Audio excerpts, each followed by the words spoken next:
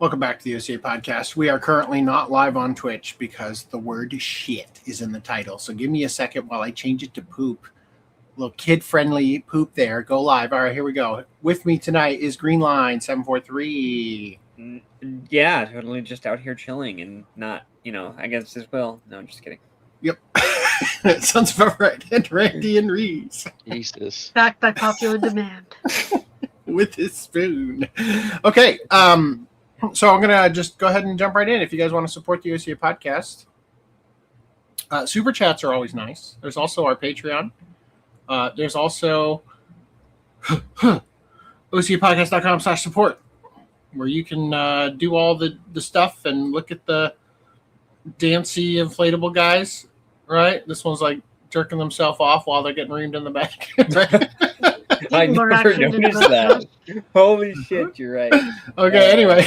Get us out of the black, please. Yeah, please. Seriously, this is so bad. Apparently, it's not loading the... Something is broken. I know we got... No, we didn't. Never mind. I'm broken. I'm the one who failed. Okay. Never mind. Moving beyond this and not highlighting how much I failed. Let us move right into our topics. So, first and foremost... gifted a subscription. Oh, thank you, Stab. Or a membership. I am doing well, fellow Gooner.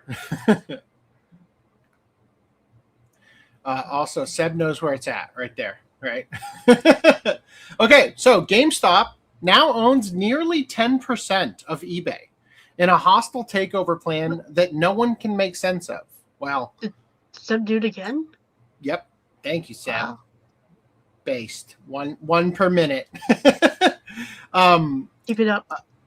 To be fair, Kotaku can make 0 cents of it. Neon from Clownfish TV called this shit forever ago, and I found this article because of him. So there you go. We're going to cover it now.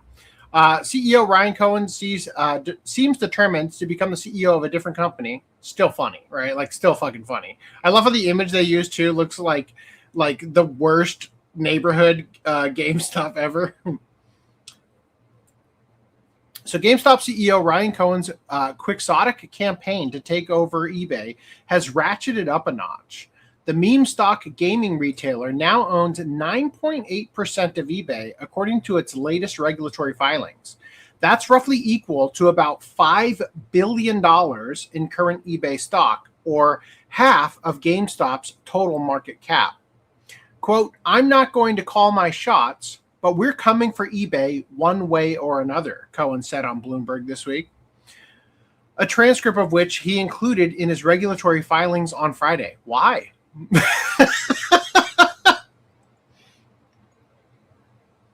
That seems a little unusual, right? Now, they link the SEC filing here. I don't think we really need to go through it, but on the r/GME subreddit, they're saying GameStop filed 13D/A. We now own 9.8% of eBay directly as options are exercised. On July 15, 2026, GameStop elected to physically settle all 39,046,658 shares underlying the put/call pairs. Physical settlement occurred on July 17, 2026. GameStop now has sole voting power and sole dispositive power over the entire 43,390,383 shares. Previously, it had no voting or dispositive power over the derivative shares until physical settlement. The shares were acquired using cash from working capital. Half stock, half cash, right? Anyway, Cohen's pitch for the merger is that he will cut costs and lay off tons of people to make eBay way more profitable, as he did with GameStop, and that the two companies' combined operations would make it a competitor to Amazon in the reseller market for physical goods space. Oh, and Cohen would become CEO of the new eBay GameStop entity. What do you think they're going to call it? Which brand has better, branding identity? I'd say eBay. but that's I'd say eBay too, but the problem is that eBay only works for the electronic side of the equation. And GameStop doesn't really help you with, the car parts and bullshit you also sell on eBay. You know what I mean? plot twist is they're gonna rebrand everything to Funko.org. They're going to call it e-game and ruin both sectors. Yeah. With the title. Oh, that's the The worst. e-stop. It's going to be just stuff, right? All right. He's going to become the new eBay games, the CEO of the new eBay GameStop entity. A representative for eBay previously called the deal neither credible nor attractive. The GameStop CEO is now continuing to use the ailing brick and mortar chain to buy up equity in eBay and giving interviews to incredulous business reporters who still can't figure out how the math works. Here's what Cohen said when grilled by Bloomberg's Ed Ludlow last week. What is my goal? I own a lot of stock and I don't have any perverse incentive. So it's to make the business a lot more profitable and to maximize shareholder value. So that's the plan. It's not that complicated. And I've spoken about huge growth areas within cutting costs. That's just short term. But live commerce and building out an in-game visual marketplace. In-game? What game does GameStop have? What is eBay. In-game visual marketplace? Sure. I'm picturing this statement meaning like you navigate through the store as though it is a like a video game. Yeah. Pick up your items off the shelf, right? How am I supposed to understand this? Live commerce and building out an in-game visual marketplace. They could do like live auctions. I just like that it's literally like they make a game like The Sims and you live your life and you go and spend real money at eBay, the brick and mortar store, but in game, right? Been tried like 7 times, so why not try it an 8th time? It'll Second finally Life, work. Metaverse, like real metaverse has never been tried.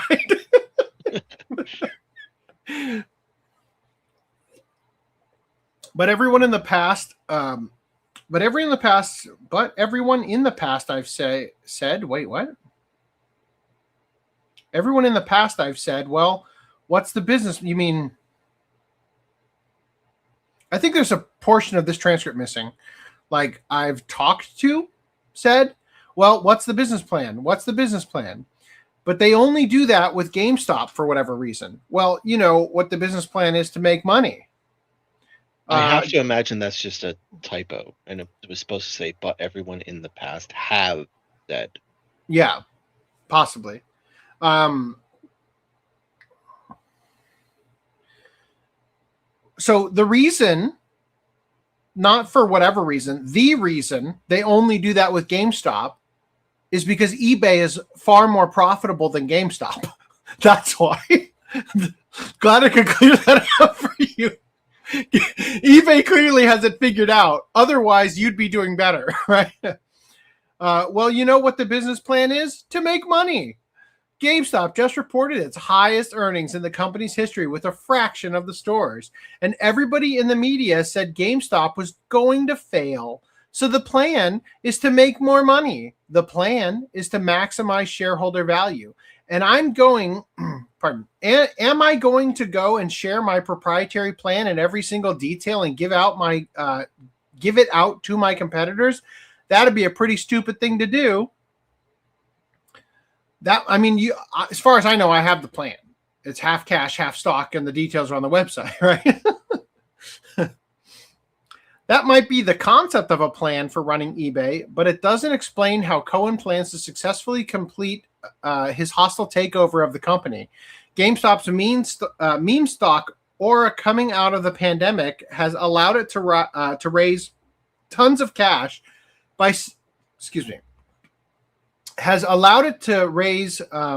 tons of cash by selling more shares. In theory, Cohen intends to keep Reddit upvoting its way into a serious bidding position. Once any sort of deal becomes seemingly viable, if that's even possible, Wall Street investors who want to hedge their bets may pony up some financing to get a cut of the action. So Neon from Clownfish TV was saying that he believes that the half stock, half cash interview that we looked at is intended to be a broadcast for potential investors. Like, it's not about whether or not they can do it. It's a signal that they literally can't do it. But if you get involved and invest, you can take a piece of the action, right? As sort of a way to signal to them, whereas everybody else is looking at it like it's crazy, which also affects like stock prices and whatnot. And then you have, you know, your people who go in with you on the deal end up making them money, but also making it possible for you to do what you want to do with it, which in his case is to become the CEO of eBay because he's bored of GameStop, as he put it, or whatever. Anyway, I'm not a finance expert. None of this is investing advice. What I do know is that Cohen's eBay ambitions will continue torching anything left of GameStop's identity in the process. Clearly bored with running what have become Pokemon card pawn shops, Cohen is ready to move on to his next mark.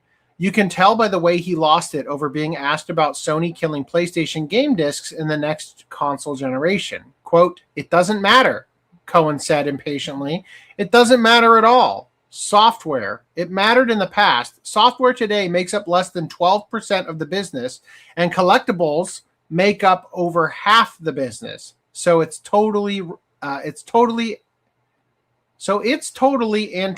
irrelevant." Kotaku, please proofread.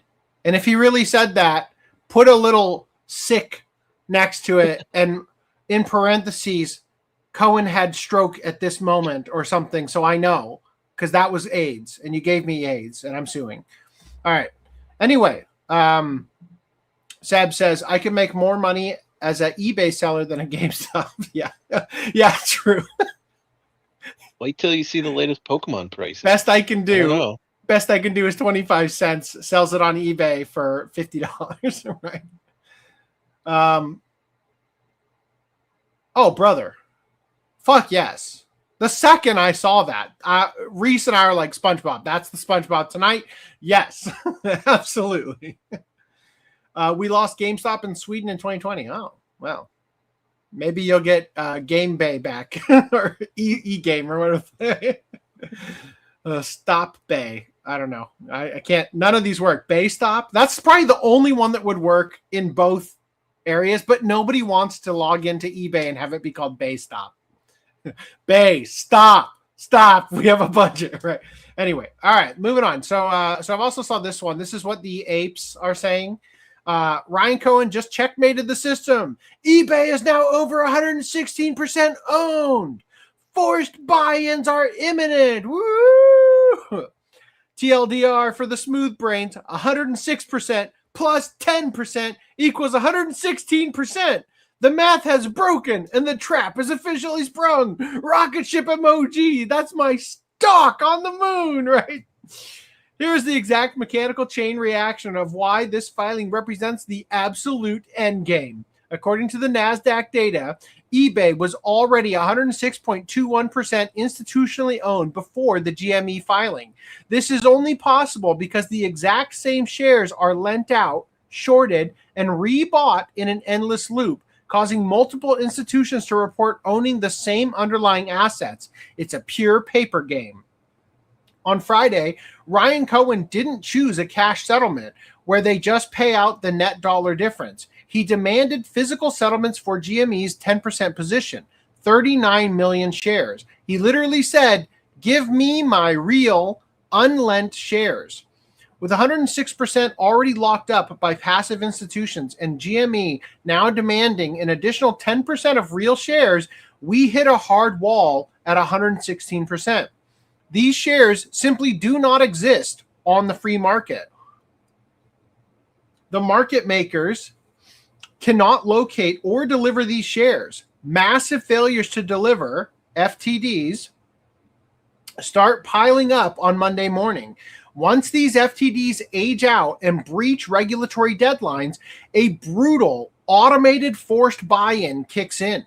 The brokers of the counterparty must go into the open market and purchase eBay shares at whatever price the market demands. As forced buying relentlessly drives eBay's price vertical, the value of GME's 4.35 billion equity stake explodes minute by minute. GME's balance sheet becomes astronomically valuable, cementing an unshortable fundamental floor for GME, which simultaneously forces GME short sellers into immediate capitulation. The system completely checkmated itself through its own endless greed with share lending. Tits are fucking jacked. Now, I'll just say, if GameStop does, in fact, somehow succeed in purchasing eBay and the stocks do go to the moon, well, I will gladly cash out because fuck that. All right, who's got pickups? I've got pickups out the wazoo. That's not right. We're only 16 minutes in. We're supposed to pick up after 5 hours. We've got a watch club today, buddy. All right. So I've got pickups. I'm supposed to have. Let me double check if it got delivered in the last 10 seconds here. Nope, still out for delivery. Okay, wait. Nope, still out for delivery. So as you guys know, I recently bought up everything that Ascendant Animation is selling. There were a couple things that were not actually at their booth. So I picked up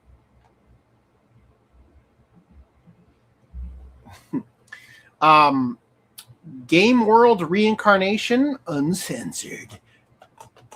Unsolicited disc, right? Or unsecured disc. So That's what uncensored means.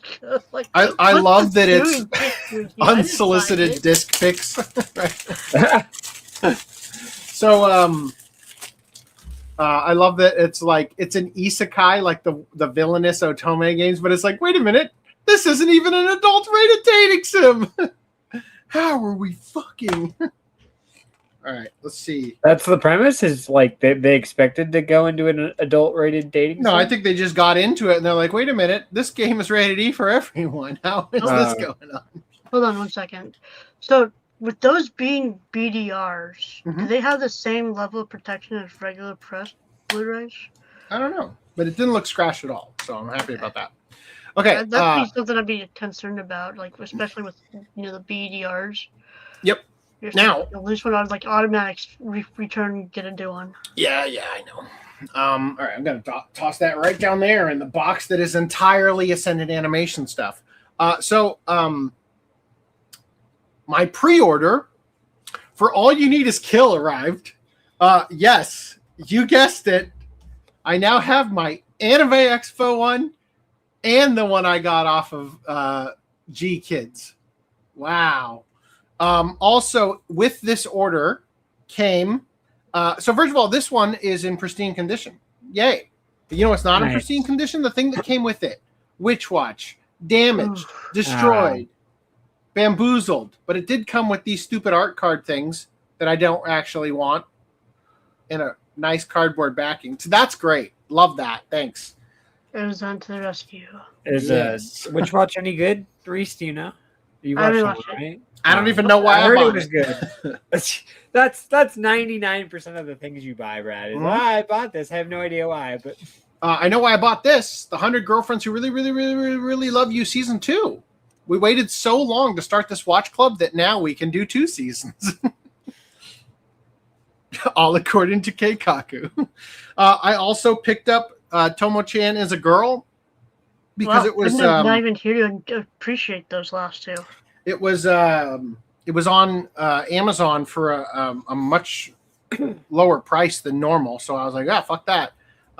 In addition, I picked up from the Sentai sale because they were cheap as balls. Spy Classroom. Oh, speak of the devil, and there he is. Oh wow! Internet ass. Let me show you my latest pickup. it was super cheap on Amazon. Oh, not the limited edition? Nope. Nope. He'll buy that later when it And the other one. gets a limited edition. Oh yeah, I also picked up for our watch club because we waited so long. Now we can watch season 2 as well. How to Girlfriends, who really, really, really, really love you. Yay. Yay. Yay. All right. So anyway, Spy Classroom. Drifting Dragons. This was like $2.99, right? Something like that. And then the price of, I thought that said Slimes. No, the price of Smiles, also super duper cheap. Apparently, this cleared free shipping land. And then I was like, oh, fuck. There's a steelbook for Loner Life in Another World, and it's tremendously cut down on price. Let me get that too. And then that would not clear free shipping. So I have another order still coming. Then the other day on Friday, I was at Book Off, and I saw Yu-Gi-Oh! 5Ds for $60. Then I looked it up on Amazon. It was $17 for the exact same thing. Jeez. So, finally. I'm surprised This is the one where they're on motorcycles, right? Like, Yeah. Nice. Card games on motorcycles, but you also need season 2, or do you not have Damaged. God, Amazon is going to be showing up at my house quite a lot this week. Jeez. All right. Cool. That's my pickups. Who's next? Me, and I've got too many. Goonline. So one of the pickups that I've got, I can't even showcase this week. I have to wait to get help because it's that fucking big. It's a figure, and You finally bought a life size, huh? No, I'll let the co-host speculate what that figure is because we've talked about it previously on this podcast. This one I kept sealed because one, it's Christmas in fucking July. It finally came. I ordered this bitch way back in like this time last year, and it was supposed to come out like January of this year. I didn't get it because the website I ordered from, Solaris, got fucked over with tariffs, and they just waited and waited. I finally had to email their asses and been like, so I paid for this like a year ago, like over a year ago. Where the fuck is it? Oh, we just cleared like the tariffs or whatever. And I'm like, sure you did. Like, you forgot about this, didn't you? Because that's what I feel like. You ever feel like you order something and they forget that you ordered it? No, because I forget that I ordered it. Well, this is the one time where I feel like they forgot about my order because of tariffs and because of other orders and because of problems going on with other things. And then I convinced my roommate to go take me downtown to a shop, like a book off type of resale shop, where we found that Ryoko figure that I put in shared media that I was tempted to get, but I didn't because it's like, the fuck am I gonna put her? Like, she's gonna stay sealed in the box, collecting dust, and like I already have enough of that bullshit. So it's like, it was a fun novelty that I obviously had to share the, share the photo because I think that was fun regardless. But I did pick up physical media. Oh, Fuck you, PlayStation, right? Buy physical bitches. And then when is that like an LE version of it? Mine doesn't. I don't think mine. It's not the ultra mega limited, I'm sure, but this is like a mid-tier kind of limited, right? So fuck Sony, buy physical bitches, and then when PlayStation 6 comes out, don't buy anything. By the way, just confirming, I did cancel my Onimusha pre-order today. Get fucked, Sony. Yeah. And then, well, I also bought this like pre-owned, so that doesn't put money in their pockets. Yeah, totally. I'm just encouraging our audience to follow our footsteps. Something I don't need, and if Footnum is still here, he's gonna mull because I repurchased something that I already own because I don't know. I like the novelty of owning older physical media. So this includes one of my favorite shows of all time, Ranma season 2, the complete big box. Not Tell the big me, pack, but the did you buy all of them or just season 2? Just season 2, and I just want to warn you that I have bought all of them, and I immediately regretted it once it got in my bookcase. Why? They're huge. They're fucking huge. They are big boys. So I I get that, but I like I don't think I'll buy like season 1, and then I think I'll call it there just to have like the first few seasons. And then stuff I picked up for no damn reason, but I was like, well, I'm filling out my Sentai ADV collection, which is Cyber Team. What? My least favorite anime that I own. So, Brad will know what the fuck this is before anybody else does. What do you think this is, Brad? As far as Cyber Team in Akihabara? Case-wise, what do you think? Oh, is it a stack pack? Yeah. I opened this bitch up and I'm like, I'm hurting. Hold on. How many discs does it have? Like 4 or 5, I think. I have a 5. Okay, never mind. I have a bunch of 4-disc M-Lock cases that are that size. Because I had to get one for like the original Loop on the Third Part 1 set. Would it fit this? Like, would it fit the slipcover? Or no? It would, but it would. That's a 5-disc set. Right. These are 4 discs. And then Happy Lesson. This was is that from ADV? Is that? What's that other one I'm thinking of? Happy Carrot or something? There was that one line. It was like a subline of right stuff, I think.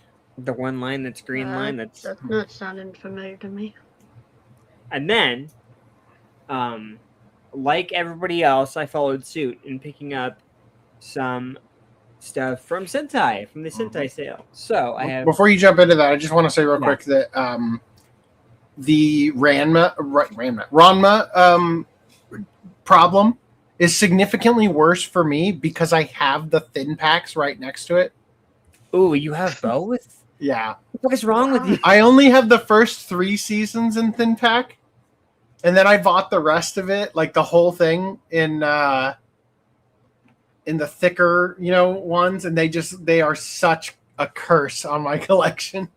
Well, I mean, it's better than having you have all of Urusei Yatsura in the big bulky, which now that you have the Blu-rays, I'm sure you could sell, even though you fucking won't. I won't. No, of course not. It's like, sell those, Brad. No, I want to keep them for. Best I can do is put those in my second collection room, right? So while he's doing that, AC, are you sure the 5D set that was at Book Off was season 1 and not season 2? Yes. I think that they might have thought it was they might have looked it up quickly on eBay, saw the price for season 2, and then, applied it to season 1 or something. Because I'm seeing season 2 is out of print, and that one's expensive as hell. Oh, it's season 2 that's extremely expensive for. Yeah, it's like 100. It's 100 plus on Amazon used. Which is weird because Flatiron Films did this weird thing where it's here's seasons 1 and 2, or season 1 and then seasons 2 and 3, or seasons 1 and 2 and then 3 and 4. When it's in actuality combined sets. So the first box set that you bought is seasons 1 and 2, but they word it like it's season just 1, which is it's a dumb comparison, but you get the idea. But it's, I don't know. I thought that was weird. Season 1 volume 1, season 1 volume 2.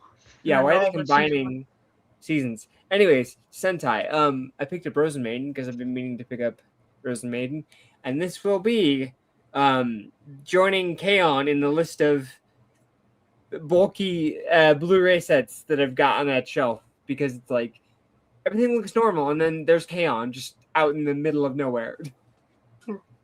That makes sense because K-On!'s a 9 or 7 or 8, 9 disc, 7 disc set, something like that. Yeah. Keep your hands off of Azukin because I didn't want to pick up the limited. The limited was available, but it looked like Ace. That was a good frame. That was a good spot to freeze on. What? You froze for a second there for me. I don't know if you froze for everybody else. Apologies. You had a really derpy expression, so holding out that, looking down. Kill me, baby. And pick that up. I've been meaning to pick this up. It looks funny. Maybe it's not. I don't know. Is that the one with the dub or the? Yeah, dub. Okay, yeah, because I own the non-dubbed version of that. And then level 1 Demon Lord. and the One Room Hero. Because that looks funny to me. Anyway, I saw clips. And then Steelbook time. So I upgraded my Food Wars finally. Steelbook Season 1 collection. Cool. From Sentai. And then reincarnated as a sword because I wanted to add to my Steelbook collection. Nice. And I missed out on, was it Vermilion and Gold or something like that? I missed that out on that one because they were having a sale.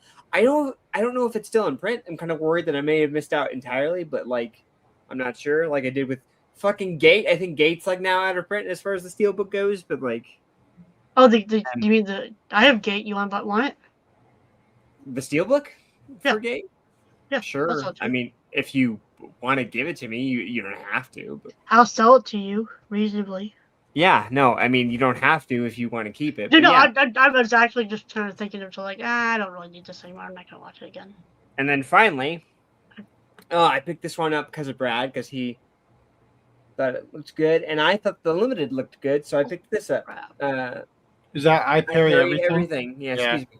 That is a big boy box just for one core. Yeah. Big boy box. Well, I wanted the big boy box, okay? I wanted it. I have that right under my desk here. Is that the one with the dick in the box? I mean, the sword in the box? Yeah, the sword in the box. I live off of getting, stupid big boy boxes for. Is that just you overcompensating, or probably? Because I mean, there's limited editions that I'm glad that I kind of just abandoned when my collection went up in smoke. But there's a few that I'm like, I wish I had that, but I don't want to shell out like $300 for the limited of the first season of Love, Chinibyo and Other Delusions. That's just not viable for me. I don't want to do that. So those are my pickups. And then I've got one hiding behind me, but again, I need help unboxing that bitch. All right. Anyone care to guess what it is? Life-size figure you can fuck? No. That's a big bitch. Then who even wants it? We covered it on podcast. Is it a quarter size one? Hold on, I'm trying to open all these tabs. It is a 1/3 size one. 1/3 size one? Oh, boy. 1/3 scale. I'm trying to think. Is it a bunny girl? Narrows it down. Is it the one with the vibrator? Vibrator now? Yeah. Is it C2? Yes. Of course. It is C2. All right. So before we proceed, I want to catch up on the chat here. Did I hear you say that you spent more money than it was worth for the Yu-Gi-Oh! Season 1? Or did I misunderstand that? No. It was being sold for $60. So I instead bought it from Amazon. Oh, okay. At $17. I see. Yeah. Although it's looking like I should probably just return it to Amazon and buy one of these eBay listings that comes with both, because Amazon didn't exactly deliver it unscathed. And if I'm going to get season 2, it looks like they all come with season 1. So I might as well just send it back. All right. Mirage says, just a quick update. I plan on picking up a Switch 2 and Donkey Kong Bonanza tomorrow. That's good, man. Good thing going after that before the price hike. Hello. Nice. eBay plus GameStop equals GameStop. Oh, no. It's gotta be AHP. You had a 50-50 G-Kid shot and lost. Yep. I watched Witch Watch. It's solid. I got to get both seasons of 100 Girlfriends at some point. Soon. Do it soon, because we're going to watch Club it next, I think. Right? 5Ds was the last peak Yu-Gi-Oh! Season. Hope only season 1 was good. I canceled PlayStation Plus and removed my payment method from my PlayStation. I'll never get Crunchyroll. I use Netflix with VPN with Japan IP address. Well, guess what? They're banning VPNs to control you with their digital ID. Sony controls the world, right? Sucks for you guys that watch with dubs, though. I buy physical. I watch stuff physical. I don't. Well, actually, I buy physical and then I watch downloads. but I win either way. Old man says, "Kill Me Baby" is fun. Watch Club Win. You did not miss out on the steelbook for Vermeil Green Line. Oh wait, maybe you did. Sorry, haha. Sorry to get your hopes up. Keep Your Hands Off Eizouken is a must watch if you love art and creation of anime. That's what it's about. 3 girls trying to make an anime like Guy Next did back in the day. Yep. I've already seen both seasons of 100 Girlfriends, so don't worry, I'll be able to contribute. Nice. Luigi was right about Sony, LOL. Yeah. What? That they're an evil company? Like, we were all right. Let's not give Luigi any credit. That negates any W for Luigi. Yeah. When the entire world can see through the company's bullshit, yeah, then I don't think you get to give one person credit, right? Okay, here we go. Speaking of some companies' bullshit, Sony ran out of people to ignore. 12 days since Sony announced the end of physical discs, 12 days of silence toward players, meanwhile in courtrooms and regulators' offices. Brazil, a federal deputy is demanding an official investigation and Congress is weighing a digital ownership bill.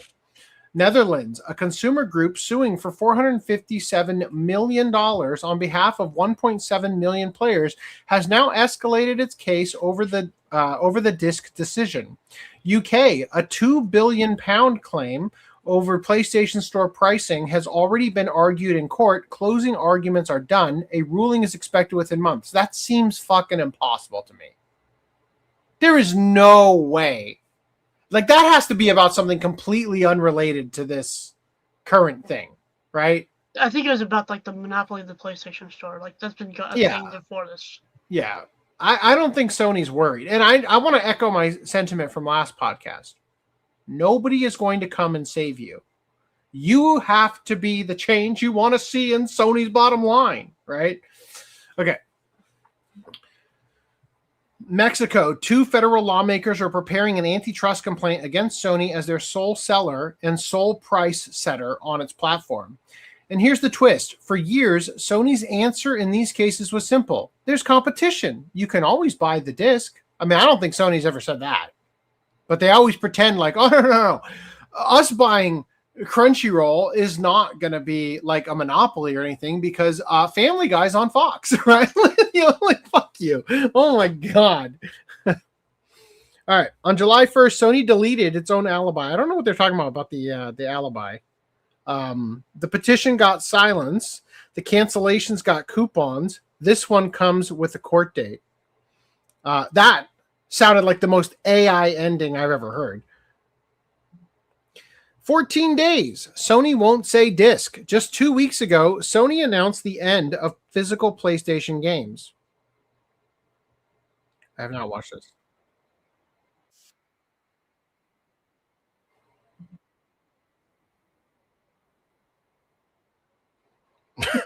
What? The funny part is the really funny part about, I mean, like, they're both played by Tom Hardy.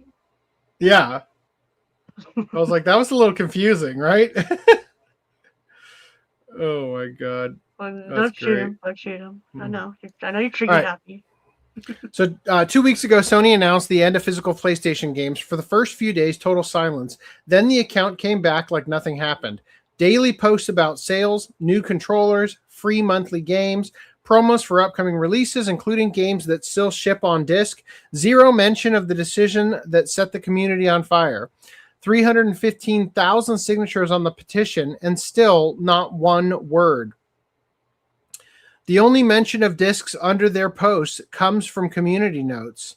They didn't forget to respond. They decided the people they just took something away from weren't worth a single sentence. The marketing is loud. The one thing that actually matters stays completely muted. If you're still waiting for Sony to talk to you instead of over you, the silence already gave you the answer. Now continuing. So before we do, are we going to cover discussion on like Sony's Blu-ray patent or no? On the Blu-ray patent specifically? Yeah, don't they have a patent for the Blu-ray disc? Yes, they are the originators of it, right? They created the Blu-ray, right?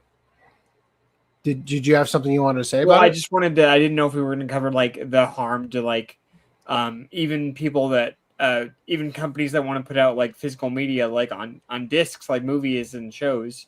Well, I don't think that they're able, like, just because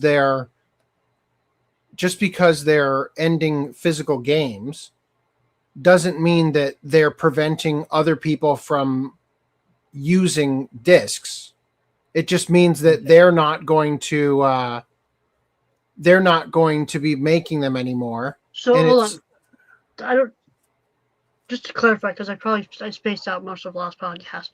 Does this mean that first-party Sony games are only All games. So I think it's going to be all games, because when they go to the PS6, they're just going to ship it without a disc drive. They said all games. Yeah, like even third-party, not first-party games. There is no. They really third can't party. stop that. Like there's a certain hold on. So it's sort of, to a degree. There's going to be some level of this that is going to be like the Nintendo early like NES days, where they had those like unregistered carts. Unfortunately, no. You don't think? No, because they could try, but as far as I know, the encryption there is encryption on the discs, and it will block like third-party people creating discs for the system that aren't meant for the system. So you still have to pay for the license, regardless of the patent. That the patent's separate, but the license to make a PlayStation disc, not a Blu-ray, not to use the Blu-ray technology, but just to make a disc for the PlayStation 5 requires a license. Yeah, and also just to clarify, for the vast majority of games that we're talking about, they have a partnership with Sony to make those games anyway. No, it's like 100%. I can't imagine there's one that doesn't. I'm just saying like that even limited run games, they work with Sony to print run the games, right? They run. It's not like they get a third party company to make the discs. They're running it through Sony. So there's no third party system that will be able to come out and say, okay, well, we're going to make a third party PlayStation disc.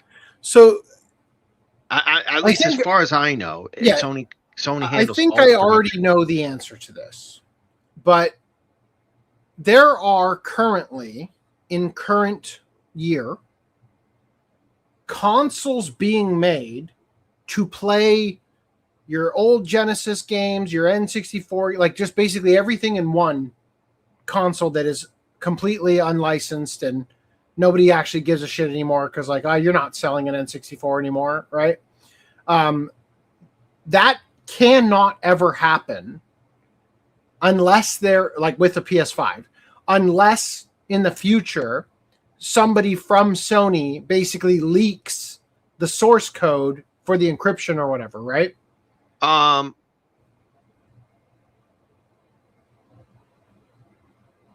I'm not sure about. What is the term that we've discussed before where you basically brute force, like find the source code, like in the movie, not in the movie source code, in the movie Paycheck, right? Reverse engineer. Yeah, like, is it just reverse engineering? Yeah. So there's so barring and potentially Decompile. Claude Fable it up, right? Like maybe in the future AI will quantum computer its way through that shit, right? And then you can do that.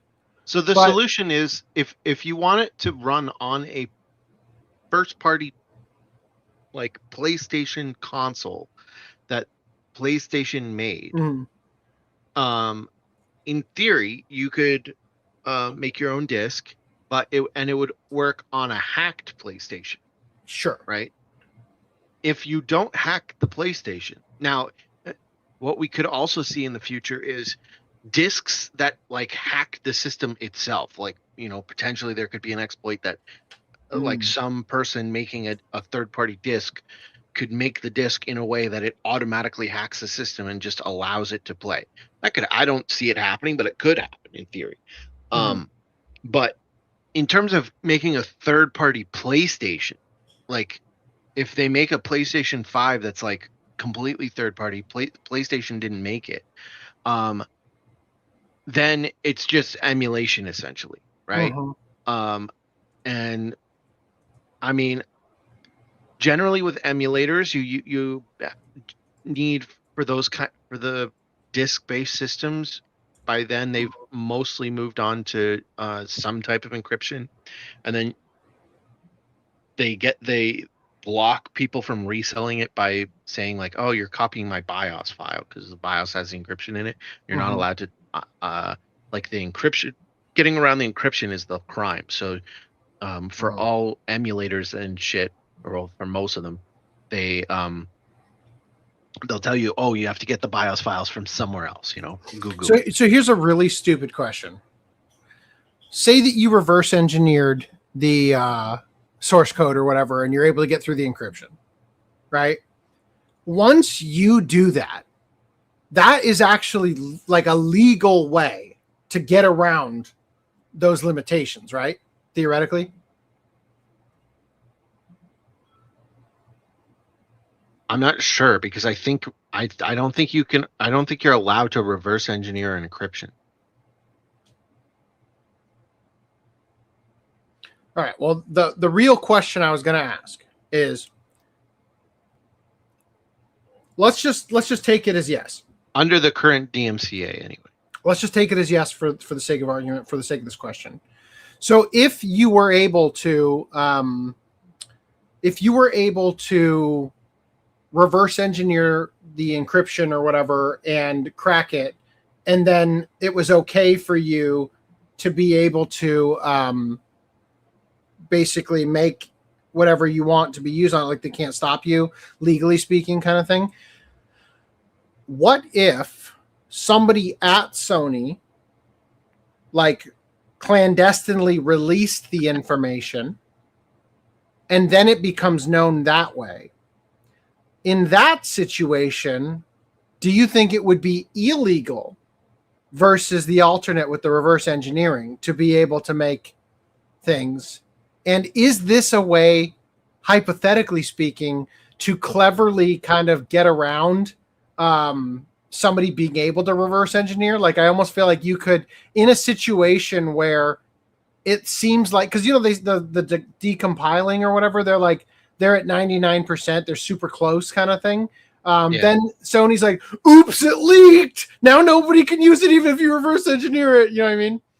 Okay, so I'm not 100% sure on this, okay? But just trying to piece together stuff I know that has happened.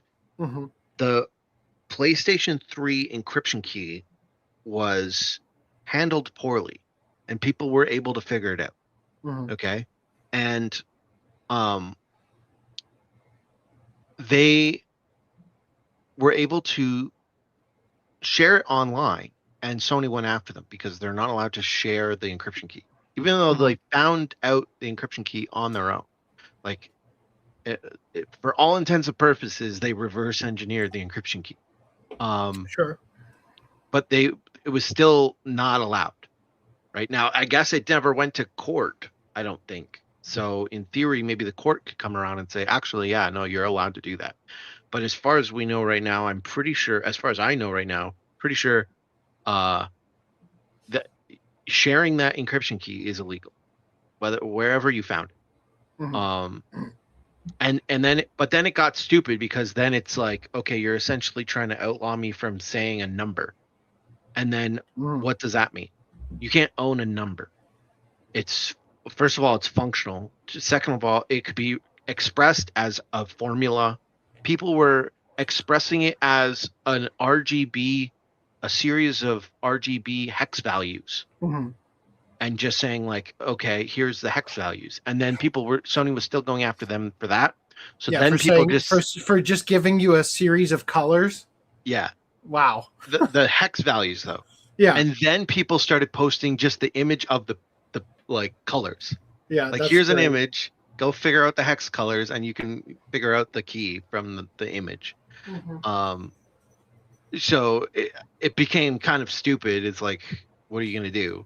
But in Dude, theory, I totally just it's realized I illegal. skipped pickups in the Discord.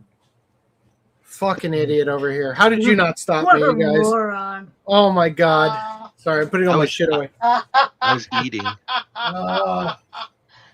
Pickups part 2 like a Google. Fuck. The old eating excuse, huh? Hold on, I'll open it and we'll do it after this segment. God damn it. I'm an idiot. I apologize. Okay, also, real quick, while you were talking about that before, it made me think of this scene from Malibu's Most Wanted, and I just have to share it. Hey, where you learn that from? Grand Theft Auto 3? Word? Can I borrow that? You got a PlayStation 2? Nah, I got Gamecast. Gamecast? Well, there's GameCube and then there's Dreamcast. What you got? Well, I said I got Gamecast, man. Damn, I can't afford it. My bad. I'm just trying to help you out.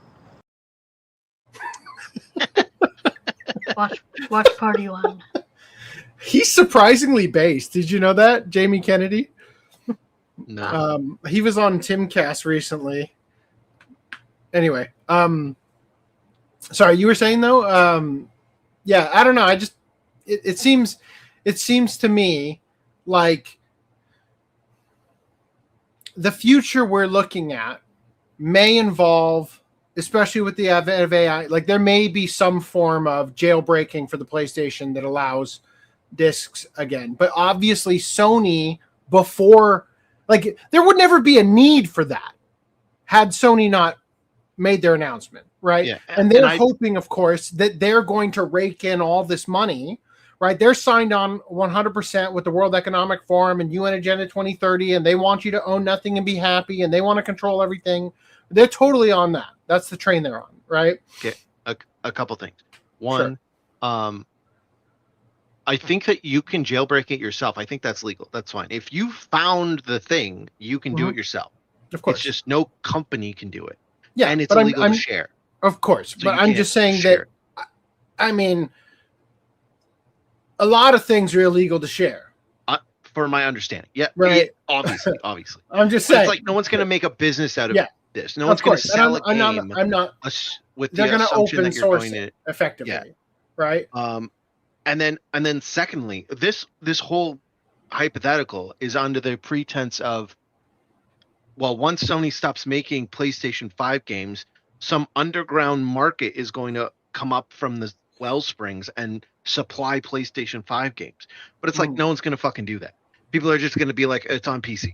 There might be, like, occasionally you'll still get people that make Dreamcast games, like they release a Dreamcast game.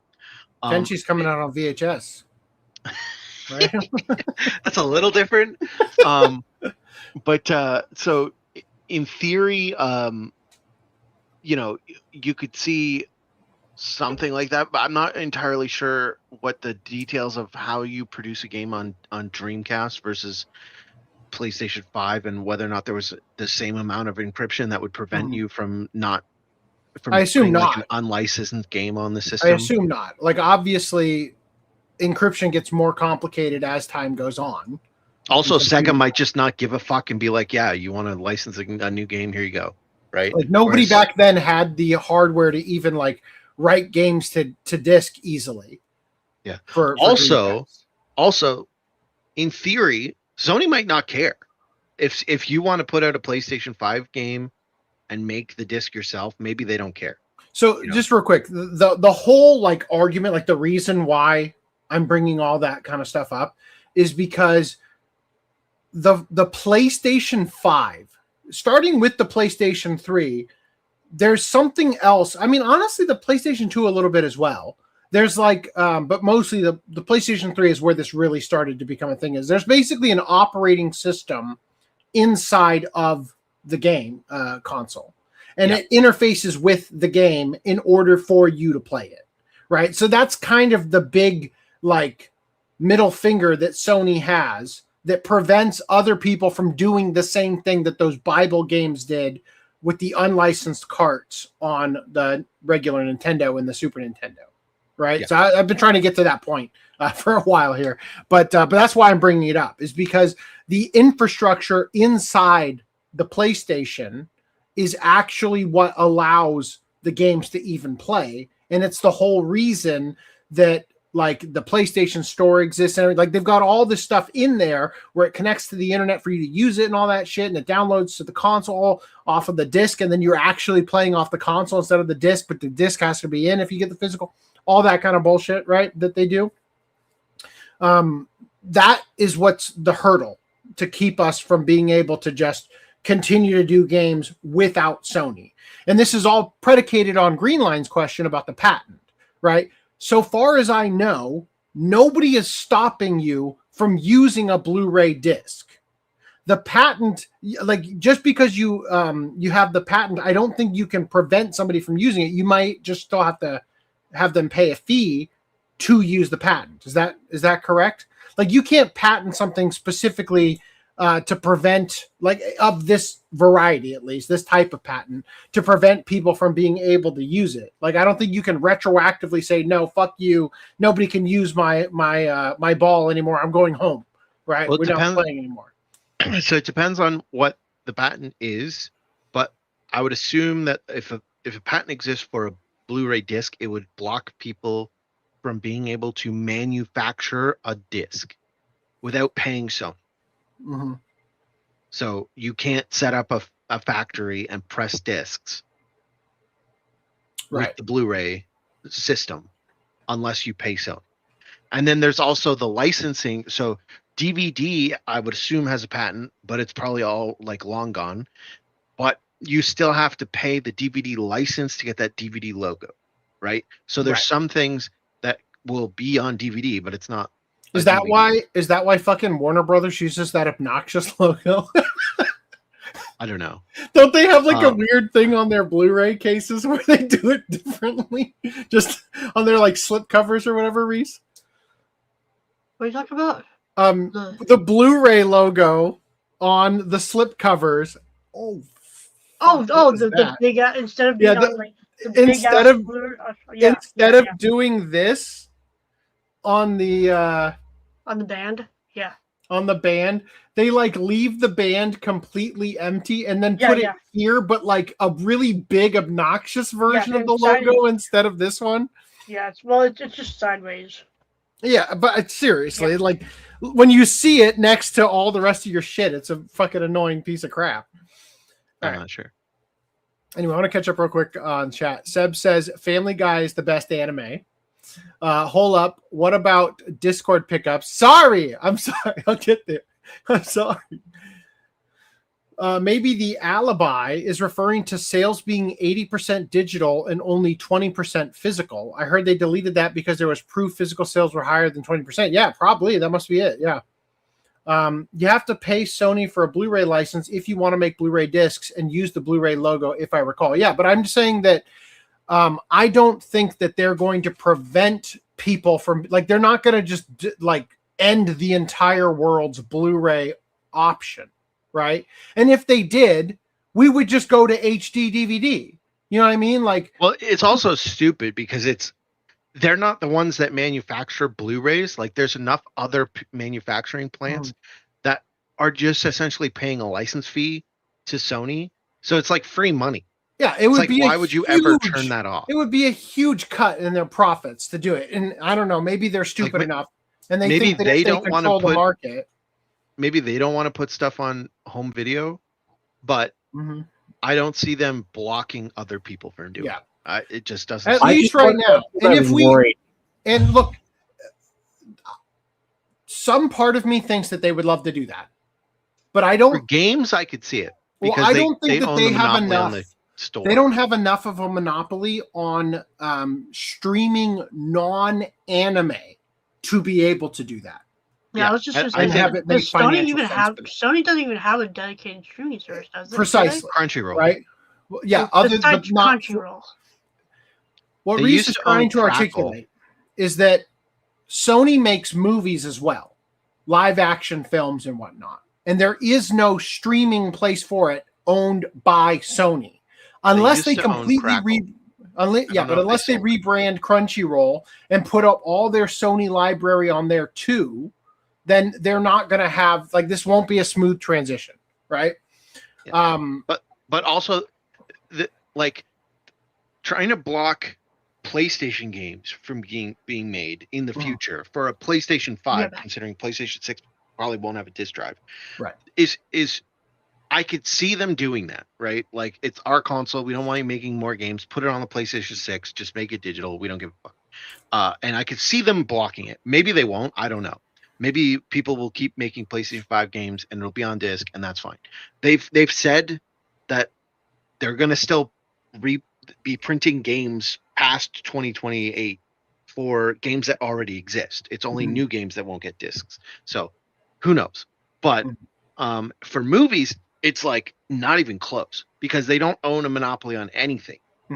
Even maybe you could argue for their own movies, but like they don't put out enough movies to say we're gonna block everyone else from doing Blu-ray. It would just not make sense. They would lose out on so much money. Now, this is Sony. They are idiots. They gave up the toy rights to Spider-Man because they're retarded.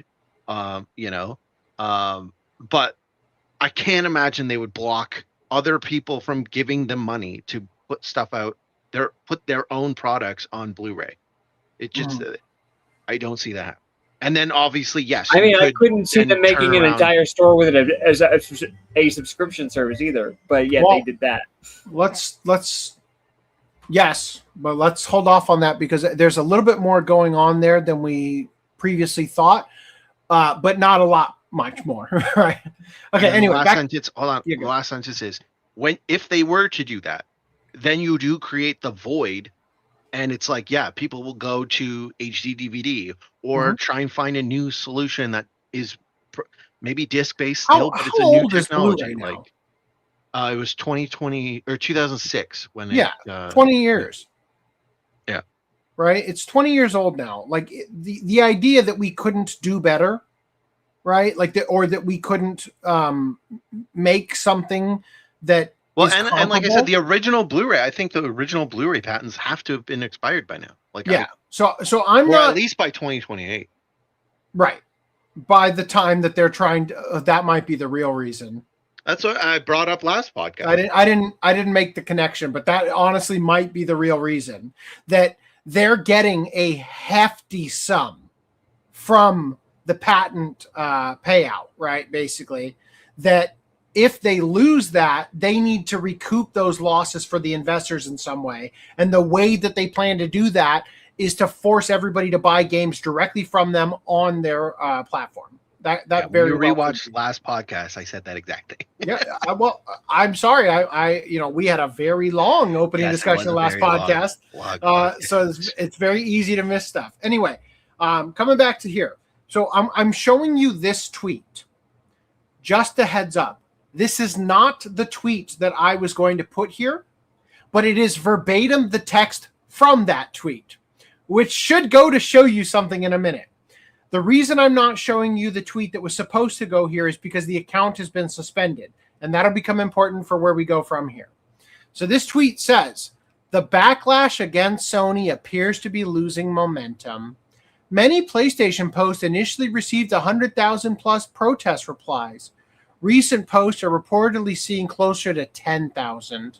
As time passes, it seems many players have started to move on. For now, it looks increasingly unlikely that Sony will reverse its decision to phase out physical games. Meanwhile, the community note says, pre-announcement at PlayStation Post typically received fewer than 1,000 replies compared to 107,000 plus for the announcement and 4,000 to 11,000 for recent posts, right? So they're saying, like, don't listen to this jabroni. This is still a big deal, right?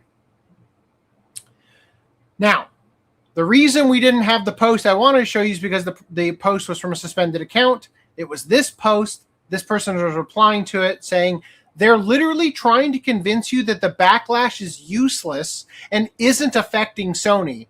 I'm not falling for it, dude. The backlash on PlayStation is dying down.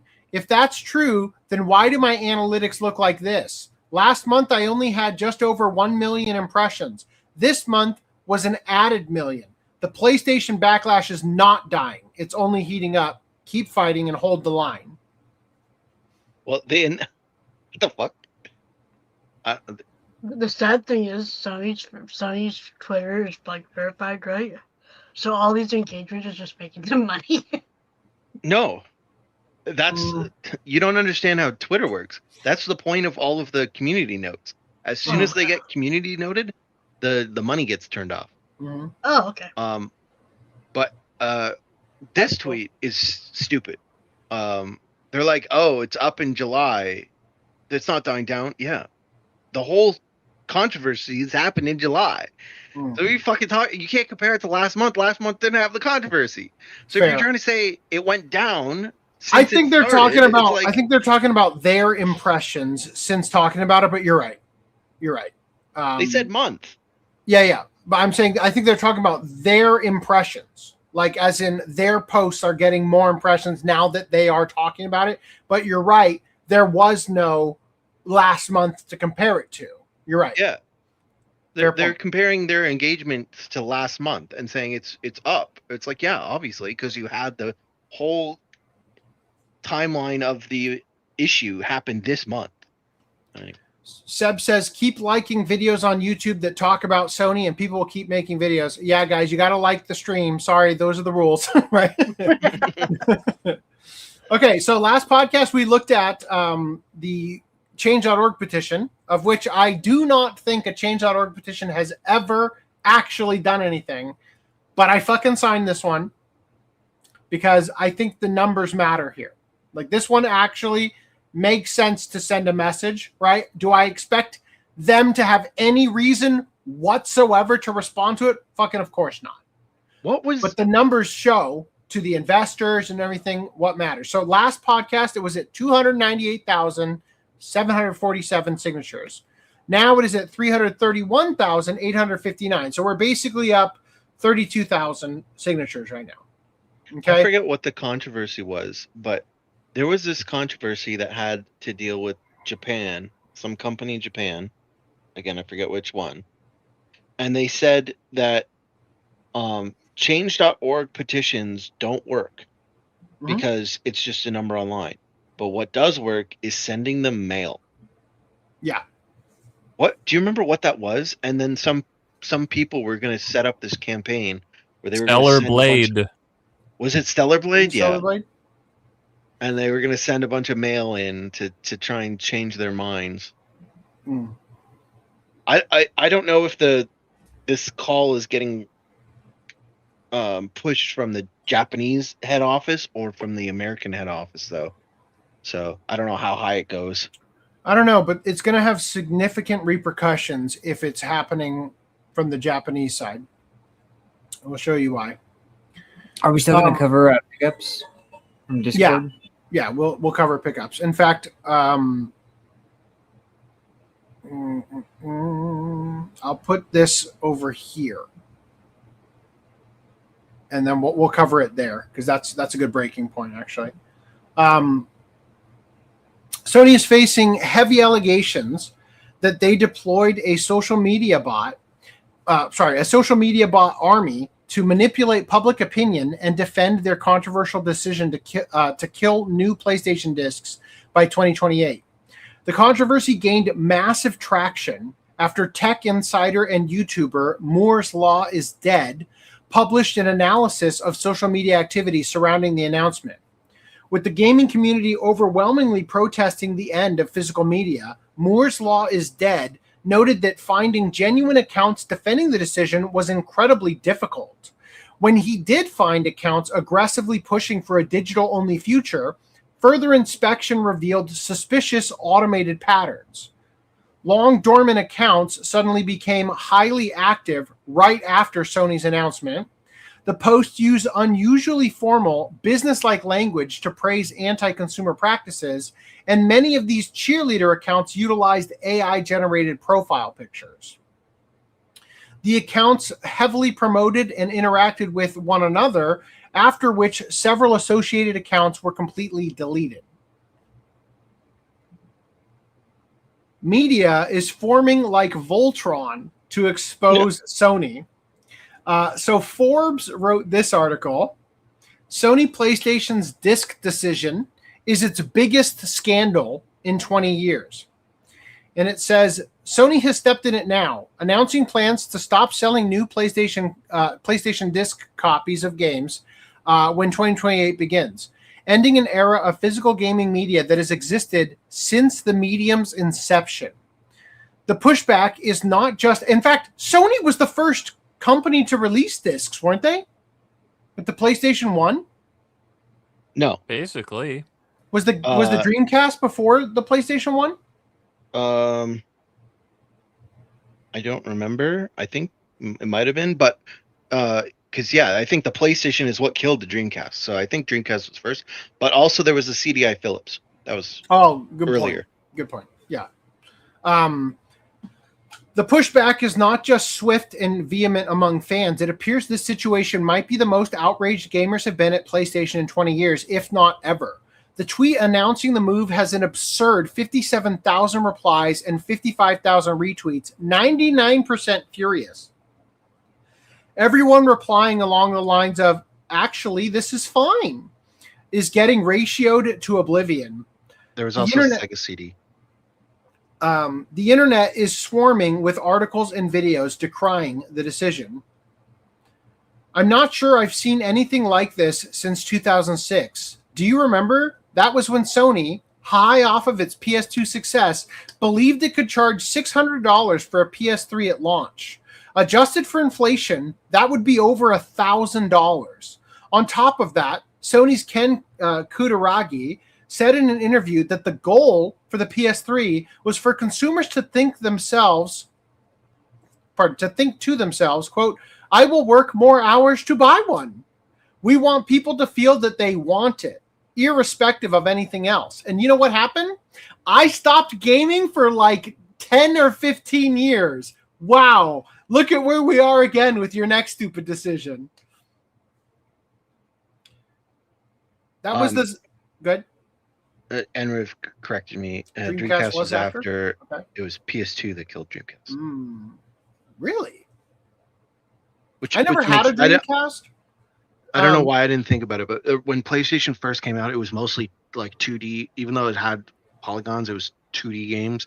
And it wasn't until N64 came in that kind of spurred the 3D thing. And Dreamcast was, and Dreamcast was definitely like 3D. When I think of PlayStation, totally makes sense. Now look, I might not have gotten, like, when you're a kid, you're kind of like dependent on your parents actually buying you a console. But I remember like early PlayStation for me was almost entirely 3D, like Crash Bandicoot. You know what I mean? Crash Bandicoot's 2D. It's what people call 2.5D. You're running along a plane. So does it use like sprites, like No, it's a 3D model. Yeah, so that's 3D called model. 3D. No, you're not. This is why I get what you're saying, where you're literally just in the middle, and like the camera's locked on you, and then like the environment is moving with the character, like so that you move, but it's actually the environment moving toward the character, right? Is that what you're? There were some levels in Crash Bandicoot that had like a little bit of width, and the ones where you're like going towards the camera and or away from the camera, but they were like hallway levels, very narrow hallway levels, and then there were side scrolling ones where you would walk along the side, and so it's a small point. They're technically called 2.5D, and then it wasn't until and some of those levels might be even in the later Crash games. But anyway, and then basically it was like Nintendo with Mario is the one that was like, here you go, idiots. This is how you do 3D. And then everyone was like, oh, that makes sense. Nintendo 64 was released in Japan on June 23rd, 1996. The first 3D PlayStation game was Jumping Flash, which came out in April 1995. I don't know what Jumping Flash is. It is a platforming game that is 3D. Hold on. It looks like shit. But it is, in fact. It is in fact a 3D game. Anyway, but the point is, how did we even get on this topic about the 3D thing? We lost the plot. I said that. Yes, I was mistaken that Dreamcast the Dreamcast, right? After, because of the whole 3D thing. And we're having like collective delusions shattered today. To beat PlayStation 6, Xbox only needs to support physical media. Yep. Yes. Also, man, I did Asha so dirty when I made fun of her for saying that that Xbox was going to be the #1 gaming company by 2030. Little did I know she's a fucking time traveler. How could I have known, right? Like, also, just because Jumping Flash or whatever the fuck came out before Nintendo, I don't know what the previews look like, and also I don't know how good it was. I clearly wasn't setting any trends because I've never fucking heard of it. But anyway. Old Man says, I had a Dreamcast at launch. As soon as the PS2 was announced, developers abandoned the Dreamcast. Sega Saturn, N64, and PlayStation were the same generation. Sega Saturn. Oh, Sega Saturn was also disc-based, right? Yeah. But that's obviously... Well, see, it's weird because I know you guys are right. I know you're right about the N64. But the way that my autistic brain has always thought about it, NES, 8-bit system. Super NES, 16-bit system. PlayStation, 32-bit system. N64, 64-bit system. PlayStation 2, isn't that like 128? No? Is it? I mean, it's not 64-bit. I don't know if that bit's even... That number stops mattering at that point, right? Yeah, they kind of stopped saying that. I don't... It would have either been 32 or 64-bit. I don't know. I can't imagine it was 128. It's almost like Doom / Mode 7, referring to Crash Bandicoot. They do a really, like, I mean, I haven't played the game, since, like 1998, maybe even earlier than that. But from what I remember, they did a pretty decent job, like selling the illusion. Dreamcast was the first of the next generation, but then PS2, GameCube, and Xbox came out and dominated. Yeah. Was the Dreamcast really expensive? Because I wonder if I know I didn't have one. Yeah, I wonder if the prohibiting price of the Dreamcast made the $200 price of the PlayStation 2 more appealing, right? Well, so the thing that I had misremembered was it was the Sega Saturn that came out. It was expensive, and Sega was like, "Here you go," and then Sony came out on stage and were like, "Here's the PlayStation. It's $200," and everyone was like, "Fuck the Sega Saturn." Mm-hmm. And then they released, because the Sega Saturn did so shitty. Then they rushed to do the Sega Dreamcast, and they already fucked everyone over for buying the 32X with the Sega Saturn, because the 32X came out, and then right after that, the Sega Saturn came out. So people were pissed off at Sega, and they weren't buying their products anymore. So, and then there was this whole issue with they made a deal with Microsoft. I swear to God, it was $199. Yeah, well, again, sure different countries have different prices, maybe, but I don't know. Clearly, my memory is not perfect. I paid for it out of my own money as a kid, so like I'm pretty sure it wasn't $299. But also, and then so just to finish what I was saying, Microsoft made a deal with Dreamcast to put like Windows on it, and then that allowed them to. Yeah, wait a minute. Microsoft makes a deal with Dreamcast, then puts out the Xbox. Yeah. And then that was actually spyware that they put on the and they stole the controller too, the XYAB, like the button colors and everything.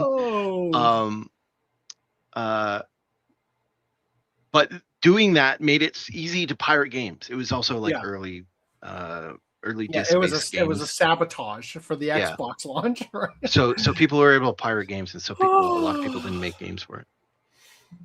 Sega screwed themselves with the Saturn, and the only way they could have survived would have been for the Dreamcast to do PS2 numbers. Unfortunately, the PS2 came out and did PS2 numbers. The first PlayStation spurred 3D games. When Castlevania's Symphony of the Night was revealed to be 2D on the PS1, critics hated it because they thought it would be 3D like most PS1 games. Dude, I loved the 2D games in the PS1 era. Again, just when I said 2D, I stipulated it. I meant like 2.5D, where it's 3D model and you're traveling in 2 dimensions, not sprite-based games, which is different. Which Castle of the Night was a sprite-based game. Yeah. That's not what I was talking about. So let me be clear. I loved sprite-based games on the PlayStation 1. And I'm trying to think of like what counts then. Like, I guess Bubsby 3D was a fully 3D game. God, I had Spot Goes to Hollywood. Gex. Yeah, those were like 2D, right? Like sprite based. They would simulate like a up and down and like a plane movement, right? Yeah. Not the full 3D like you're talking about with Super Mario 64. Dreamcast only $199. I don't know about that. Like, I don't know. Who knows? Sales are so bad, some retailers marked the Dreamcast down to $49 just to get rid of the stock. Wow. All right. Even Duke Nukem on the PS1 had fully 3D games on the PS1. They played like Tomb Raider, yeah. Tomb Raider being another game that I remember from that time frame. And again, there were 3D games on the PS1. My understanding was that they all came out, or most of them came out after the N64. Very possible. The idea. Jumping Flash seems to be an exception. I don't know, although it's also first person, so it's a little bit different. And I could just be wrong. PS1 released in North America in 95. So Jumping Flash came out in Japan before And like the N64 had been announced and it was delayed a long time, so people could have seen shots of Mario early on and beat them to it. Maybe, I don't know, but maybe. Or just maybe I could be wrong, like I said. That's crazy. I'm not willing to die on this hill. Apart. I mean, as a kid, that felt like a long time, right? To have a console, like for a full year before the N64 came out, kind of thing. I remember getting the Xbox, like finally convincing my parents. It was the last console my parents got me. Finally convincing them. I'm like, yeah, let's get an Xbox. My friend had Halo, and I was like, this game is amazing. And then a year, like it wasn't even a year later, and they were like, the 360 is coming out, and I was like, God damn it! Well, I want that now. And my parents were like, you have a 360 at home. Yeah, no, we just got you. And then you put the Xbox on a turntable. And I was like, yeah, but this isn't coming out until the end of the year, and that was we got this a whole year ago. And then then I made this deal where we didn't buy the 360. We bought it with our own money, but we didn't buy it until the year later, or whatever, to make them feel better. I don't know. Dreamcast got a lot of price cuts as a last resort. Okay, all right. So let's get back to this. I forgot where I was at. I'm going to read it here. That was the same era where an Xbox 360 cost $300 at launch with a $400 premium version. The blowback and its competition was so intense that in July 2027, Sony reduced the price to, you mean what? 2007? You've got to mean 2007. Sony reduced the price to $500. In October of that year, reduced a lower storage model for $400. Literally the reason I stopped gaming.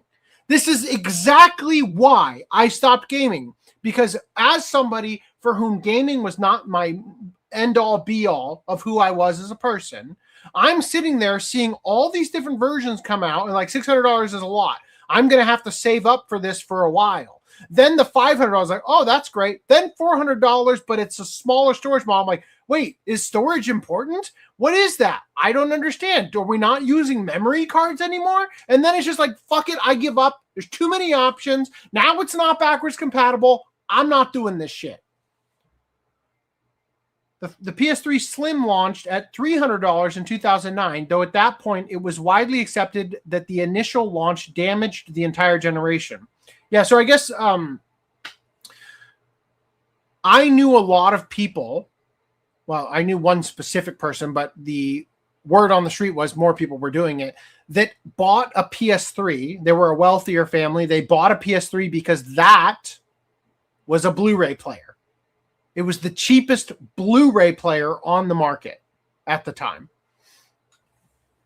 There have been other scandals and fan-angering moments over the years. In 2011, there was the infamous security breach that brought PSN down for 23 days, though that was just bad rather than Sony making some specific decision. I mean, it's incompetency, right? For a while, Sony was the last holdout on cross-play across platforms, a stance that was amplified as Fortnite's popularity rose, and it eventually had to relent. More recently, in 2024, Helldivers 2 inspired Sony to tell all PC players they had to link their Steam accounts to a PlayStation Network account. A problem, given the PlayStation Network doesn't even exist in 170 countries, and the game had to stop being sold there. Helldivers 2 was bombed with hundreds of thousands of negative reviews, and Sony reversed the policy within days. So what you should be getting out of this article is that we have precedent that we can win. Like, we can force them to undo this horrible policy decision. People also pointed out that there's a few countries that don't have internet. Mm-hmm. Well, we're gonna look at that specific issue that they have in just a minute. Actually, it's over. I think it's this article right here. Yes. You might notice a trend here in that the bad decisions were almost all reversed after the fans revolted. But the disc issue, that seems like a larger scale strategy that goes beyond a decision that can be switched off on a whim. It's not a price reduction or account link requirement. This will have to do with the design and release of the entire next generation of consoles and is a potentially industry-changing move unlike anything else on this list. That's why I would argue it's probably more significant than the PS3 price drama, as it speaks to a larger issue that has been brewing for 2 full generations now, after Microsoft tried to herd players into in this direction. What are they talking about? They're talking about Xbox One, when the guy came out and said it's going to be all basically digital, essentially. Although they were still going to have discs, but the disc was just going to be like, you stick it in and now it's tied to your account and then you could throw the disc out. And it was going to be always on DRM, where it was going to constantly check your account to make sure you had that license for the game. And then the guy went out and was like, oh, what about people that don't have internet? And he was like, well, for those people, we still sell the... Yeah. No, he's like, we still sell the 360. And then he got mocked online for that. And then he got fired. Can PS3 still play modern UHD Blu-ray? UHD meaning 4K? I don't think so. PS3s don't play 4K. Yeah, obviously. But do you mean UHD as in 4K? UHD being ultra high definition, which is more than Blu-ray definition. Because the answer is, of course, no. They can't play that. That's what the PS5 plays, right? I think the PS5 for a lot of people is just like the PS3, where it's like you buy it and that's your player, right? I think the PS4 is also a 4K player. Is it really? I don't know. I don't have at least PS4. The Pro, maybe. Old man says, when I bought my PS2, there were stories of people getting jumped when leaving the mall and having it stolen. I don't remember that happening with the Dreamcast, LOL. Oh, penguin blue waving tear. Sorry. Good night, Seb. Have a good night. Thank you for the memberships. Okay, so where was I? Though reports indicate that Microsoft is about to get rid of new discs for its upcoming Xbox Helix 2. God damn it. Well, no, they said they're going to have a digitization program, implying they're not going to have discs, but they have the only way that isn't a bad move is if they design it specifically so that you digitize the disc and then you can put it on your new Xbox Project Helix and play games that you bought for the original Xbox, the Xbox 360, the Xbox One, the Xbox Series S, and all that shit. And you could just move them over, which is the exact opposite of what Sony is trying to do. Sony is trying to make it so that it's diskless, so that if you want to play Resident Evil 9 on your new console and you sold your PS5 in order to get this new $1,500 console or whatever, that you have to rebuy that game. That is the goal, ultimately, of what they want to do. They want to make sure that every game that you ever want to play, you have to buy it from them again. I don't know if this can be walked back like the others. It has unified the gaming community almost in totality, but it feels like an unstoppable force, immovable object situation. You know what's great about this is that we are necessary for you to survive. So I don't see it as an unstoppable force, immovable object situation. I see it as we're going to starve you and you're going to capitulate to us situation. All right. Ultimately, however, it seems like consumers may lose this one. No. The only way consumers lose this one is if they are weak. And they are like, I'm jonesing for a game. Oh, fine, I'll buy a digital. No.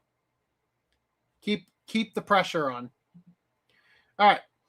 I can't verify this, but I saw this post. PlayStation streamers who are speaking out against Sony will be temporarily banned. It says here PlayStation streams are temporarily banning users criticizing its decision to end physical games.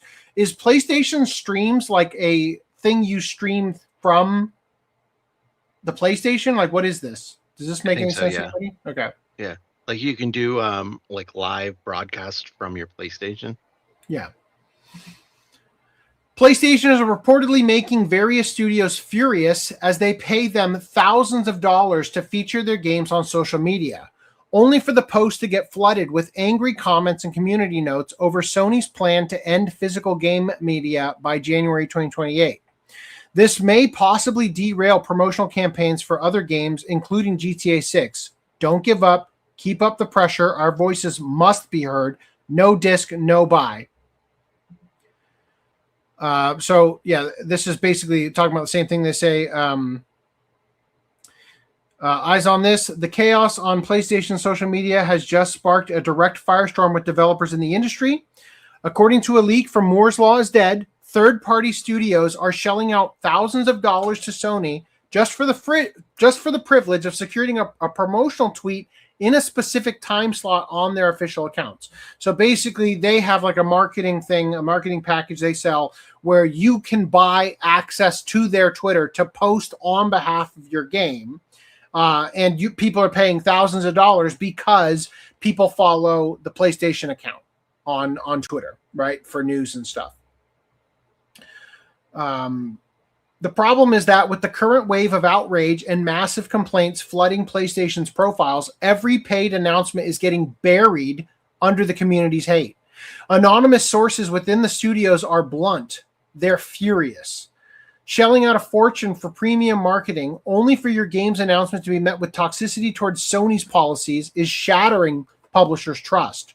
Charging developers a visibility tax is a sweet deal, but if PlayStation doesn't clean up its public image soon, giants like Rockstar won't take kindly to seeing their millions invested in GTA 6 marketing end up buried under insults aimed at the Japanese execs.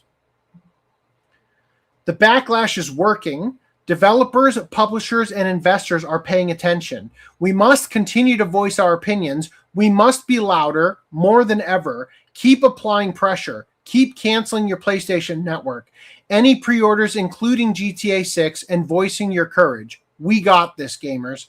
Okay, so PlayStation Network, that's a subscription? Service, yeah, it's subscription. Okay, just making sure. Like PlayStation Plus is the subscription. PlayStation Network is just the infrastructure. It's like the account, right? Would you say you have a PlayStation Network account? Yeah, maybe. Well, the I would account just say you have a on your PlayStation PlayStation, account. when you boot up your PlayStation and you put in your code to log in. Is that what they're talking about? They're I not would talking just about say that, right? that's just a PlayStation account. Yeah, that's what I thought. Like, PlayStation I don't know what. Network account, maybe. Clearly, I'm a gamer because I know what all these things are, right? Like, PlayStation Plus is the subscription service. That's what I thought. Not in any other, like, I'm not the biggest Sony fan, but like Mhm. I have a PlayStation. The PlayStation Network is just the system that is used for online. Yeah, the store backend. Okay. And I would also assume I'd cancel it if I had it. Right. yeah, I would also say that, like, if you're playing an online game, that also uses the PlayStation Network to facilitate multiplayer online. Enriv says PlayStation 5 can play 4K, but nothing before. Is always online daily check-in or 24/7 or one-time activation? I have no idea. Is always online. I believe the Xbox One X can play 4K discs, but not the other Xbox ones. I don't know. The Xbox One S could as well. That's why I thought the PlayStation 4 could, because it came out at the same time, like the same era, I guess.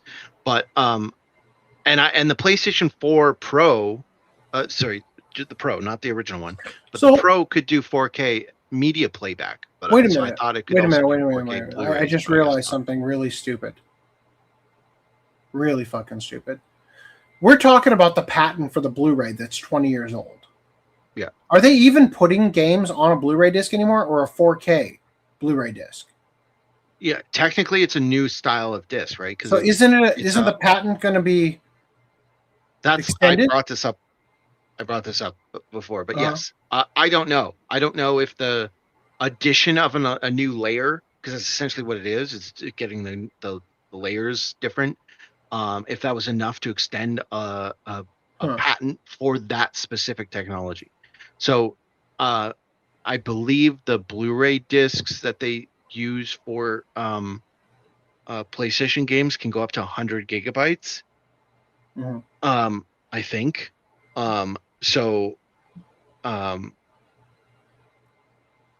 That specific style of disc might be still under patent for longer. I don't know. Kotachi says, if I cancel my PlayStation Network, I'd lose several thousands in purchases.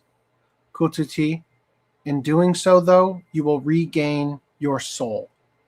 It is worth it. Join us. All right. You shouldn't lose out on the purchases, right? You'd lose out on the PlayStation Plus, assuming you mean PlayStation Plus. You'd lose out on the PlayStation Plus bonus games that they give you. I believe you can only access them through the system if you are still subscribed. But I'd be giving Sony free money. No. You already. You fucked up. You already gave them PSN. money. No. How can you cancel your PSN account? There is no. Join. You mean like delete your account? Is that what you mean? Just entirely? Yeah, I don't know. I don't know how that works. I don't know. Anyway, continuing here. Breaking. Sony is betting that GTA 6 will prove physical games were never needed. Movies still come out on Blu-ray. Music is having a vinyl resurgence. Books still fill shelves. Nobody killed any of them. They were allowed to become a niche. Sony isn't giving games that option. Discs end January 2028 with no exceptions. GTA 6 is the test subject for this. If it ships without a disc and still breaks every record, every publisher on the planet will point to November 19th and say, see, nobody cared. Fucking absolutely. I disagree. Absolutely, that's what they're hoping happens. Yes, I think people will do that, but also I think there's a lot of stupid people in the world, and they'll miss the opportunity. If they release it digitally and it sells gangbusters, and it's like, oh, look how well it sold. Okay, that's Grand Theft Auto. You're comparing yourself to like the top 0.0001. Like you're comparing it'd be like a worker comparing themselves to Elon Musk. It's like, oh my, I'm gonna get Elon Musk rich. Like, no, you're not. But But then also, what happens if in in January, February, they come out with a disc and they say, now we're going to release it on disc. Then you buy it and it increases their sales even more. And they sell even more. 100% what is going to happen by the fucking way. So okay? then line. The lesson would not be, well, we can just all go digital. The lesson should be, do both. You'll sell a fucking shit ton. Do we want this though? Do we want to have to wait to play a game and let them release it digitally first? They already do that, like 10-day exclusive pre-access before the release date or whatever. Yeah, I don't see the difference. They're already doing it. Yeah, so don't let it be a 5 months from now thing. Nobody's actually look. You can pull this exactly one fucking time, right? Probably 2 times. The second time you do it, people start to realize, oh, I see how this works now. I'm just gonna fucking wait. Then your digital sales start to get smaller and smaller as people just fucking wait. They just fucking wait for the physical. This is what I was saying. Like, you're comparing yourself to Elon Musk. It depends on the game, right? People will buy Grand Theft Auto right now, digital, even if they knew it was coming on physical later, because they don't give a shit. They'll buy it twice. They want the digital so they can play it now. They want the physical so they can play it when PSN shuts down, right? Or Xbox. And they're not probably going to double dip for a lot of games, and a lot of games aren't going to force them to want to play right at launch. So if they're given the choice, they might choose to wait. Sometimes they don't give you the choice. Sometimes they'll sneak it in. I know Sonic Mania did it. Like, there's been a few examples where they've released the game digitally. They've said it's digital only, and then they've released the physical, a year later, without saying anything. And it's kind of a shit move. And yes, if everyone started doing it, it would affect things. But if you're doing it every once in a while, for the odd game, I think it's fine. I would prefer, for some games, especially like Grand Theft Auto, I would prefer they wait and get the game in a like, because Grand Theft Auto is a game that they're not going to, because they're afraid of leaks and shit, they're not going to be able to beta test it at scale. Mm-hmm. So the launch is essentially the beta test. It kind of implies that the initial game is going to be buggy. And then, so yeah, okay, if you want a couple months to nail down the bugs and go gold with a more stable version, I would rather pay for that than pay for a buggy game that, okay, in 20 years when the store shuts down and I stick my disc in, I'll have to play the buggy thing. Then it's kind of useless to own the disc anyway. It'd be wonderful if the gaming industry wasn't such a shit show, right? Like, if they actually released games that were finished instead of filled with bugs and bullshit, that'd be amazing, wouldn't it? Games are a lot more complicated than they were back then. So, Cool to Cheese says, I canceled my PlayStation Plus 5 years ago. Yes, delete my PSN account. I'd lose all claims ID. Claims I'd have against Sony if I voluntarily deleted my PSN. But you can also, do it anyway. Get your soul back. No, don't cancel your shit. Did we talk about? I think we did already. But them making it so that if you don't log into your account every 3 years or whatever. Yeah. Well, we didn't talk about it today, but we have talked about it. Yeah. Well, did we talk about it last time? I don't think we did. No? I can't remember. Was that a new thing, or are you talking about the old thing? They snuck in the terms of service that, like, that was 22.1 or whatever thing. Yeah, we did talk about that. Yeah. He says, I'm waiting for GTA 6 on PC. I'd only consider console if it was on xCloud. What is xCloud? Is that like Xbox cloud gaming? Yeah, probably. Okay. But xCloud isn't that you play through the cloud? I don't know. In my experience, all of the cloud-based gaming things are stupid. Maybe for like a strategy game like Pokemon, where you don't have to care about the lag between saying you want to do something and it happening. But for games where there's action happening, I don't know. It seems unplayable to me. Mm-hmm. Unless you have like super internet, maybe, and you're right beside the servers. Old man says, I signed into my PlayStation account recently through a browser. I was surprised it only showed my PS4 games I bought digitally, but not PS3. I haven't tried to fire up my PS3 and see if my digital library is in there. Look, as we covered last podcast, 551 movies that you could have bought through their service have been wiped from your hard drive. Well, also, they're shutting down the PS3 store along with the Vita store. It's all gone. Like, this was a mistake from the beginning. Like, I understand. I don't know when they shut down, but buying an indie game that's only on digital, I can understand, but I don't agree with it, right? But yeah, it's fucking bullshit. You can check it on PC. I did sign into my PlayStation account on PC. It only showed my PS4 games. xCloud is region specific. It runs fine for me. I don't know what you guys are talking about. The cloud-based gaming thing. Playing Fable 2 on xCloud currently. Oh. Okay, anyway, okay, I think I read all that. Yeah, see, nobody cared. Yeah, okay. This guy says, I can totally imagine Sony coordinated their digital monopoly plan with Rockstar's GTA 6 marketing and being digital only. They weren't brave enough to make the push by themselves without the biggest entertainment product in history playing their game. No, I think, personally, as we discussed last podcast, I think that they made a deal with GTA, or with Rockstar, right? That this was a move they wanted to make. They have Rockstar in their inner circle and said, look, this is the direction we're going. How much do we need to pay you to recoup the sales loss you think you're going to suffer by not offering it on physical? I will write you a check today, right? I think that that's how it went down. Keep up the pressure. Don't let them ruin the hobby we love more than they already have. No disc, no buy. Developing. New leak says Xbox Project Helix will be coming with a disk drive. There had been rumors now, and now it seems confirmed Xbox will have a disk drive and PlayStation will not. Sony just handed the next gen to Xbox.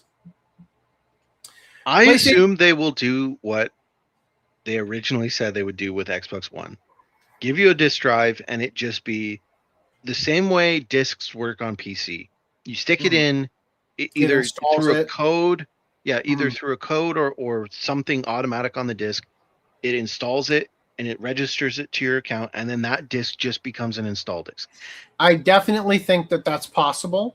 I still think that's preferable to getting rid of disks altogether. Oh yeah, for sure. It's also the installation media still. So if the servers go down, I mean, as long as they turn the DRM off when the servers go down, you can install shit and still run it. So PlayStation 6 needs to launch at least with an optional disk drive, because if it doesn't, it means you're at the mercy of the garbage they sell you for the first 3 years, like this generation, or you got to repurchase your physical games digitally. No disc, no buy. They could also implement a system the same as Microsoft that they have like 3 years to do it, right? Where basically you insert your disc and it be added to your digital library. Yeah. So PlayStation's Italy account says a hyper collaboration is about to arrive. Ready to turn up the volume on September? Whatever the fuck that is. Readers added context. Important information on consumer rights. Sony is currently attempting to establish a digital monopoly by eliminating physical media and, as a result, free competition in the distribution of PS video games, providing users with non-transferable, revocable licenses instead. To which Lilith Lovett says, who would want a physical controller? When are you releasing it as a digital downloadable license? All right, so Bounding into Comics wrote this article. UK retail bashes PlayStation for killing discs. Quote, triumph of corporate convenience over consumer choice. The UK's Digital Entertainment and Retailer Association has called Sony's decision the triumph, right? Every year, millions of gamers still choose to buy physical copies because they value true ownership. A disc can be shared with family, traded in, collected, preserved, and crucially, still played years from now. A download license often offers none of those freedoms. ERA consumer data shows that 25% of under 25s use discs for gaming, and the total disc-based games market was valued at over $401 million in 2025, demonstrating that there remains a substantial and committed audience for boxed games. The group represents all the major game retailers in the UK, which include Amazon, Game, and others, according to IGN, and apparently 45% of all physical games sold in the UK last year were for the PS4 and PS5. This means a huge loss of profit for PlayStation, even though its reasoning behind discontinuing physical media in 2028 is to save costs. Not only is this a real loss for PlayStation, but this will also hurt other retailers. Retailers see this demand every day. Physical games continue to bring people into shops and give consumers real value through gifting, collecting, and resale. The industry That's actually not only the biggest issue. The other thing that they give you is a person, hopefully, that knows what the fuck they're talking about and can tell parents, hey, this is a game you want to buy for your kid. This is popular. This has been selling, right? When you walk into the store. No. When I went to buy a PS2 and Grand Theft Auto 3 as a wee lad in 2006, that fucker behind the counter tried to tell my dad about the prostitutes in the game, and I was sweating bullets like Key and Peele's did. Like, fuck that. I don't want that. I had that happen to me too. Not for Grand Theft Auto, but for Far Cry. Far Cry Ultra Instinct, or no, just Instinct. Ultra Instinct? What? No, yeah, it's not Ultra. I think it's just Instinct or Evolution. Whatever. That's going to be an interesting thumbnail. the Far Cry spin-off game that they made for the Xbox. Mm-hmm. I went into EB Games and I'm like, all right, we're going to buy this. And they looked at my mom and they're like, you know, this is an M-rated game. And my mom's like, yeah, we had previously bought M-rated games before. Mm. And this was like a tame, compared to other games, this is tame. We mainly wanted to play it for the level builder because they had a full level builder for the multiplayer. And he's like, yeah, no, there's swearing and it's all bad. And my mom was like, what are you making me buy? And then she got cold feet and ran away. And we're like, God damn it. But like, you know what? You work on commission? Big mistake, right? The PlayStation, the PSN store that is showing you the M-rated game is going to do a lot better at blocking you from playing those M-rated games because they're just going to say, oh, this is M-rated game. You have a parental lock right now. You can't play it. Yep, for sure. That's why I think we need physical media. Think of the children. Think of where I would be had I not spent my youth playing GTA 3. Like, you don't want me to grow up to be some dweeb. Right? We're depriving them of moments. What do you call it? Fundamental moments of their life. Yeah. What's up, man? Yeah. Yay. Okay. Where was I? Here. The industry should be embracing every legitimate way consumers want to buy games, not narrowing their choices. Digital distribution has transformed gaming and is hugely popular, but it should complement physical formats, not replace them. Also, they already fucking make you buy the game twice for collector's editions. Because right now, all the fucking collector's editions come with digital copies. right? Or not all of them, but a Yep. bunch of them up. I bought I regret it, but I bought the Spider-Man 2 collector's edition, and so now I have the Spider-Man 2 digital edition. I'm like, I don't know what the fuck I'm gonna do with it. Mm-hmm. I'm sure the code will expire at some point. God forbid you sell it. That would require me trusting someone.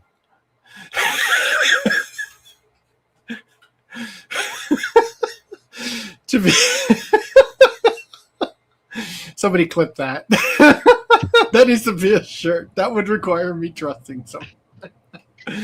To be fair, I only have a couple of digital games on the PS4. I remember Sony giving away a digital games on the PS3 because of a hack. That was a long time ago. You have to use transaction history to see what you purchased. There's also a browser extension, but I wouldn't want to use anything that would give access to my account to a third party. I just checked my PS3 for the games I bought and downloaded, and they still work for me. Oddly enough, same thing for the games I got through the Wii Store. If they're physically already on the console, it's possible that it doesn't matter. Is your PS3 still connected to your Wi-Fi or whatever? The PS3 store is still up, as far as I know. They announced but it is going down. Yeah, they announced the end date, but I don't think it's come yet. Yeah, and so if it goes, do you think the games that you already have physically downloaded on the console will work? And I mean, I guess there's that part about like if you can't fit them all on the thing, then maybe you can't call them from the store for the ones when you're trying to swap out what's installed on your console. Yeah, you'd have to install them now, like USB drives, I'm sure. I don't know. I assume PlayStation can do it. I'm pretty sure Xbox can. You just install it to an external hard drive. Although hard drives are kind of expensive now, but yeah, you could do it. I'm telling you the direction they want to go with this is that they're going to sell you access to rent your game, where you will pay them an hourly fee to play the games, because they're going to be the people who have the hard drives that are needed in order to hold the games. All right. I hate when they start to do the whole M-rated disclaimer, but my mom bought it. She didn't. She did know what the game was, though. What? What game? What game? Tell me. I thought collector's editions came with the base game and DLC as code. Not always. Like, you know, when you get like the Ultimate Edition that comes with like all the like special stuff and you can play it 10 days early and all that crap, those don't come with the physical because in order for you to be able to get it 10 days early, it has to get to you before launch, right? Yeah. The other issue is that with when they started making consoles have some of them be digital only, they have to make two separate SKUs if they want to sell a collector's edition, right? So they have to make this is a digital version, this physical version. So to get around that, they just say, fuck it, we're doing this digital only. Like everyone gets digital. And then that's what they did with I mean, technically, they still have to do a second stock keeping unit because the barcode is going to be run on the big box of random bullshit and figures and crap that you get with it, right? Oh yeah. No, it's second. It's going to be so there'll be a standard edition of the game SKU, and then there'll be a collector's edition of the game SKU. But if they were to try to sell it to both, there would have to be 3 SKUs. There'd have to be standard edition, the collector's edition for digital people, and then the collector's edition for physical people, right? So to avoid having the extra SKU, they just do digital only. So even though Spider-Man didn't have an early access thing, and I don't think it had any, well, I mean, it had DLC, but I mean, the DLC could have just been a code. So in theory, they could have given me a disc, but they didn't. It was everything on a code, and then I had to buy the game again. So I bought that game twice. I just bought the Silent Hill short message limited edition from Limited Run Games because there is no standard edition, but the standard edition is inside the limited edition. So you have to buy the fucking limited edition to take it apart, throw all that shit away, and just get the actual case you want. They need to make limited run games that makes like Blu-ray disc versions that have the PC games on it. Because I'd buy it. Well, Good Old Games here says download the offline installer of any of your games on Good Old Games, save it to a disc, and it's yours forever. You don't need a storefront's permission to play what you bought. Until the disc like that's drop. even more than what I'm suggesting, because I'm thinking that it's like, oh, you basically get the disc, it has the installer, and then you have like a Steam code, and then it's like either you use the Steam code and you can download it, whatever, you don't need the disc, or you can use the disc as your DRM like you used to back in the day with your PC, right? It's basically like, oh, you got the disc in, you can play the game now. Something like that. I don't know. But they're just saying like, hey, here, put it on a disc, you save it forever. And you can actually just install it on infinite machines. So that's pretty wild. So real quick, I just got an alert. As you can see, I've got a light here and a camera set up right now. My office chair is in the living room because I was filming a segment for something. And I am very uncomfortably switching between an uncomfortable ass cushionless stool or standing here all day for the last 3 days. So bear with me for fidgeting quite a lot this podcast. Old man says, yeah, I found the games in transaction history. I probably need to re-download them on my PS3 in case they pull down server support. Yes, you should. Yeah, go look up the because you're date, going to lose them. There is a finite end date right now that you have to keep an eye on. Also, in terms of putting the standard edition in the collector's edition, Can you bring me a peach Celsius? I prefer that. I hate it. There's been some collector's editions that I bought where they've given me the disc in a steel case or a steel book. And it's like, no, bitch, give me the normal, like, I hate steelbooks. Give me the standard edition of the fucking game. I feel so fortunate. Give me the fortunate. Steelbook additional. Give it as an additional thing if you want, but at least like the case, like both cases at least. Yeah. Yeah. Give me the original case and the steelbook if you want. But don't I feel just so give me the fortunate steelbook. that I haven't bought any games that came in like a steelbook version. And I found out like this is sort of how my experience of learning about this stuff kind of went, that I found out that a lot of the steelbook versions of games are like third-party unofficial things that are sold on eBay or whatever. And so like I just feel so fortunate. I know Halo Infinite came with a quote unquote steelbook. It was plastic. Wait, what? Yeah. It wasn't even just a regular steel case. It was plastic. Yeah, they Just didn't advertise it as plastic to look like a steelbook. Yeah, they didn't advertise it as a steel, like quote unquote steelbook, because I think it's trademarked or whatever. But it came with this thing as a pre-order bonus, and I'm like, okay, well, sure. Oh, that looks like a steelbook. Sweet. Oh, yeah, it's basically like just like a jewel case. Yeah, it's like a hard. Oh, that's jewel hilarious! Case. It's like I'm thinking of the type of DVD case that was in the Moribito collection. Do you know that? No, I don't know that one. Let me see if I can find Moribito unboxing. I'm gonna try and find a picture of it to show you guys. I don't know if it was even like it might have been Canada only. I'm pretty sure it was Halo Infinite.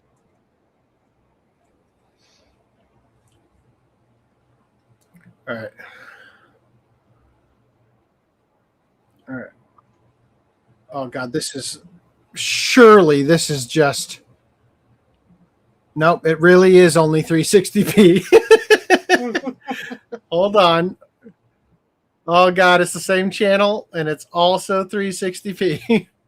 Filmed it on his flip phone, I'm sure.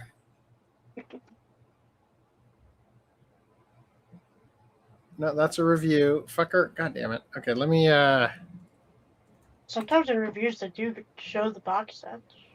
Yeah, but it also looked like it was filmed on a potato. It looks like there was an actual steelbook, but that's not what I got. I can't find a picture of it online. If I come across it in my storage at all, I'll take a picture of it. It might not even been Halo Infinite. I don't know if this is going to help, but this is what the box set for Moribito looked like. It had DVDs that are basically just CD cases scaled to a DVD. Oh, wow. Yeah, no, this was like a rugged, like, steelbook made of plastic, essentially. It was stupid. It looked like those, like, if you ever had them, the external hard drives that were like the Tough brand or whatever that had like the bumpers almost, like the rubber plastic to like stop for fall damage. Huh. Anyway. Like I said, if I ever find it, I'll take a picture of it. Old man says Best Buy was selling empty steelbooks for Cyberpunk 2077 for $1. Yeah, so I feel very fortunate that I never started collecting game steelbooks, and now it's just like, yeah, I actually prefer not to have them, unless it's the only version of the game. Like, I'm not going to get it. All right, Mexican lawmakers are preparing an antitrust lawsuit against Sony over PlayStation all-digital shift in 2028. Quote, consumers would stop truly owning their video games. With digital distribution, you're no longer buying a game in the traditional sense. You're purchasing a license, which means access to the content depends entirely on the conditions established by the company. Objection. PlayStation is dealing with growing legal pressure as multiple lawsuits accuse the company of using its digital storefront to limit competition and keep game prices artificially high. The cases span the Netherlands, USA, and UK, with plaintiffs arguing that removing alternatives like physical games and third-party digital retailers gives PlayStation too much control over pricing. As the industry moves toward a digital-only future, the debate over consumer choice is only getting bigger. Sony's 2028 PlayStation disc cutoff locks out 122 countries from future games and raises costs for others.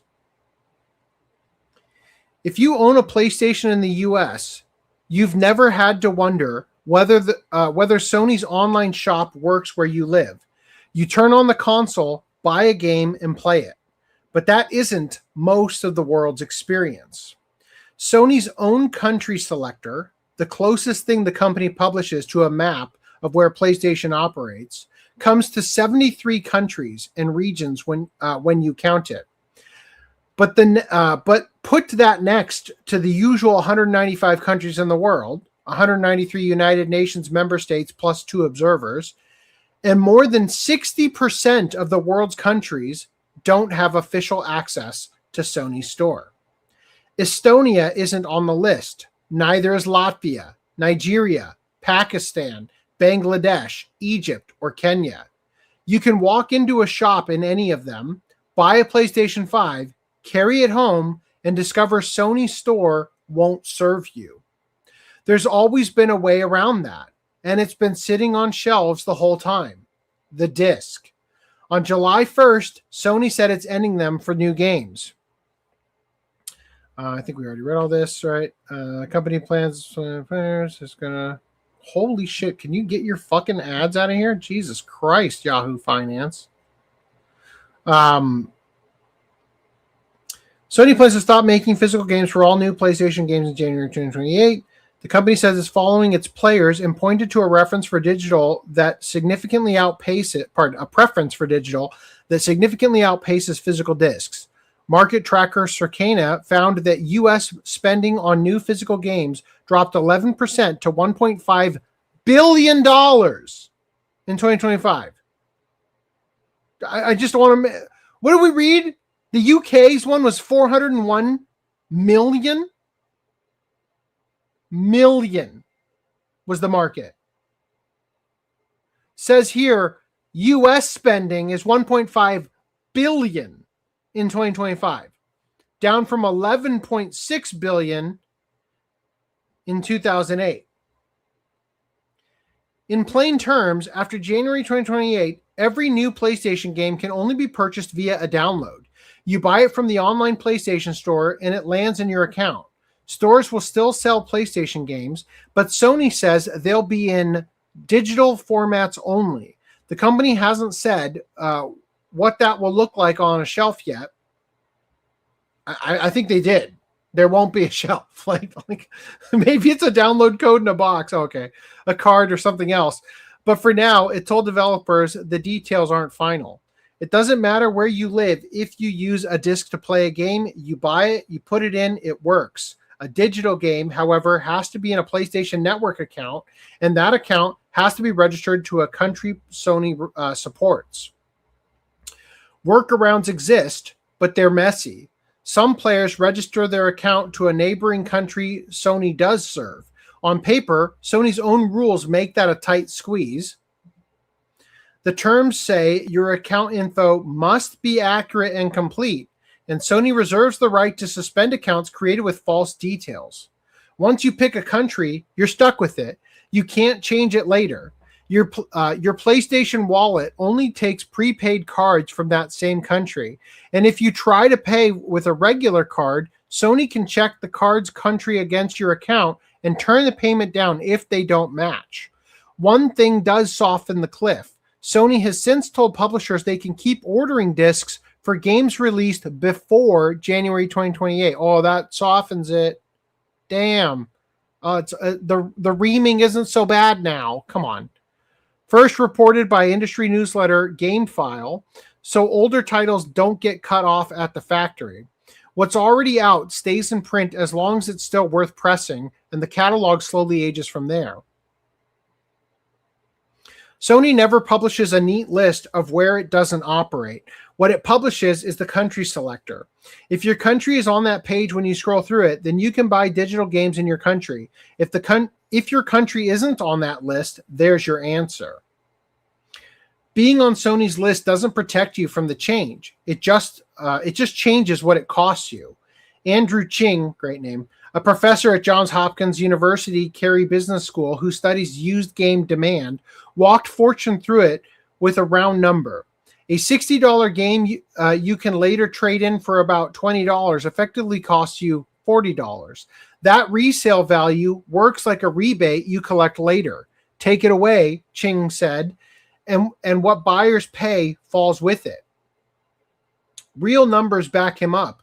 As of July 16th, GameStop was offering up to $24.50 in cash or up to $35 in store credit for a traded-in copy of the recent PS5 release 007 First Light. After January 2028, a new PlayStation game has no trade-in value at all because there's nothing to hand across the counter. Check Sony's country selector before you buy a PS5 abroad. A console in Nairobi or Tallinn works today because discs work. In 2028, it turns into a machine that can't buy new games. If you live in a supported country, be honest about what your library is worth. The discs you own now may be the last PlayStation games you'll be able to sell, lend, or trade. Whatever GameStop offers you today is a number that drops to zero for everything you buy after the cutoff. Buy discs for the games you actually plan to keep, but not for nostalgia. Sony's own rules show why it matters. If Sony suspends your console or your account, you can lose access to your digital library, even for games you paid for. But disc games that don't rely on its servers will still run. Anyway, thought that was kind of interesting. 122 countries don't get to have digital games. Obviously, I think they'll try to roll out more. Obviously, they want money from everybody on the planet, and they're going to do regional pricing. As we see here, PlayStation will be introducing regional pricing starting August 20th. Regional pricing tends to mean higher pricing. So enjoy all your all digital future. Regional pricing. Never mind. Okay. Well, it means cheaper pricing for some areas, to be fair. Yeah. But generally means Generally means like Brazil is going to get cheaper pricing. Possibly. Old man says, I was sorting through Best Buy's games by lowest to highest and saw the Steelbook for Cyberpunk for $1. Maybe it was a pre-order bonus they couldn't get rid of because the game launch was so bad. I have one in my dresser here, sitting right beside me. Go to the private chat and go to the second eBay link. Ignore the first one. Sorry, something went wrong on our end. eBay.Canada. Let me try to change that to .com, see if that works. I mean, I click on the link, it works. Because you're in Canada. Is this the Halo Master Chief Collection? Yeah. Okay. So I was incorrect. It was the Master Chief Collection. It wasn't Halo Infinite. But this is the thing. And apparently it's fucking worth some money. Well, like $50. But yeah, this is. I swear I've seen some movies released with this kind of case too. This is fucking cursed. Yeah. I looked at it. I'm like, what the fuck is this? And I chucked it. I was like, I didn't chuck it out. I chucked it in my storage. Like, I don't give a fuck about it. I was like, I don't know what the fuck this is. This is the reason why you hate Steelbook. You got burned one time. No, I always hate Steelbook. This is at least this was just a promo. It was a pre-order bonus extra. Like, I got the actual case. This came extra if I wanted. It was optional. Old man, no. Old man says, I'd suggest buying PS4 games right now before they skyrocket. I bet in 10 years, many of them will be unaffordable in the secondhand market. No. We're sticking to plan A. No, those Get are PS4 Sony games. to relent. PS4 games, he said. No, but the only reason that that's going to happen is because everybody panic buys old shit. We're going to make sure that doesn't fucking happen by holding Sony's feet to the fire until they relent. No disc, no buy, right? Like, we're going to hold them to that until they give up. They think we're going to give up. No. It's not like they're making PS4 games anymore. Did you see the thing about Black Lagoon? Like, what was that specifically? It's not streaming anymore. It's not streaming on Crunchyroll anymore, and the DVDs and Blu-ray, or the Blu-ray, the Classics Edition Blu-ray is now out of stock everywhere. Yeah. Well, we don't know if it's out of print. It's just out of stock everywhere because everyone went to go buy it. Well, I'm pretty sure it's out of print. Yeah. Until we get a rescue license by Discotech, right? With it even better transfer. Like, I'm not worried about this. Well, that's not my point. My point is, if you want the game, buy it now before everyone else starts buying it. Yeah, but I'm saying that you want the game. I'm saying that the only reason people are going to panic buy is when the reality of the future that Sony wants is realized. If we don't ever let it be realized, people will continue to just do the normal gaming thing and not go panic buy stuff that they don't actually need. I mean, maybe, but do you want to be the person in COVID sitting there without your toilet paper? Goodbye, Foodum. Get a bidet. Like, that wasn't a hard decision, right? Well, you know how much money you save on toilet paper? Like, all I'm saying is, don't invest in PlayStation 4 games expecting them to skyrocket. But if you're looking for one, you know, you might want to buy it. You're talking to an idiot who hasn't played 90% of these PS4 and PS5 games, but bought them for that reason. Like, I'm good. Don't worry. But for everybody else, no, stop. Stick to plan A. There goes my water. That's not expensive. No. I mean, it's like a $30 thermos from. Oh, it's Target. In it. Okay, well, at least it's in a container. It's not water everywhere on the floor. No. Oh fuck! God damn it! I got some movies that fell behind that thing, so now I can't push those games back in all the way. All right. Anyway, Sony eyes stablecoin payments for PlayStation following major U.S. regulatory milestone. Oh my God! It's almost like they thought about the fact that a bunch of countries in the world can't buy their digital shit. So now those countries will buy the stable coin, then they'll use the stable coin to buy their games. Didn't we talk about this already? And I said, that's bad because it's open source, or not open source, but like everyone will be able to see what you're buying. Yeah. It's just a nightmare. The blockchain is public. What is happening with this girl's hip? That does not look right. What? And they'll also know how much money is on your PlayStation account, Mhm. and so they'll be able to target and high. how many phishing emails have you gotten about your PlayStation account in the last like 20 years? Just an enormous amount of people trying to hack in and get your shit.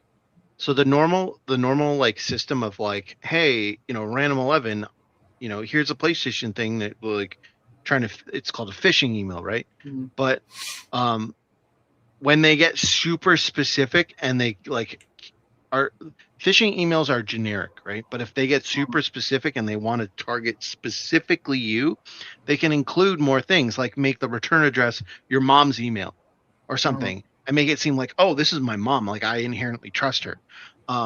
So that's called spear phishing. And so if you have a public blockchain and it's like, look here's all your fish, your big fish, go spear fishing away.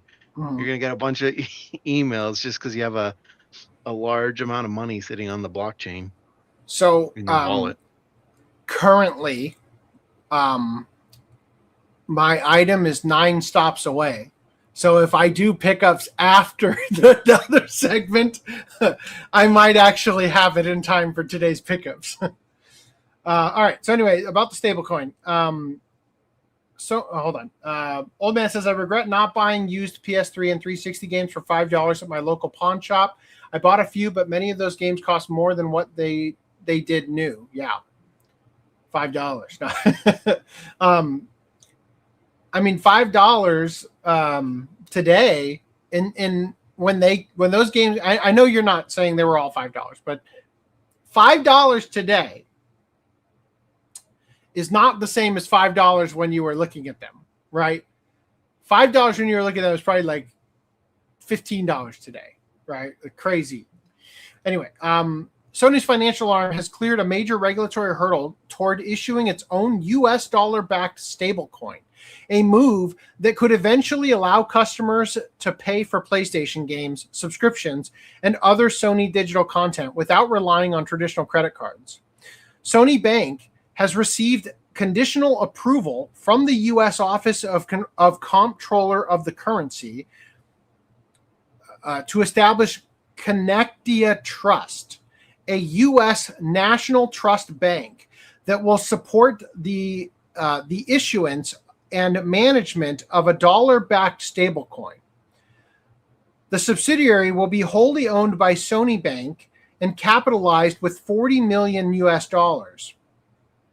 Although it cannot begin operations until all remaining regulatory approvals have been obtained. Sony's long-term goal is to use the stablecoin across its digital ecosystem, including PlayStation, allowing customers to purchase games, downloadable content, and subscriptions while reducing reliance on traditional payment networks.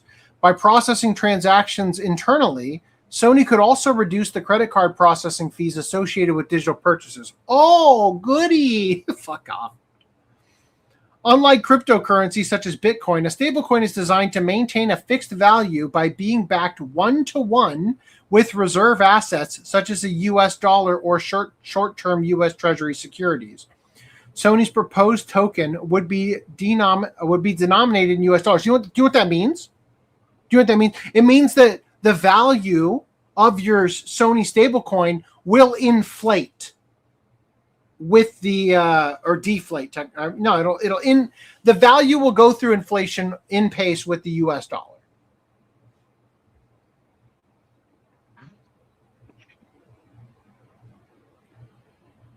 The announcement comes amid growing institutional adoption of stablecoins. Earlier this month, Circle, an issuer of the USDC, the United States dollar coin, is that what that is?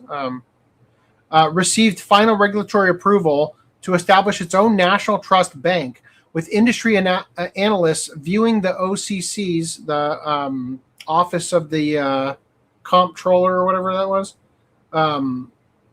recent approvals as another sign that regulated stablecoins are becoming increasingly integrated into the U.S. financial system. Sony has not yet announced when its stablecoin will launch or when it might become available for PlayStation purchases. The company has indicated that commercial operations are targeted for 2027, pending final regulatory approval. 6 of Sony's top 10 shareholders are BlackRock.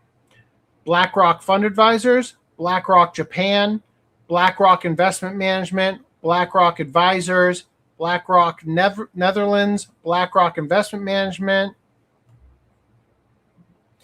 BlackRock owns 9.23% of Sony, and they're the largest shareholder.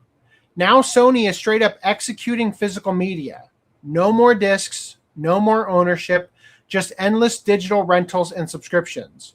This is 100% the "you will own nothing and be happy" Great Reset agenda. BlackRock isn't investing. They're enforcing the new feudal system. Your movies, games, and music, all gone. You'll stream what they allow and like it, serf. Wake up. They literally own your entertainment overlords, and guess what? Fuck Sony and BlackRock. Chinese courts have ruled gaming accounts and digital purchases can be inherited after death. Hurry the fuck up, Amazon. 6 stops away. A series of court rulings in China has established that gaming accounts, virtual items, and other digital assets can be inherited by family members, with judges finding that such assets possess real economic value and should be treated as property. Weird, based, capitalistic take from communist China. The renewed attention... Possibly. As a fellow Chinese citizen, I look at that and I say, this is just something they're gonna fucking tax you on. You want to inherit Grandpa's Steam game library? You got a 10,000 games. You got to pay us, $300 in taxes in the valuation that you've inherited. Maybe. We'll see. See what the article says. The renewed attention follows a recent Beijing case in which a court allowed a mother to inherit her late son's 87 verified gaming accounts. The platform had argued that user accounts were personal and non-transferable under its terms of service, but the court ruled that the right to use the accounts had economic value and could therefore be inherited. The company was ordered to assist in transferring the accounts to the mother's name. I'm sure she's going to game out the ass with them. The decision builds on several earlier cases that have gradually expanded legal recognition of digital property in China. One of the most notable was the so-called Golden Blade case, involving a rare in-game weapon from the MMORPG Zeng 2. The court determined that the item had measurable monetary value because it required significant time, effort, and financial investment to obtain, ultimately dividing its value between the deceased player's legal heir and another player who had helped acquire it. Another case involving a deceased... Imagine you owned half of the sword. I got to use it on, every other week, or Tuesdays, Thursdays, and Saturdays are mine, and then on Sundays it's every other Sunday. The fucking truck. Move. It's moving. All right. Yes. Imagine like only when both players are on at one time can the sword even be used. Another case involving a deceased user's Bitcoin holdings, valuable gaming account, and social media assets concluded that digital property with economic value, including game equipment, virtual currency, cryptocurrencies, domain names, and commercial rights associated with social media accounts, can form part of an inheritance. However, the courts distinguish these assets from purely personal information, ruling that private messages, chat histories, and other personal communications remain protected and are not transferred to heirs. So you can't get the dick pics from the DMs, but you could get everything else. Yo, those dick pics might become valuable one day. Yeah, it's real. What did they say? It constitutes economic value. Real economic value. Chinese courts have also rejected the argument that platform terms of service can automatically prevent inheritance. Judges have ruled that the contractual clauses prohibiting account transfers cannot override statutory inheritance rights, meaning companies may be required to cooperate with legitimate inheritance requests even if their user agreements state otherwise.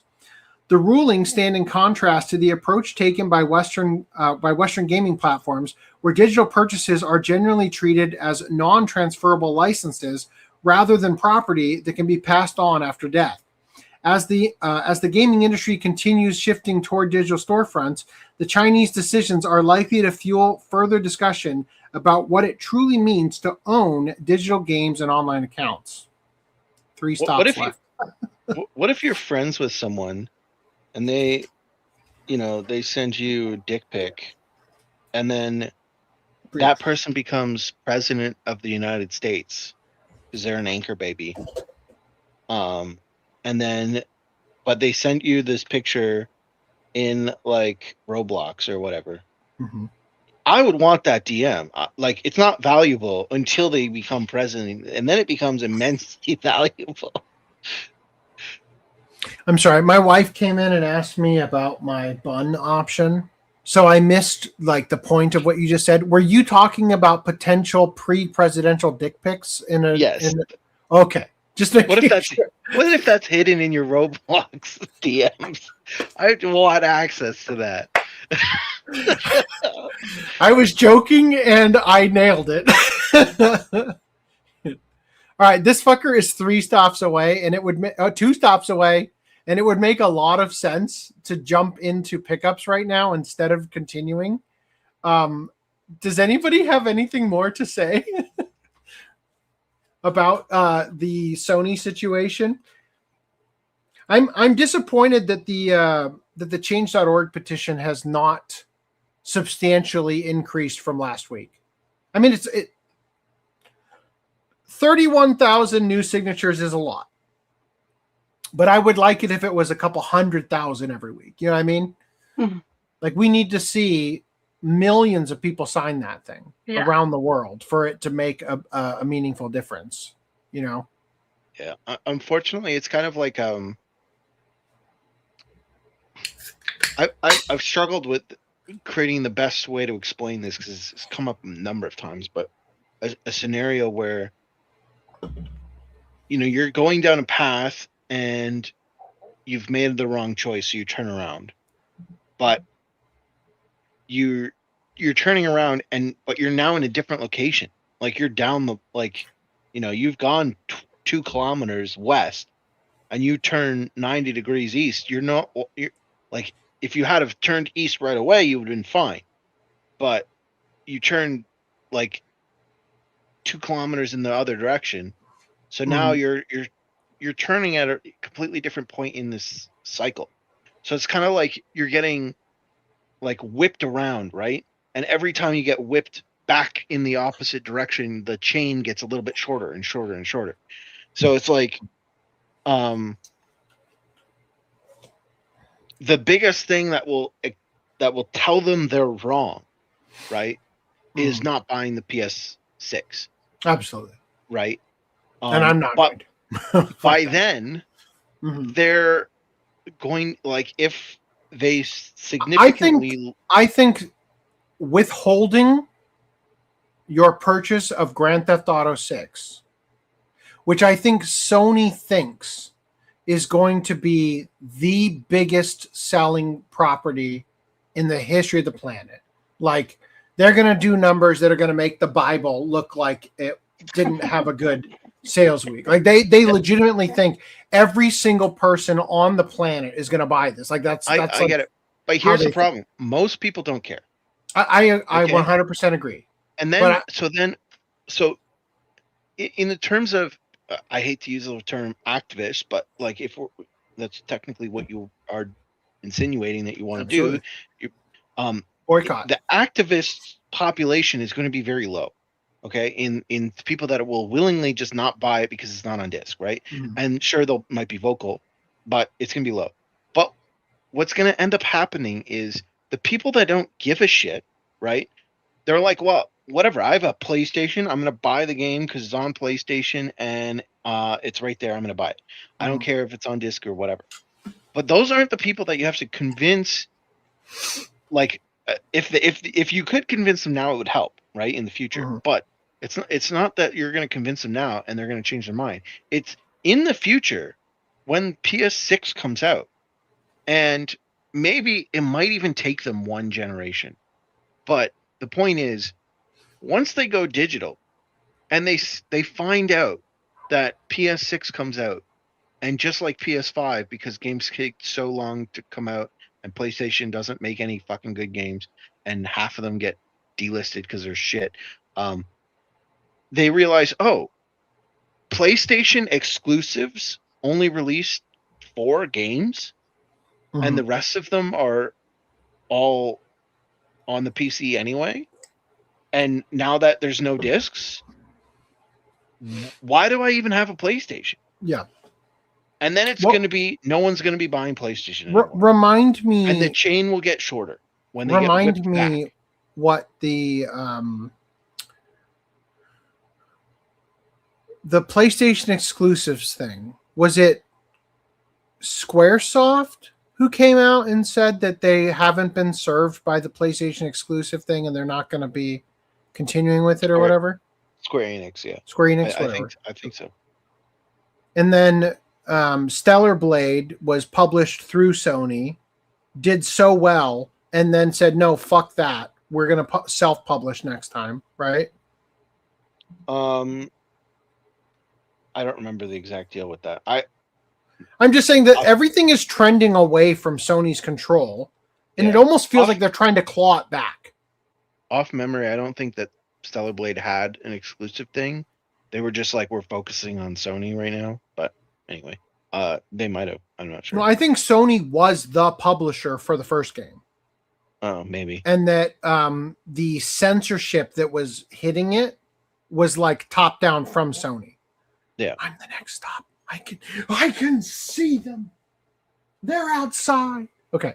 Old man says, industry analyst Ben Thompson told TBPN that Rockstar Games should charge more than the $100 it costs to buy GTA 6 Ultimate Edition, as it's too low and it should be $200 instead. I agree. I think that the leaps and bounds that gaming, from a technical standpoint, is about to undergo in the release of GTA 6, that it is in fact worth the $200 price tag that you're talking about. Well, also, I totally agree. But only if it's on disc. It's worth $0 to me digital. It also doesn't make sense completely to just sit there and look at a game like Breath of the Wild that is like, you could dump 300 hours into this game. I'm gonna go grab it. Versus something like Tony Hawk Pro Skater 1+2, which is like, okay, you know, I might play for 20 hours, maybe, I don't know. And look at those two and say, oh yeah, these are worth the same amount of money, right? But there is this idea of like, which may or may not be valid anymore, I suppose, but in the previous models, there was this idea of like the good games will help kind of subsidize the bad games, right? Like per development studio, if Nintendo releases, or well, Activision releases Tony Hawk Pro Skater 1+2 for $60, and you're like, oh, that maybe not worth $60, but then they release I don't even know, some really good game that takes like how many hours to beat, like 300 hours, like a Breath of the Wild type game, they would also release it for $60. So then it's like, okay, well, that game kind of makes up for it, and it's kind of a wash, and they like subsidize each other, right? But with Rockstar, it's like every game they make, because they only make the one. Well, they make Red Dead Redemption as well, right? But that also does pretty good. So they're kind of in a new league now, although they're owned by Take-Two, which you could argue maybe some money sharing should go across all of Take-Two as opposed to just Rockstar. But in theory, Rockstar is kind of its own little thing, so you could justify like saying, no, Rockstar is different. Rockstar games should be, $150, $200. I think if you start doing that, you will get to this point where people are second guessing buying the game. I think if you keep it under $100 seems like, whatever, it's $100. Once you start going to $150 to $200, then it's like, okay, I gotta schedule this purchase now. Now it's like I have to make sure that nothing else going on. It might not even be like, you might be okay spending $200, but it seems like once you cross the $100 barrier, it's like it gets pushed above the clouds of your brain noticing, what the fuck am I spending this on? So I don't know. Sure, maybe they could get away with 200, but I don't think it. I think they would sell a significant amount less trying to charge 200. Analyst suggests GTA 6 should be $200 for the top story. Right. Okay, my item has arrived. You guys ready to go into pickups part 2? Pickups part 2. Okay. The boogaloo. Wait, I shouldn't do that. Okay, so the thing is, you guys remember how I was just saying, blah blah blah, had to get this. So the other thing that arrived was, Ren. Oh fuck! It's underneath the. I can't read it. It's underneath the sticker. Ren Arusugawa is actually a girl, which for an adult title is an interesting choice. Because normally it would go the other way. Right?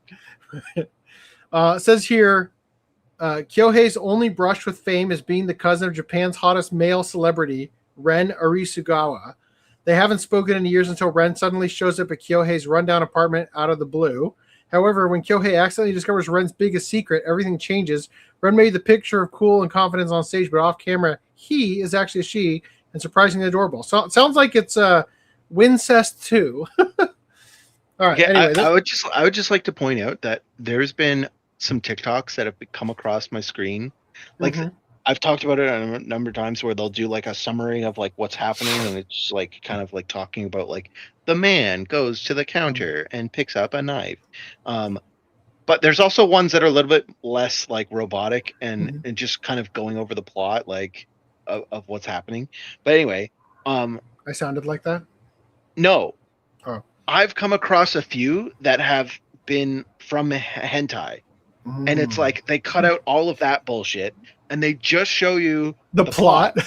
And it's like, oh, this looks like a cool anime, like like a romance anime or whatever, right? Like guy comes over or a girl comes over and wants to play a video game. How cool. And it's like, wait, why is the character shiny? Yeah. And it's like, okay, well, what is this? And you scroll. Oh, it's damn. That would have been an even better ending to my. The last thing, I don't know if it'll go in the video, but the last thing I recorded is it's summer and I'm very sweaty. Should have said I'm a hentai protagonist. That's why I'm so shiny. All right.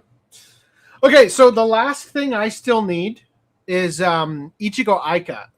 Which I think just came out and it's already like unavailable or never went on Amazon properly, or I don't know what happened, but I'm looking for that one. Anyway, so into Discord pickups. Anime Fan 007 says, forgot to post yesterday, but got my Bleach gamer subs and my copy of Inspector came in about a half hour ago. What's with what? What I put on it? A little a yellow bird. Yellow bird? The hot sauce. And I'll take mayonnaise too. Anyway, real quick. I just so happen to have in my backpack here. I have grown so tired of getting cucked that I bought the Peach Rings G Fuel thing to have it work in my duplicate copy of one of these. Will it be good? I doubt it, because half the goodness of an energy drink is the carbonation. But Right. I'll report back if you remind me. You next could week. get like a bubbly. Excuse me. What's the? Yeah, that's like sparkling water. Yeah, I literally bring carbonated soda. I typically bring. It's funny. At work, I put there's a electrolyte called Element, LMNT. It's like a salt, like super salty. They lean into that aspect of electrolytes, right? They have a flavor, mango chili. Can you shove this in my bag? Right there. Thank you so much. Garlic shiitake hot sauce. So they have a mango chili that is out of this world good flavor, and I put it in there, and then as I drink it down to about halfway, I add like my typical watermelon bubbly drink, and it's just the best thing in my day. This is gonna be spicy as fuck. I should have told her I didn't want this specific one. It's all right. Did I lose you guys? I can't hear anybody now. No. Nobody's talking. All right. Great. Great. We'll start talking because I'm going to eat. All right. So here's the inspector. Inspector. Seb says, mainly picking up stuff that I can play with arcade sticks and some miscellaneous cheap stuff. No! Don't give Sony money yet. Wait till after September 31st. I canceled Onimusha for you. For your gaming future. Don't fuck me. I'm not entirely sure I agree with your strategy, but Why? you can still proselytize your theory, I guess. If you run out to buy physical media, they are going to use those sales to argue that there was no meaningful loss in their statement and that they're actually doing better because everybody ran out to buy physical media. You also got a sign of affection. Is this the one about is it like sign language? Is that what that? Yeah. Yeah. And very French. Woo-woo. Do they sign in France or like in a French accent? They had their pinky sticking out the entire time.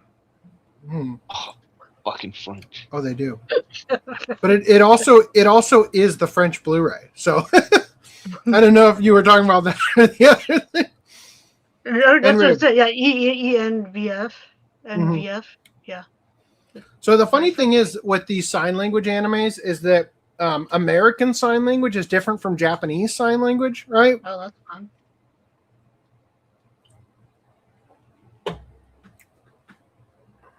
Alrighty. I get a lot of pickups this week. Got a lot of pickups, Enriv says.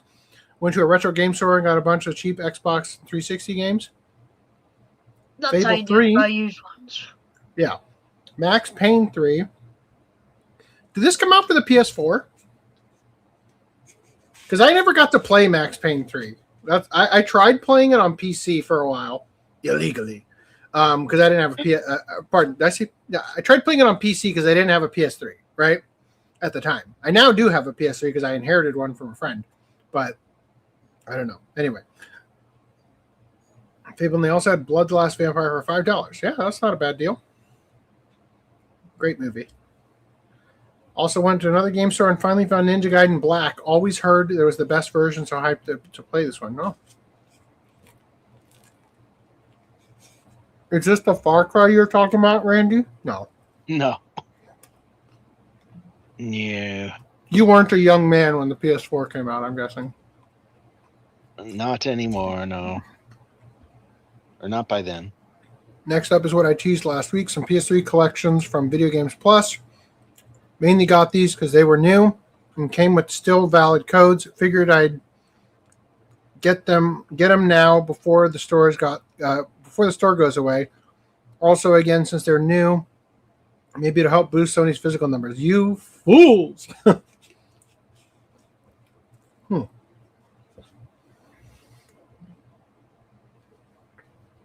And then this is what Random was talking about earlier, like adding to the problem. It's like I panicked by Black Lagoon while it was still available. Next up, Black. Yep. No, go ahead. Well, just read it. I'm reading. Okay. Sure. What I was going to say is, if you buy it now, it did sell out. So it's like, are they going to get more? Probably not. If they got rid of the license. Now, I did point out that it's like a lot of people are assuming that it's out of print because they got rid of the license on streaming, not realizing that those two licenses are separate, but often tied together. Like, usually they go together, but it's technically separate. I feel like the physical would disappear faster than the streaming one. Could be what? I feel like the physical license would disappear faster than the streaming one. Or like we would go out of print and still be. The disc would be out of print, but still be streaming. I think for this particular show, that might not be the case because this show, the license was obtained by Geneon, and it came out before streaming was really a thing. Yeah. But so Funimation picked it up. Mm-hmm. And that would be different. Also, second entity thing. There's a difference between. So, my understanding is that Crunchyroll got it as Funimation got it as a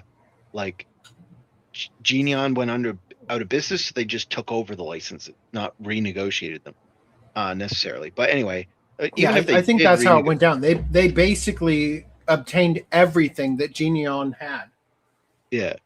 But even if they did have to renegotiate, at the time I would have assumed that they would still keep both, or get the streaming rights even later. They might have not even had the streaming rights initially. So I think back then, like perpetual licenses used to be a thing.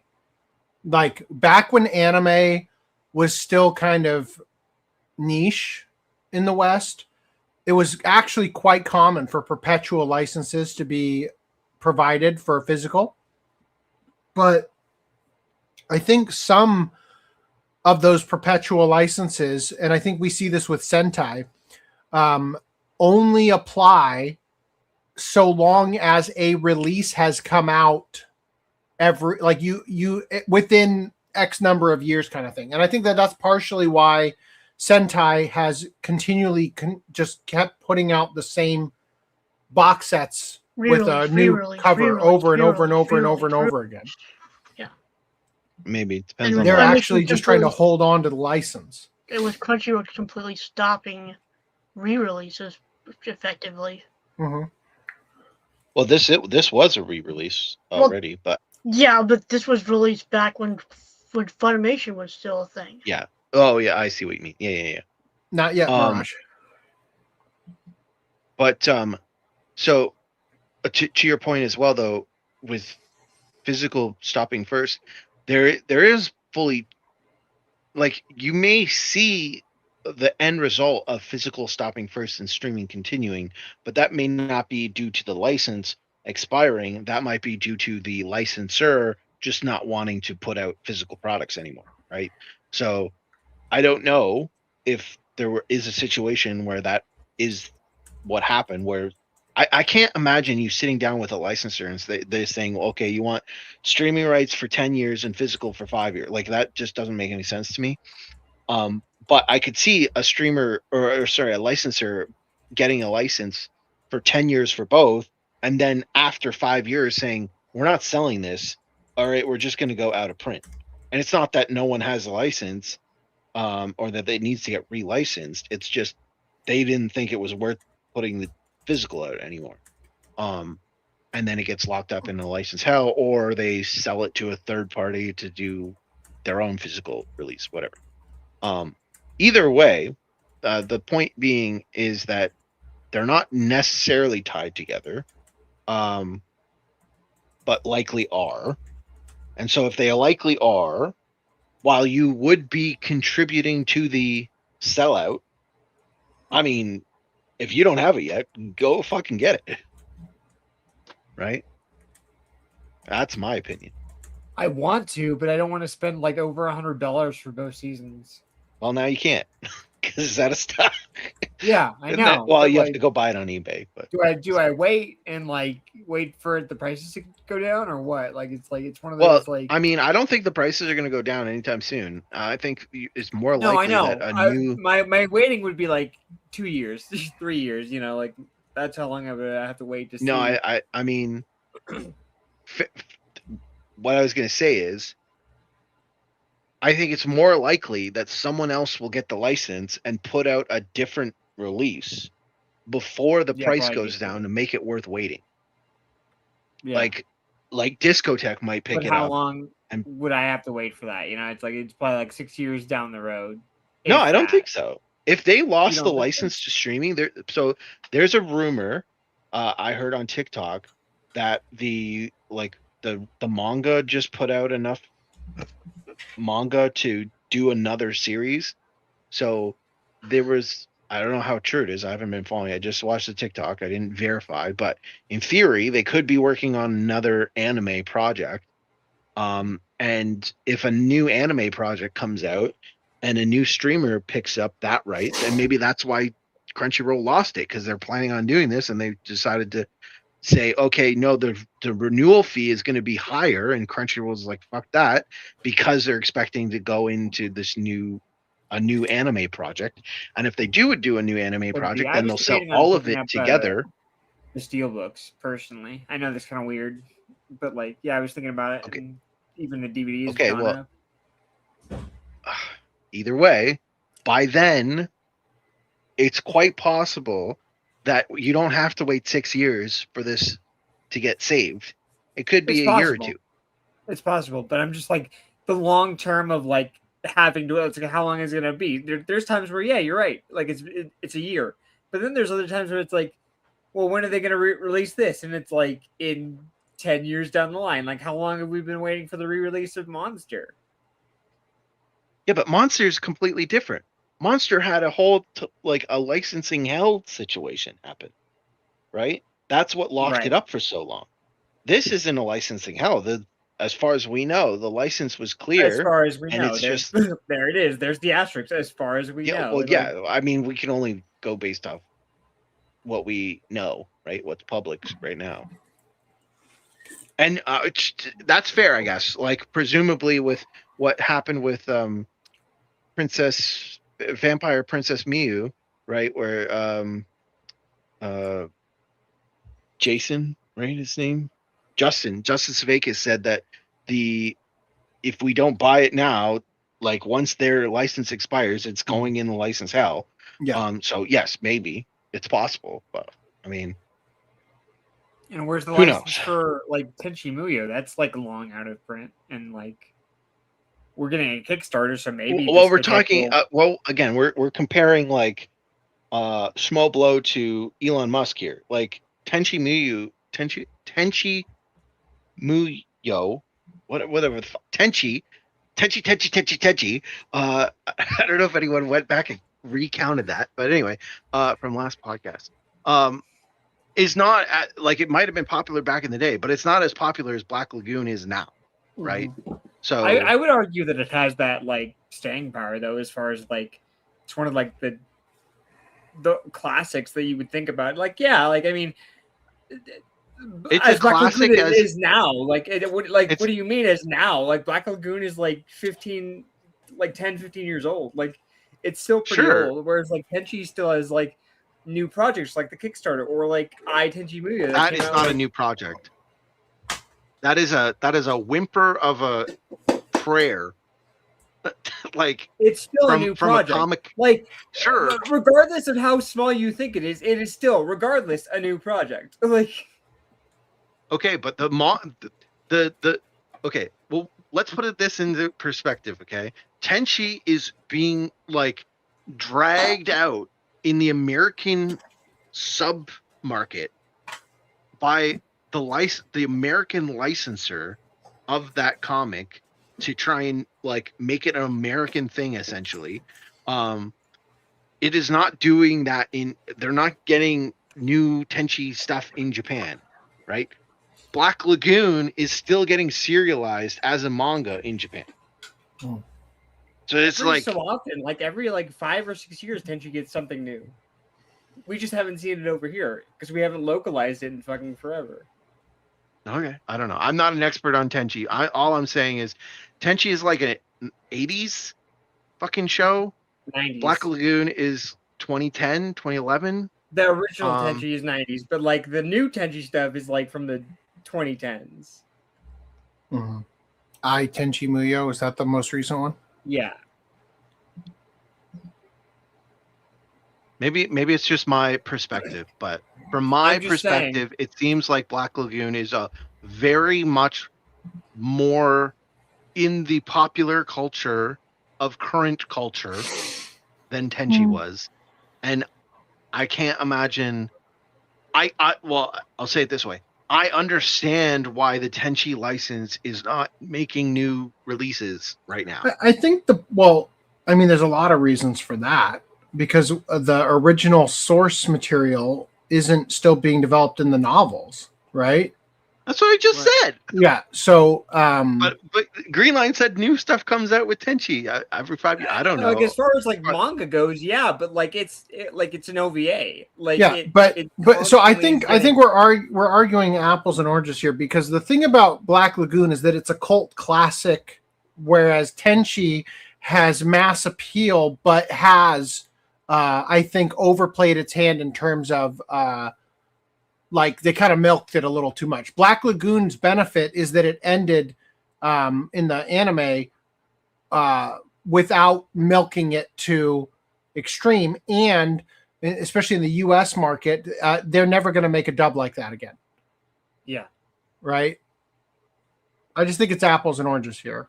Also, I heard that dub was Ocean dub. I believe so, yeah. Black Lagoon, yeah. Double the reason we'll never get another double. All right, Vermeil of Gold and Black Bullet. You didn't read Enriv's comment. You skipped it. Next up, I got Black Lagoon because I wanted it for a while, and after the recent news, I managed to get it before the scalper struck. And I finally got some more Sentai pickups from their slate. Also, Dylan G says they still have to relicense every 7 to 10 years or so. Not all of them. I think the reason we're in the mess that we're in with Macross is because Big West has a perpetual license for it. Oh yeah, no, the Harmony Gold fucking strangled the Macross shit. So it is possible to get a perpetual license, and back when Harmony Gold got it, right, and I think Big West is the holding company above Harmony Gold, they got it during a time when anime was not popular over here, and they were selling indefinite rights, right? Like, we want indefinite rights, and we'll take it for, more money than would otherwise be, right? But we're the exclusive rights holders. Now, I know it's not good. I know it's not anime, but Saban also did the same thing to Super Sentai, right? They strangled that fucking thing and made it so impossible for Toei to release.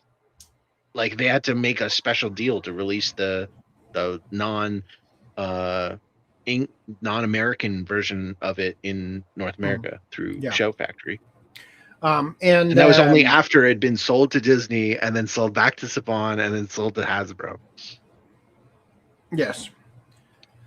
And there are some instances where for example, I was talking about Black Lagoon because Geneon had it.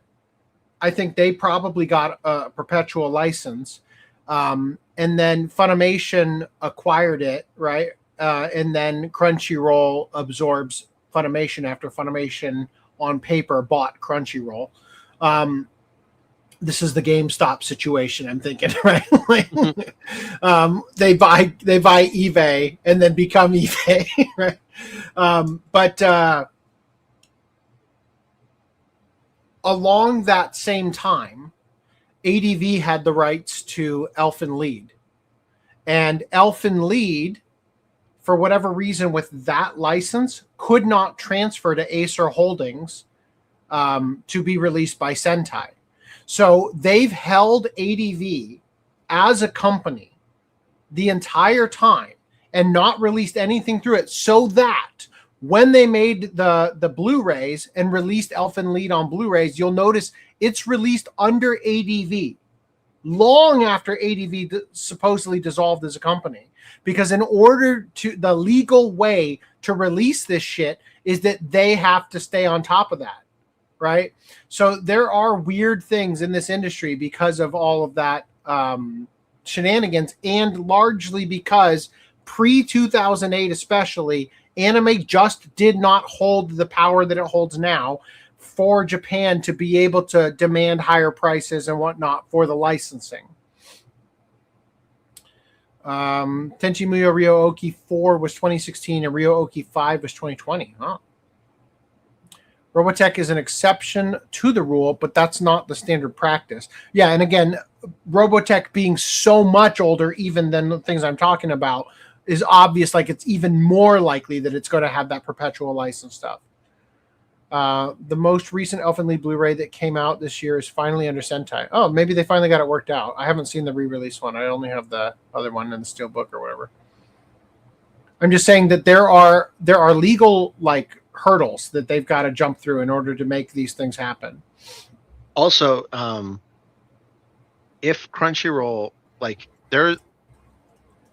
we don't know the license, right? So, but there exists a scenario where the licensor bought it back off of Crunchyroll, right? Mm-hmm. Like, if they thought that they could do more, like I said, if the rumor is, again, this rumor from one random fucking TikTok that I saw, so take that for what it is. But like, if they're thinking about working on a new anime project, maybe they want to go somewhere else or renegotiate, so they buy out the current contract, and then, you know, go shop around for a new one. That's also possible. Not saying that happened, but I'm just saying, you know, we live in the world where that could have happened. All right. You guys ready to move on from Pickups Part 2? Yes. All right. Into the Hell Zone. All right. So on the r/DVD collection subreddit, somebody said there's a very interesting verbiage on the distinction of purchasing the digital version versus the physical version. Star Wars tweeted, "Be the first to watch at home. Buy Star Wars The Mandalorian and Grogu on digital July 21st and own it on 4K Ultra HD August 25th. So you buy to watch it on digital, but you own it if you buy the physical." Which brings me to our main topic here. Oh, yes.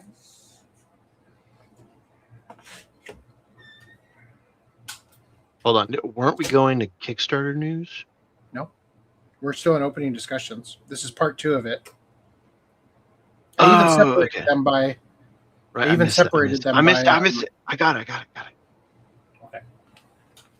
Shut up! I know. I made a mistake. Okay. No, I don't want to update my computer right now. This is the most inopportune time to do that. Okay, so here we go. Crunchyroll, beloved Crunchyroll that never did anything wrong to nobody, put out this, what do you call it? Like a notice? Update, yeah. A new Crunchyroll store and member experience is coming soon. Get excited, everybody. Woo! Yay!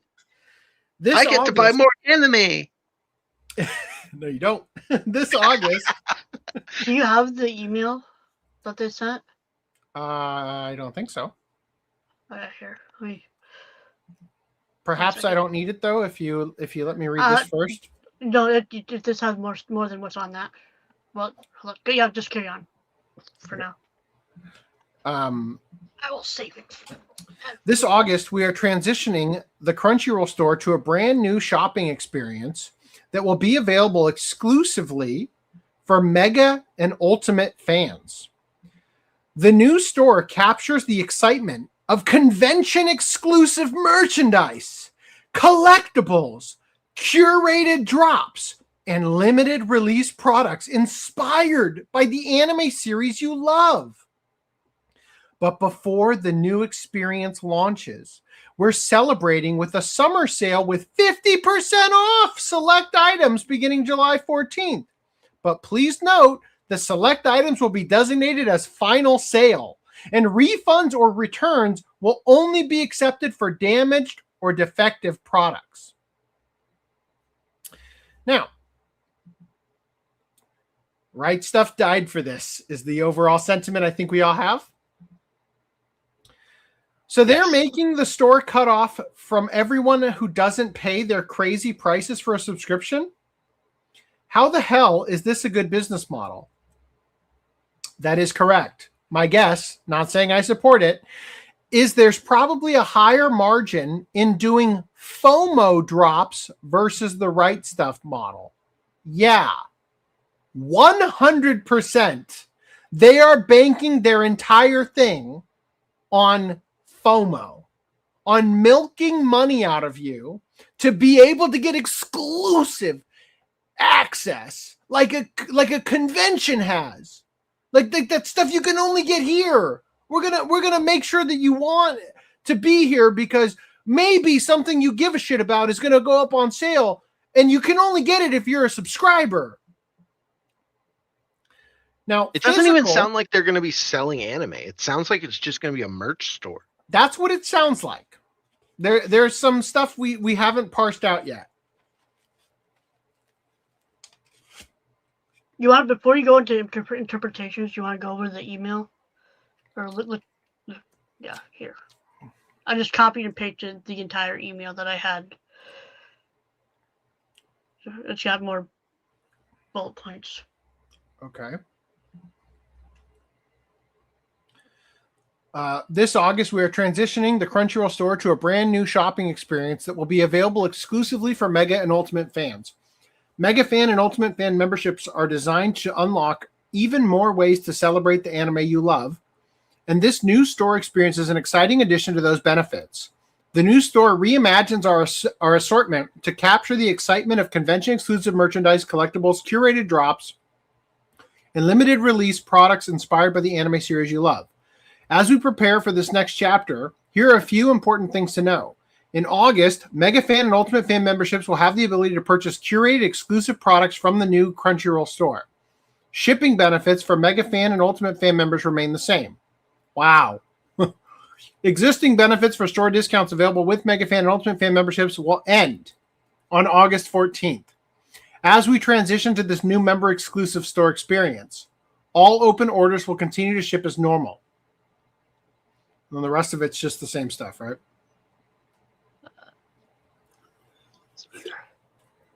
Wow. Yeah. So the only thing I got out of this is that you're not getting anything new. You're literally losing discounts just to be getting exclusive access to curated bullshit. Yeah. Okay, so this is kind of what I was. Reese, get this fucking thing off the screen. Get out. There we go.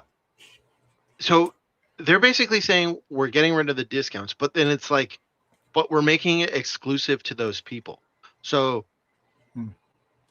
it's like, if you think about the floor, right? There's three levels. There's the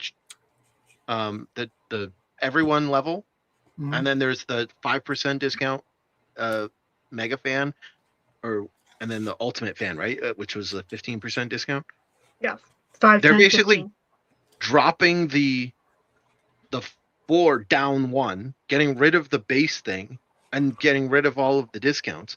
But it's like, if they drop the floor, they can assume everyone is at least on the 5% discount area, right?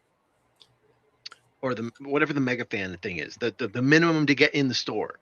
So they're really just getting rid of the ultimate discount, and making so we'd have to look at the prices of whatever they're selling, assuming we have a standard, right?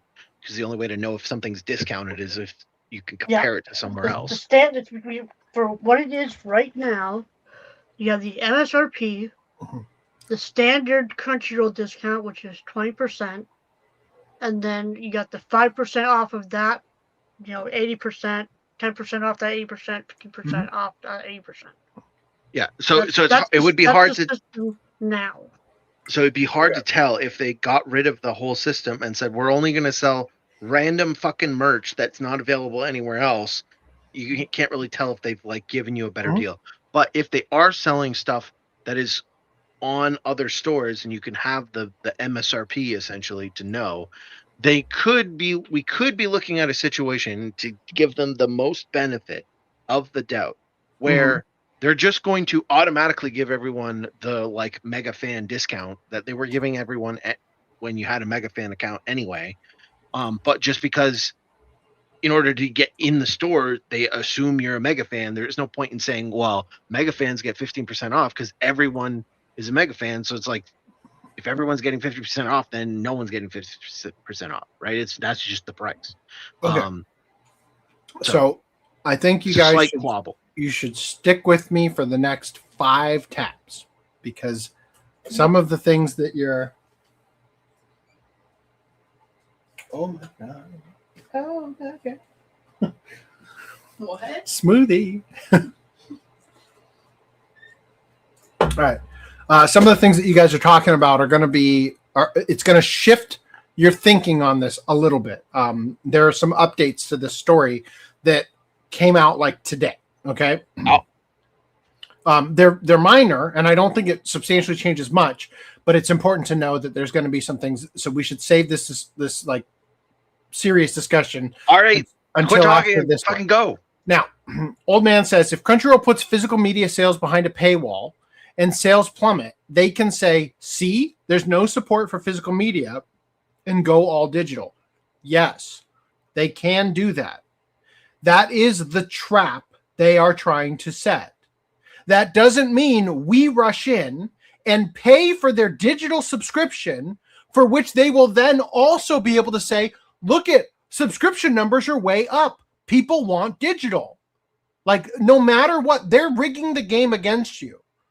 The only way to make Sony pay is do not give them a dime. Reese, you canceled your membership, did you not? Yep. Yeah. But that is how we win. It's going until February, so it's like I bought a year subscription. Of course. Back in all February. you have to do is say, no, fuck you. Yeah. I'm out. That is the only language that Sony is going to actually feel. They're already releasing hardly any physical media, but that doesn't mean that we lose, as I have discussed.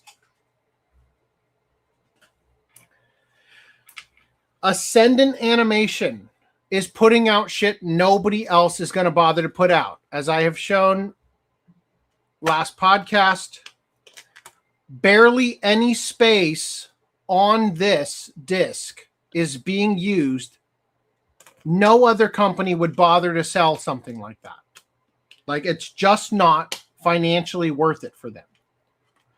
If we keep purchasing from companies like this, and companies like Sony do not pick up the physical rights, then we will see companies like that start to pick them up and treat them better and have more respect for fans and not release multi-$100 box sets with sticker sets and bullshit we don't want. Right? Like, that is the goal. Undo this monopoly. Unless Crunchyroll gets the digital license, and then they just hold the physical license rent like hostage. Well, I think most distributor, like most licensees, most licensors, that's the term, are going to put a clause that if you don't release it on physical, that the license returns, right? So it might take more time. It's kind of like when something goes up on Netflix, right? Netflix, when they want you to watch it on Netflix, they don't want to release a box set for Stranger Things until they've milked it for all it's worth. Then they put out the complete box set, right? That's coming out soon. Mm-hmm. It's gonna look like an ugly fucking box on my shelf because it's gonna be fucking huge. Gross. Now, this individual here made a very good point. He says physical is actually a much bigger deal in the anime world because the Blu-ray version is often actually a better quality show with the new animation that never gets streamed.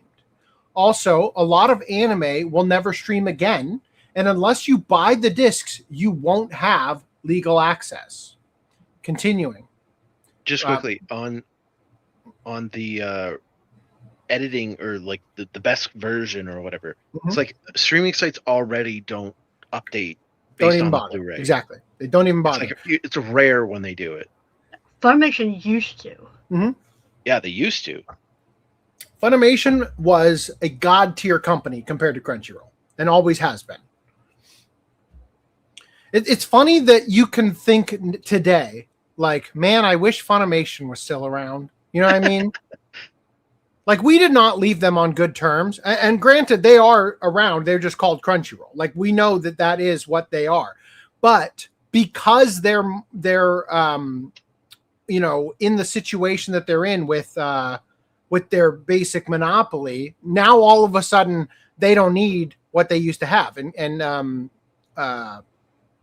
all the people that made Funimation a company worth supporting are gone, you know? Now, anyway, so that previous tweet was quote tweeting the announcement tweet of this article. I think it's worth reading. Sony-owned Crunchyroll is now kneecapping physical anime sales. If you watch anime regularly, you are certainly aware of Crunchyroll, a subscription streaming service owned by Sony that delivers many new and classic anime series to audiences across the globe. It's the biggest name in that space, regularly beating out Netflix and Amazon for rights to stream the medium's biggest hits.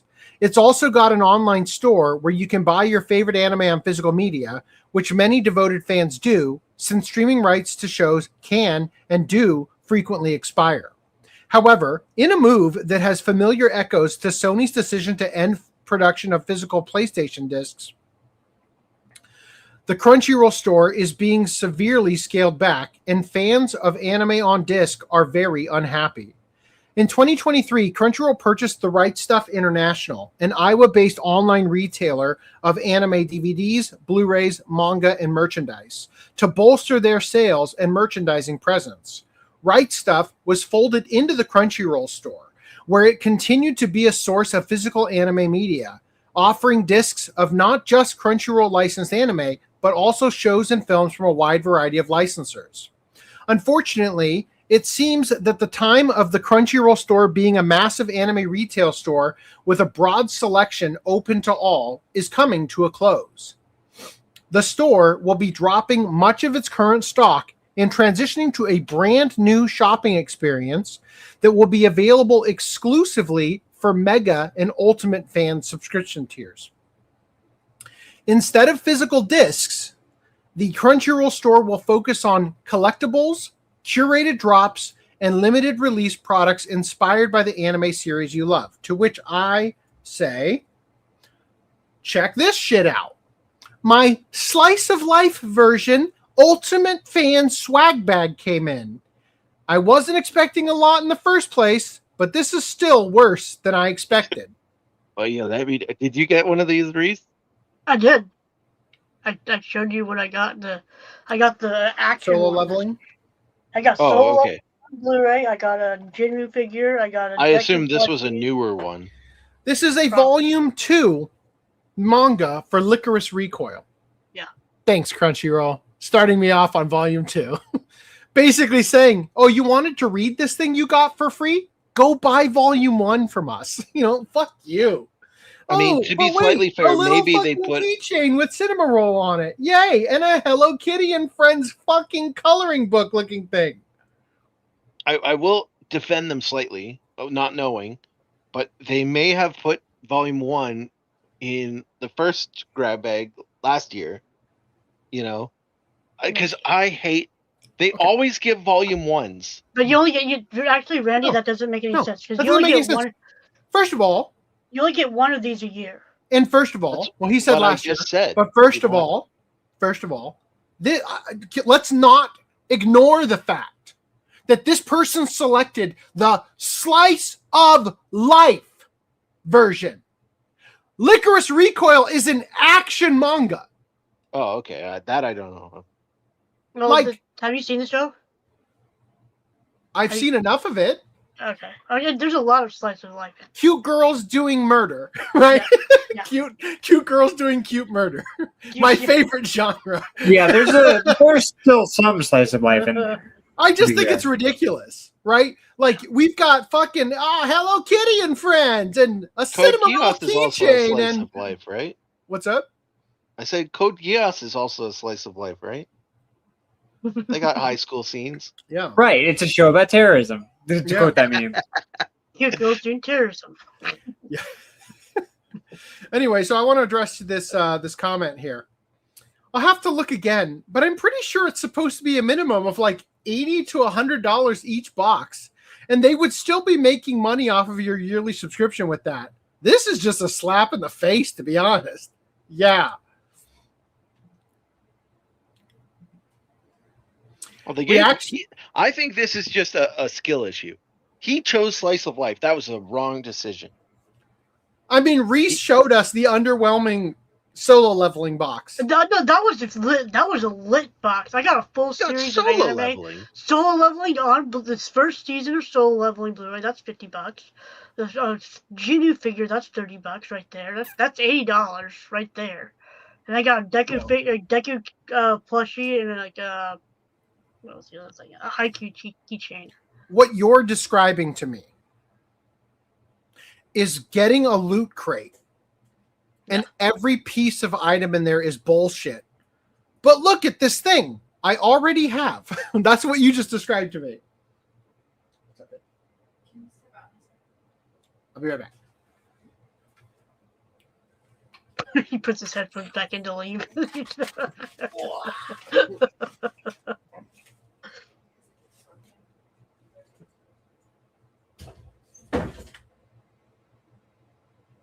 Oh, it's getting hot in here.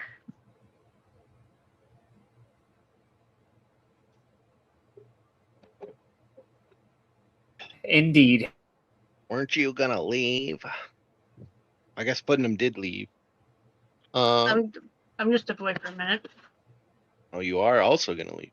Yeah. I remember a story about a Blu-ray 1080p versions of a movie looking better than a 4K stream of the same movie. I assume because of the low quality bitrate from the streamed video. Yeah, for sure. And then also like. Yeah, Random, you've complained about this like several times while watching like something on Crunchyroll, right? Like, wow, this looks like ass. For sure. What was it? It was the One Piece movie. Yeah. Film Red. Film Red looked like shit on Crunchyroll, and it looked better on or maybe it was the other way around. It looked bad on one of them, Netflix or Crunchyroll, and then the other one it looked good on. This is likely just overstock they had in the warehouse. Yeah. Probably. Oh yeah, totally. But Let's also get rid of all this bullshit. Yeah. But also in terms of the bitrate stuff, like that even happens with like Blu-ray releases though too. I maintain the One Piece collections, those DVDs look fucking amazing. For DVDs, oh right, yeah. I don't give a shit about the like owning it on Blu-ray. The DVD quality on my TV anyway, which is a 1080p TV, maybe if I blew it up to 4K, I'd start to notice it. To be fair, but on a 1080p TV, those DVDs look fucking perfect. I have no complaints. So right. it's just a matter about the encoding and the bitrate. Is he here? Is Internet 8 here? I was here. You guys didn't add me the last time I popped in, though. So I was just kind of chilling. Oh, he was lurking in the shadows in his cuckold chair. Can't you add yourself? I can, but maybe there was a reason he didn't add me. Maybe you guys were on a good streak. You're like, There's oh, we never don't wanna... a reason for you to not be added. Or maybe it's because my internet was expected to immediately disconnect or something, and it's like, let's wait till we can see that he hasn't dipped out again. What do you think about the Crunchyroll? Crunchyroll store? I haven't looked deeply into it, but sounds dumb. Well, do you like the idea of the Crunchyroll store just being a merch store and not selling anime? Well, no, that's AIDS. Well, my question though was, like, what do you care? My question was, are they still going to distribute their stuff to Amazon and all those retailers, or is Amazon going to have to make an account to get access? I don't think it's gonna have to go that far.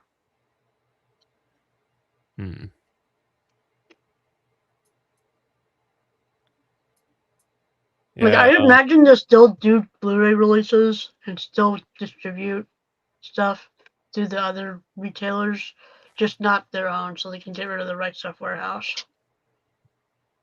That is quite the move. Let everyone else do our dirty work for us. Yeah.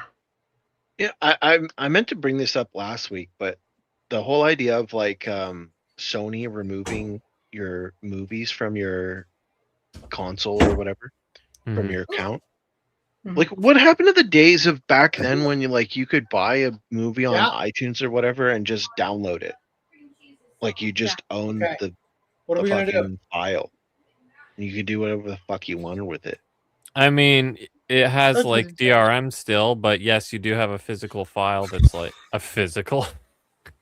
Yeah, you have a physical digital file. You have a file on your own machine that can't be taken away from you. How about that? My fridge just kicked out. R.I.P. Yeah, my should wife we has to move everything. Continue? Yes, we should continue. Oh, I was going to say, should we do a funeral? Wait, hold on. Your fridge died? Yeah, you guys can send me super chats in morning. My AC died. Could we? Not the anime collector. I don't have a personal anime collector. You sure about that? Should we perform a seance? Disowned in real time. If we can get the spirits of your machinery back in there. Yes, please. You call a serviceman? We're gonna move the stuff into the other fridge in the backup fridge. Yeah, which fortunately is largely empty, so it's actually not so bad. But it's going to be like a call to the landlords, also my in-laws, right? So that means that nothing's going to get done for quite some time. All right. Anyway, reactions online to the announcement have been swift and angry, with longtime customers going back to the Right Stuff. With longtime customers going back to the Right Stuff days, particularly upset. Yes. Could life get any worse? Like, Sony has been a net negative on every aspect of my life that doesn't involve Spider-Man movies, right? Like, that is hands down. Fucking everything has been awful. Reaction. Already with it. You haven't seen Brand New Day yet, maybe. I haven't. Besides culling their product catalog offerings and limiting the store to higher paid subscription tiers, many have pointed out that Crunchyroll has dropped the ball on supporting popular series that Right Stuff initially licensed and distributed after the purchase, leaving physical releases of Gundam and Macross shows in the lurch and mishandling an ongoing Kickstarter to release the classic Dirty Pair anime on Blu-ray. Fuck you, Crunchyroll. Other fans had noticed that Crunchyroll was already severely cutting down on stocking releases from boutique licensors recently, right? We talked about that. That's what Discotheque Deep Dives came out of. The market is moving. Well, and I just want to make this abundantly clear. Like, this is capitalism working as intended. The market is moving to meet the consumer, right? Savakis saw what was happening and said, you know what? We can fulfill this. All we have to do is, rebuild the site a little bit, do all this stuff. We're going to save this because we know there's a market there and we know fans want this. And we know that the market is only going to grow as Sony continues to do this shit. The further they double down on this, the better business media OCD gets. And can I just acknowledge real quick that there would be no better alternative than for media OCD to become the new Crunchyroll, effectively, in terms of like placement in the industry as a distributor. If we have more discs coming from a place that actually gives a shit about the customer, that doesn't overdo it with like limited editions that you buy almost just out of obligation at this point, that you don't even really want, but because you're a collector and they exist, you're like, fuck it, I guess. Hold the goddamn gun to my head. Right? There would be no better opportunity. Hold on, glued together slipcases? Like, hold on. What was that show that Greenland just got that you hate absolute with the passion? Cyber Team and Akihabara. Whatever. That one? What if Animego gets that and puts it on out and you have to buy it from the Media OCD store just because of the slipcover? Mm-hmm. That would buy be it specifically from the Media OCD store. That would and then be the slipcovers glued together. Hold up. That would be the smallest penance that I would need to pay to endure a future worth living as Crunchyroll goes down in flames and Media OCD / Animego takes over. Yes, I will buy 10 copies. Even if the slipcover was glued together? Yeah.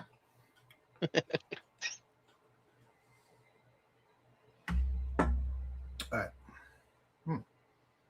This is a thick smoothie. That straw is just kind of like hanging out right in the middle there, not touching. Oh, no, it's such a anyway. All right, anyway. Straw for the world's thickest smoothie. I could use a dick straw if you want. Like, all right. Have matching colors. Where was I? The transition leaves many anime fans without their go-to disc shop, and calls into question whether or not Crunchyroll licensed shows will even see a physical release in the future. Taken with Sony's sudden decision to kill off PlayStation discs by early 2028, it's hard for many fans not to see this as another act of hostility towards the physical medium they love. Can I just say that I am so thrilled that we made the decision to honor Right Stuff's legacy by not changing our release news segment title? Because when Crunchyroll's gone, we can still use that title for when we look at Sentai or when we look at Discotheque or when we look at Media OCD slate, especially thinking that they're probably going to pick up the slack in a lot of ways, right? Anyway, continuing. You're going to get a little cancer from this phrasing. Remember when Crunchyroll and Sony bought a Funimation license rights and that the digital copy to be removed and gone forever from your library from Funimation to Crunchyroll is denied and rejected by Crunchyroll and Sony is hilarious. Whoa. Can I get a translation? Had strokes after every single word in parentheses. Yeah, gas chamber. No, we did the clapping hands in between words. What he meant was, remember when Funimation bought Crunchyroll and all of your Funimation digital, when you buy the disc that comes with the digital copy. Oh, yeah, the digital copy. Yeah. Your Funimation digital copies from physical purchases, it's completely gone. And no migration / transfer. And no access. This is what digital licenses really are. And you don't own them. It's a revocable permission crap. Pay for digital. Mm-hmm. Who the fuck used them? Okay. Like, I have a bunch of digital copies of Blu-rays and shit on Google and like Universal, whatever the fuck. I'm not going to trying to figure out like which fucking account I have a digital copy of whatever fucking movie on whatever. Like, this is my algorithm to find a movie. Google it. Is it on a streaming? Hold on, let me finish. Is it on a streaming service that I subscribe to? Yes or no? If it is, I go to that streaming service. If it isn't, and I know I don't own a physical Blu-ray that I know like it's right there, I sail the seas. That's it. I'm not like I could own it digitally somewhere, but I'm not fucking going to find it. Like that's so annoying. You're missing the point, Randy. When you buy a $60 game and you sell it to GameStop for $20, the de facto price is $40. When you buy a Funimation Plus digital, take the digital and then sell the thing back. Okay, yes, I missed this. Yeah. I missed that. Remember I suppose. Ultraviolet? Yeah. And We didn't have Funimation Ultraviolet movies in that Canada. came with ultraviolet codes, and remember selling them and sales groups for like $5 just to get something out of that piece of paper. I love that. I love that Reese had And the now- opposite approach. He would sell the digital code. And now the people who bought those codes can't use them anymore because the ultraviolet doesn't. And they don't exist even anymore, remember something your like that. name. Made lot out of like a bandit. A lot of the ultraviolet stuff got transferred to Google, No, whatever. or other services. But anyway, what I was saying earlier when you were gone though is let's go back to the digital copy means I can fucking download it. Like you give me a download to the file. Then I'd care that they MKV took file away that my has download. dual audio and all the subtitles. Yeah, but you can do that on Naya anyway. So why would you bother? Well, presumably so that I don't get a letter from my ISP saying like naughty. You did the Naya will bad never thing. do that to you. Why not? I've never gotten one for using Well, that Naya. doesn't mean not. First of all, Naya isn't doing it. It's the Pirate Bay will. I love how Netflix successfully changed the name of that site.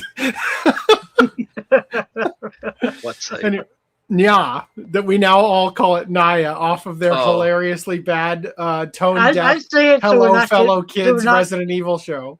I say it more so we're not outing the good Yeah. stuff. Well, either way, it's not the place. It's just how popular it is, and if it gets the eye of Sauron on it, they'll look at the trackers and they'll be able to do their whole bullshit. So you bought the physical disc and redeemed the code. Now you have nothing of your own for digital. They removed and revoked digital. Physical disc media is important to keep your own real ownership. Okay, now we're getting into the article that is going to change things a little bit. Sony's attack on physical goods spreads to Crunchyroll as it adds a $14 subscription requirement just to access new store experience. Okay, here we go. Updated. Details shared with Games Radar Plus clarified that fan tier subscribers will still be able to browse the Crunchyroll store. Oh, praise Crunchyroll! While only how merciful. Only I can window Mega shop. and Ultimate tier subscribers will have access to the new curated experience coming in August in the August store update. I've asked for further clarification regarding fan and non-subscriber shopping access, the scope of this new exclusive section, and how the Crunchyroll store's inventory may change following this August update, and the ongoing final sale of many items. You know what? The rest of my highlights are all fucking gone. I thought you built that new thing that was I did. like super They Giga just- Chad. But we're gonna probably spend about the August 16th show on Crunchyroll for an hour, comparing my experience with yours. Well, so they said, so Games Radar is a somewhat large outlet, right? They titled their article, Crunchyroll adds a $14 subscription requirement just to access new store experience. So Crunchyroll reaches out and says, hey, fan tier can still access. It's just the new experience thing, right? So my guess is that they're only really taking like criticism of the $14 subscription to access the store in general, right? Who knows if do you have to be a fan to access the store? Because this has been the absolute worst announcement of all time. Well, For the them way to they come worded out. it, Horrible phrasing. Yeah, the way they worded it in the email, it sounded like they were getting rid of all of the products on the store. Yeah. And they're clearancing everything on the store. Sure seems like it. And Right? then moving to this new experience that's going to be locked behind the paywall. Yeah, and I think that there is some degree of running back out to try and damage control that was actually the decision. Now, on here, it's so absolutely cringe. On here, they have a frequently asked questions thing. Look at how fucking useless these FAQs are. What's happening to the Crunchyroll store? In August, the Crunchyroll store will transition to a new curated experience available exclusively to Mega and Ultimate fans. Does that not sound like Crunchyroll store is transitioning to a new curated experience available exclusive? That doesn't sound like a new experience is available for. Was that the game rant? Whatever. I think they misunderstood Sony. I think Sony just clarified. Listen, it's not going to be Sony locked reached out behind. to anybody. Pardon? I don't think Sony reached out to anybody. I don't think They Games Radar got any correspondence from Details shared with Games Radar. Update. They contacted customer service, and some customer service gave them their. Sure, it might have been some stupid customer service, but even giving them the benefit of the doubt, and it was a legitimate Sony thing, I think they got told, oh, well, it's not going to be locked behind a paywall. You can still view the store using the But you can't buy from the store. Yeah, you just can't buy from the store. That's the way I take it when you say very well could quotes. Be. Very well could be. And it would be nice to at least be able to continue doing our Right Stuff segment, to at least be able to see what is still on the horizon and be able to report on and watch as it dwindles.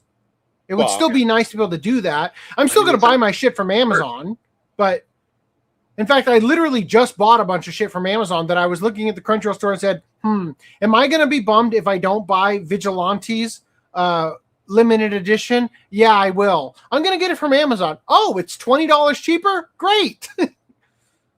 Fuck them. Anyway, but look at how terrible, look at how terrible this is. How could somebody not misunderstand this? The Crunchyroll store will transition. So they're telling me the store will transition to a new curated experience available exclusively to Mega and Ultimate fans. It doesn't say Mega and Ultimate fans will get access to a new experience on the existing Crunchyroll store. No, it says that the store will transform. Look at this one. What's going to be different about the Crunchyroll store when it changes? The new experience will feature curated drops and Crunchyroll exclusive merch you won't find anywhere else. It will be available through select Crunchyroll memberships for Mega and Ultimate fans. Like, seriously, who read were we supposed to take this? Like, who read this and said, damn, I have so many questions. Oh, good, that clears it up. The exact thing you just set up here. When is the cutoff date for placing an order on the current version store? We'll announce the exact date in the future. Doesn't it seem like the store is going away because the current version of the store has a cutoff date? Like, holy shit, sure sounds like this is damage control over here.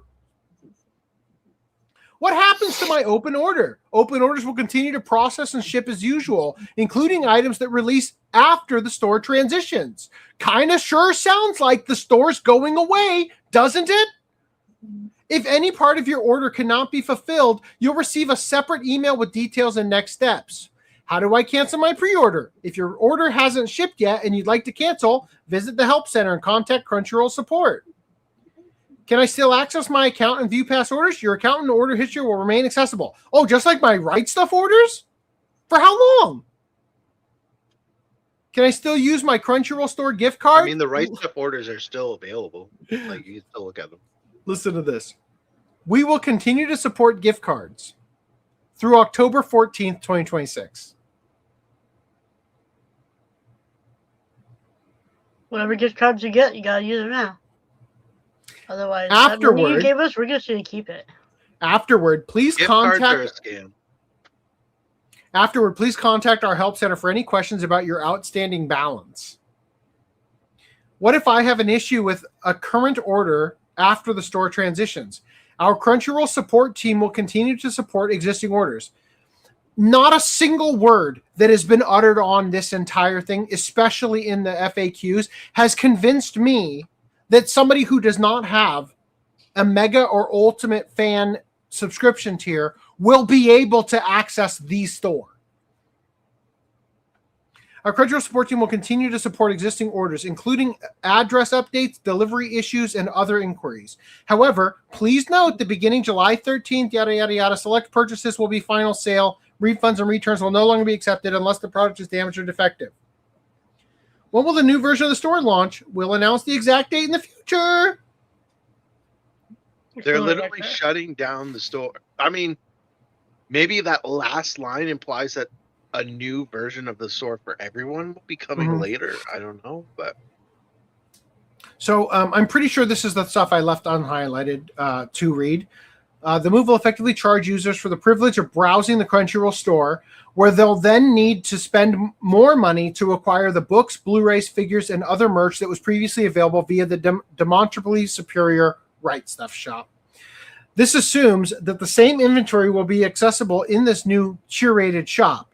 Many users, myself included, recently noticed that a lot of items have vanished from the store, possibly because it's completely broken right now. For example, I currently can't find much of anything apart from figures and apparel for Frieren Beyond Journey's End or the Apothecary Diaries, two of the hottest series in recent memory. The Ancient Magus Bride manga is listed for final sale, meanwhile.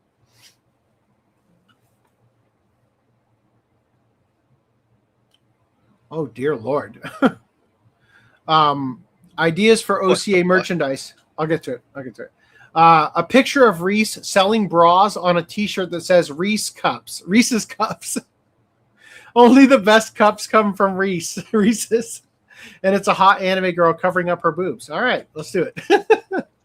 Newegg has a $1,300 Frieren graphics card. It's an MSI GeForce RTX 5070 Ti 16 gigabyte. Huh. Don't know what half of those. Don't know what. Yeah, I was gonna say. Don't know what half of those things mean. Okay. All right. Moving on from here. Sony-controlled Crunchyroll is now going further anti-consumer by forcing people to pay high-tier subscriptions to use its digital store for merch, curated drops, etc. Standard sub was $9.99 a month and will no longer be able to have much access to the store, potentially. It's conflicting reports on that. So you need a Mega Fan, which is $14 monthly, an Ultimate Fan, $18 monthly for the privilege. But wait, there's more. Crunchyroll also further reducing physical anime media sales? I feel like Sony is speedrunning winning a new war against Microsoft and Nintendo, where winning involves alienating as many customers as they can, turning as many people against them as possible. I downgraded to the $10, and I'm thinking of canceling altogether. This is the general public's thoughts on the matter. When Sony/PlayStation had the DRM leak and the photo ID to have chat, I canceled my PlayStation Plus, and now I won't buy Sony anything. PlayStation Plus I had for 10 years, and Crunchyroll for over 15. I even had Funimation for 3 before they were.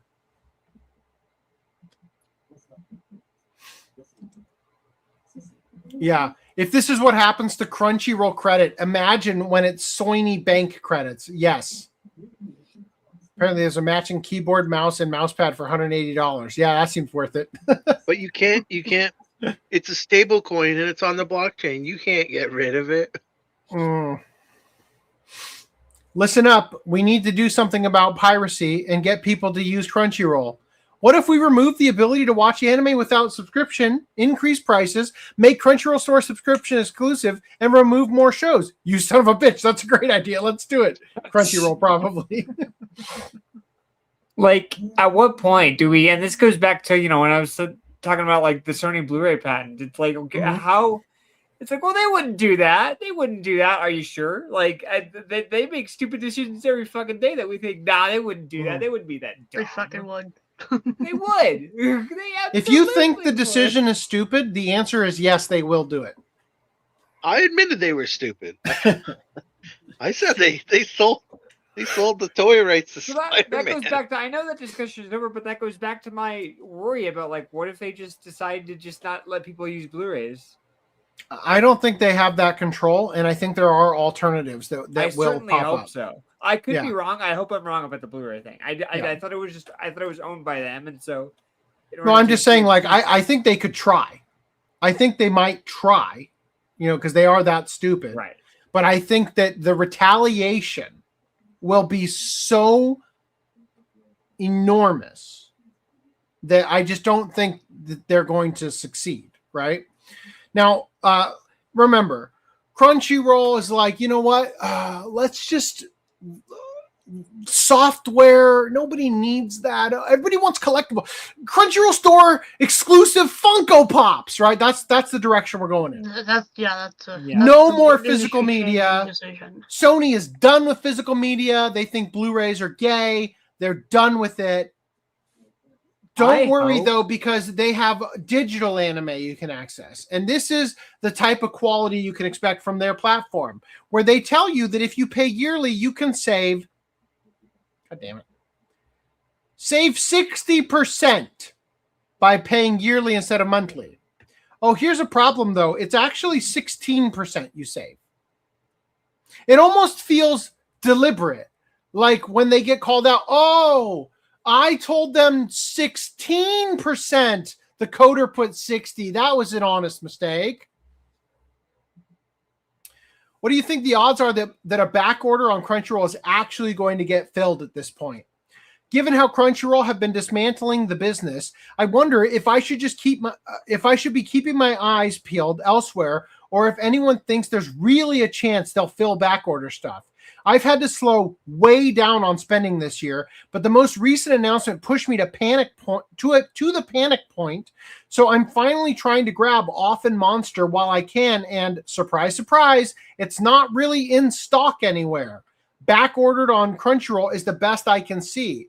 I want to believe that if they weren't planning on stocking Blu-rays anymore, they just say it's out of stock. But also, who even knows if they know what the fuck is going on at this point, Well, has anyone had back ordered? What?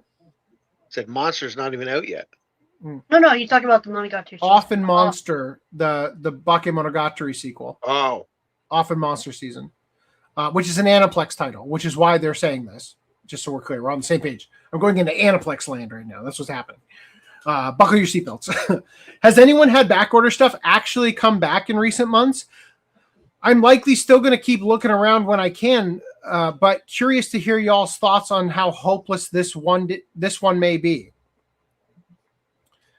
Mid-2026 landscape of anime collectors. Sony, Crunchyroll store, exclusive members only locked paywall in August 2026. Meanwhile, anime collectors with Gundam, Nozomi, all third-party publishers, the Discotek catalog, and Right Stuff anime in ruins. Yeah, I was hoping, and I know it was stupid to hope, but like I was hoping for a release of Gundam. I'm like, okay, are we gonna get steelbooks? Because we got Gundam Seed. It's like, okay, give us. That's like we got money. Witch from Mercury steelbooks that were pretty nice looking. And it's like, okay, re-release the. Those were Crunchyroll licenses, not Nozomi licenses. Right, but they should have the Gundam licenses by this point. Not gonna lie, I may have panic purchased some Aniplex stuff myself just so I never have to worry about the Crunchyroll store again.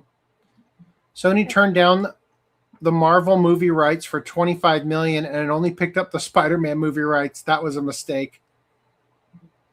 I mean, to be honest, was it? A mistake. I don't think that was a mistake because most of Marvel is dog shit. Yeah, and at the time when they did that, and do they also have Punisher? Was that Sony? That was Lionsgate, right? Lionsgate had the rights to Punisher. Yeah, it wasn't. I don't think it was Sony. And now it's back to Marvel. Either way, but yeah, it's way over. Oh, sorry, God. What I was going to say is, back then, Marvel was in the shitter. They were going bankrupt, right? That's why they're selling all their shit, and just to stay afloat. And now, mind you, that was not really because people didn't like Spider-Man or whatever. It was more so because they had stupid business people. But either way, I think it was a riskier bet. And then they built up Spider-Man, right? The Sam Raimi Spider-Man is kind of what kind of kicked everything off. And then X-Men followed, right? If I remember correctly. Well, X-Men 1 came out in 2000. Yeah, I think X-Men might have been. Okay, well, I'll take away the credit, but I'll give them some credit, right? But X-Men was also Fox, right? Yeah. Yeah, that's what I'm saying. I'll take away the credit. In the Fox, if X-Men was first, then it was Fox. But either way, Spider-Man was big, right? It was a big thing, and together with X-Men, it kind of set the future. And then Marvel was like, okay, well, we still have all these other properties. Let's do something with that. And they made something really good. So turning it down then wasn't the big deal. The issue was when that leak, when the hack happened, and they were like, shit, we need money. And they're like, oh, we'll sell the toy rights.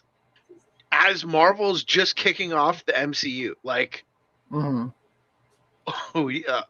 might have been a little bit earlier than that. They might not have known about the MCU. I don't remember the exact timeline, but like the toy rights to a franchise that you make movies for. Like, what the fuck are you doing? So stupid. And Disney, I think Disney bought them already. Man, I forgot the exact timeline. But anyway, like, regardless, they were making TV shows still. Like, it's fucking smart. Why would you ever sell the toy rights? Idiots. Old Man says regarding the free run stuff, it's overpriced, of course. I figured it was the ultimate free run anime merch. Yeah, they're gonna have in August. That's gonna appear on the Crunchyroll store for the Mega and Ultimate fans. You buy yourself a free run graphics card. Yeah, for $2,200 it'll be. I had Funimation, Crunchyroll, and VRV at one point. The MCU never would have even existed if Sony had the rights, at least not as we know it. That's preferable, to be honest. Like, they tried so many times to make the Spider-Man verse. Man. So, in reference to this post, this guy said, in 6 months, they're going to start limiting select shows to higher tier memberships. Exclusive content. Ahoy, mateys! Yeah, I bet you anything they're going to. The only reason you have multiple tiers, like, think about that for a minute. Why did Mega and Ultimate Fan exist at all? Why did they have two different tiers? Reese, what was the difference that you get other than, like, you can stream to more than one device? Like, you get the manga, like access to their manga library that they haven't updated in years? Well, no, they do keep updating it. Do they? I don't know. I feel like I keep seeing posts where people I don't say touch that it, but I keep seeing stuff getting added to it. Yeah, but like the the primary reason was the discount, and now the discount's gone. Yeah, the 15% off discount was the only reason I got it. Yeah, and that's of course why you the free shipping. Back when they had everything like Right Stuff did, and I could buy everything from them. Yeah, it would effectively pay for itself, or at least half of it. And I'm just paying $10 for the streaming service. And the free shipping, though, right? Which I do. And also, yeah, free shipping on no matter what, like Amazon Prime, like $2 thing, free shipping. Like no shipping threshold. Yeah. Old Man says blind box or whatever. Batman '89 was the first big superhero movie. It really hit the mainstream, and there was a ton of hype at the time. What about the multiple Superman movies before Batman came out? Yeah, I mean there were other superhero movies. Yeah, I think we were talking about Marvel and the ability to do because Detective Comics, DC Comics doesn't really count. In fact, technically, Captain America even predates that. Yeah, there was an earlier Captain America movie. Right? Yeah, and there've been a lot of other stuff. Spawn, I don't think Spawn predates. I don't think either of those actually predate Batman in '89. But definitely the Red Brown Captain America and the other Captain America where he fights the Red Skull and it's got like this creepy, like waxy looking all the Hulk prosthetics. The one I know is the one that has Thor in it, where Captain America is like runs into Thor. Anyway.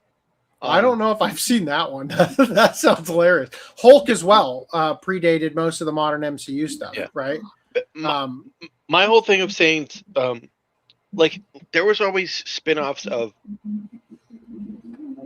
superhero movies. X-Men and Spider-Man kind of made it. I don't know how to describe it. I think what you're trying to, yes, they are different. And I think what you're trying to say is, first of all, there's a massive difference between Batman and Spider-Man, right? The entire tone of Batman is almost like film noir inspired darkness and gritty and stuff. Spider-Man is wearing a bright red and blue suit, right? That was a leap. Like and this, to your point, X-Men did predate it, but they ditched the yellow spandex, right? Spider-Man was effectively it is now safe to make superhero movies that are faithful to the comics to a large degree. Obviously, not entirely, because he has like the biological webbing instead of all that, right? The web shooters. But the point that we're getting at here is that Spider-Man was the turning point that basically said a superhero movie can have broad global appeal, be successful, and not be laughed out of the room because it's a guy in spandex. The Superman movies were that. It was a guy in spandex wearing red tidy underwear, right? Like, it's not the same as also what we had with Spider-Man. Batman '89 was like more mature, I guess. No. But then by the time you get to Batman and Robin and Batman Forever, it gets like completely comical, right? With Joe Schumacher. But blame Schumacher on that one. Yeah. So I don't know. It's just sure, like, could Marvel have done what they did without Sony? Probably, but they get out of here. Sony helped X-Men, and even add Batman to it. But I think Spider-Man helped set the bar. Well, I'll just put it that way. Off topic, can we all agree that the best version of the Odyssey was the PBS kids show Wishbone? I remember Wishbone. To understand, I'm trying not to move this camera until I know I'm done. My kid comes in here, she pulls the old, give me a high five. She's got double-sided tape all over her hand again for the second time today. Okay. Off topic, can we all agree the best version of the Odyssey was from the PBS kids show Wishbone? I don't know. All right. Anyway, yeah. All right, let's continue here. We're almost done with this. All right. This person said, I'll use Media OCD and Amazon for my purchases going forward. Same. My only regret was not getting Kaguya-sama, hoping for a UK release. Aniplex. Aniplex other than Crunchyroll store? I don't want to pay a damn subscription. Might stop buying Aniplex after this if it means I have to pay for a Crunchyroll subscription. Oh, this is the final straw. Not the prices and the quality control. Wonder what'll happen to all the Aniplex titles. Or are those getting locked into the Crunchyroll dungeons never to be seen again? We don't know exactly what the details are when it comes to them still carrying physical media. If I had to guess, those titles will still be there because they're a premium product. All right. Meanwhile, this is a rather old 8 days ago. Australian store still unavailable. Big changes are coming to the Crunchyroll store. It's been almost a year since the Australian store is getting updated. How long do us Australians have to wait until the store is back up? I would love to know when we'll be getting new anime as well. So again, when they bought Crunchyroll, and when Sony bought Funimation, they also got Madman in the UK, right? Or in Australia? Like they also bought basically the distributors that were in the Southern Hemisphere that we don't ever think about, right? I think so, yeah. I know. I just don't remember if it was when they bought Crunchyroll or when they bought Funimation. I think it was when they bought Funimation, though. More titles removed from the Crunchyroll app. The following titles have been removed from the Crunchyroll US app: Blood Blockade Battlefront, Grimgar Ashes and Illusions, Orange, Roka Brave of the Six Flowers, and As the Gods Will. So, available but missing. A certain magical index. When you try to watch it, it says, okay, so I was wanting to watch through all of the Torah series again, Index, Railgun, and Accelerator, and on Crunchyroll, they are listed as having all seasons available, but when you open them in the season drop down, only one season is available, the last season. It should show season 1, 24 eps, season 2, 24 eps, season 3 movie, season 4, 26 eps. Not again. Dang, we couldn't connect to Crunchyroll. So they're trying to watch The Angel Next Door Spoils Me Rotten. This person is like, anybody else having this issue? Dang, couldn't connect to Crunchyroll for Black Butler. Dang, couldn't connect to Crunchyroll for Spy Family. The 7th season has been really fire so far. Can't believe Tanya is fighting in Vietnam already because they list Saga of Tanya Evil. 7 seasons, 31 episodes. What happens when you go there, Reese? Or you're not on there anymore? Yeah, you have until February. What happens when you go to Saga of Tanya Evil? What are the 31 episodes? Are they the little like mini episode things? Are they including those little like omakes? He says to a guy who's muted and probably when I would go to watch it, because I've been watching it for our watch club, they do include like the movie episode like 3.5 or whatever it is, where it's like a mini, like a recap. Yeah, like a recap. Okay. Yeah. I so don't anyway, see that. What? I said I don't see it. You don't see Saga of Tanya the Evil on Crunchyroll at all? No, I don't see it saying 7 How seasons. many seasons does it say for you? It says season 1, and then it says the movie, and then it says the OVA Operation Desert, and then season 2. So that's only 4. But I wonder if the 3.5 thing counts as like another season or something. I don't know. Enru says, I literally just bought Grimgar off Amazon. Nice.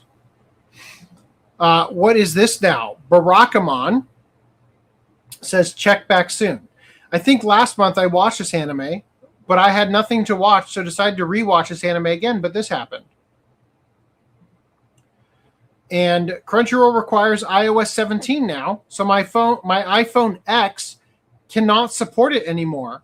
So now with me being away from my house and my main devices, I have no way to watch. Crunchyroll says, looks like you've got an old version of the app. Update now for the latest and greatest. I thought we covered this already. Nice of you to show up. Also, they're saying ads on premium. They have the Mega Fan member. I have Also, Mega buy Fan. a new phone, you fuck. God damn it. iPhone X. You shouldn't have to buy a new phone to experience something you pay a subscription for. Like, why is it? The issue becomes one, they have to keep updating the app for security purposes. Sure. And so eventually they're going to break something. Mm-hmm. And they probably aren't able to update the app anymore for the old OS because of Apple. Yeah. They probably literally can't say, like, here, we're going to update this and have a sliced off version that supports the old operating system. Let me be They clear don't here. even support the iPhone X anymore. Like, Apple. We are looking at stuff that I have collected since the last time we did a little look what's happening at Crunchyroll. Just so that everybody here knows. I don't even think I'm following r/Crunchyroll. Maybe I am, but whenever it pops up in my feed, every single time, it's negative. There is no positive coming out of this community that I've ever seen. Maybe it exists. Maybe the only reason I'm seeing the negative stuff is because that's what gets upvoted. I don't know. But I'm just telling general, you. when monopolies happen, people don't like the outcome. Yeah, and they're getting the in-shitification of the service, right?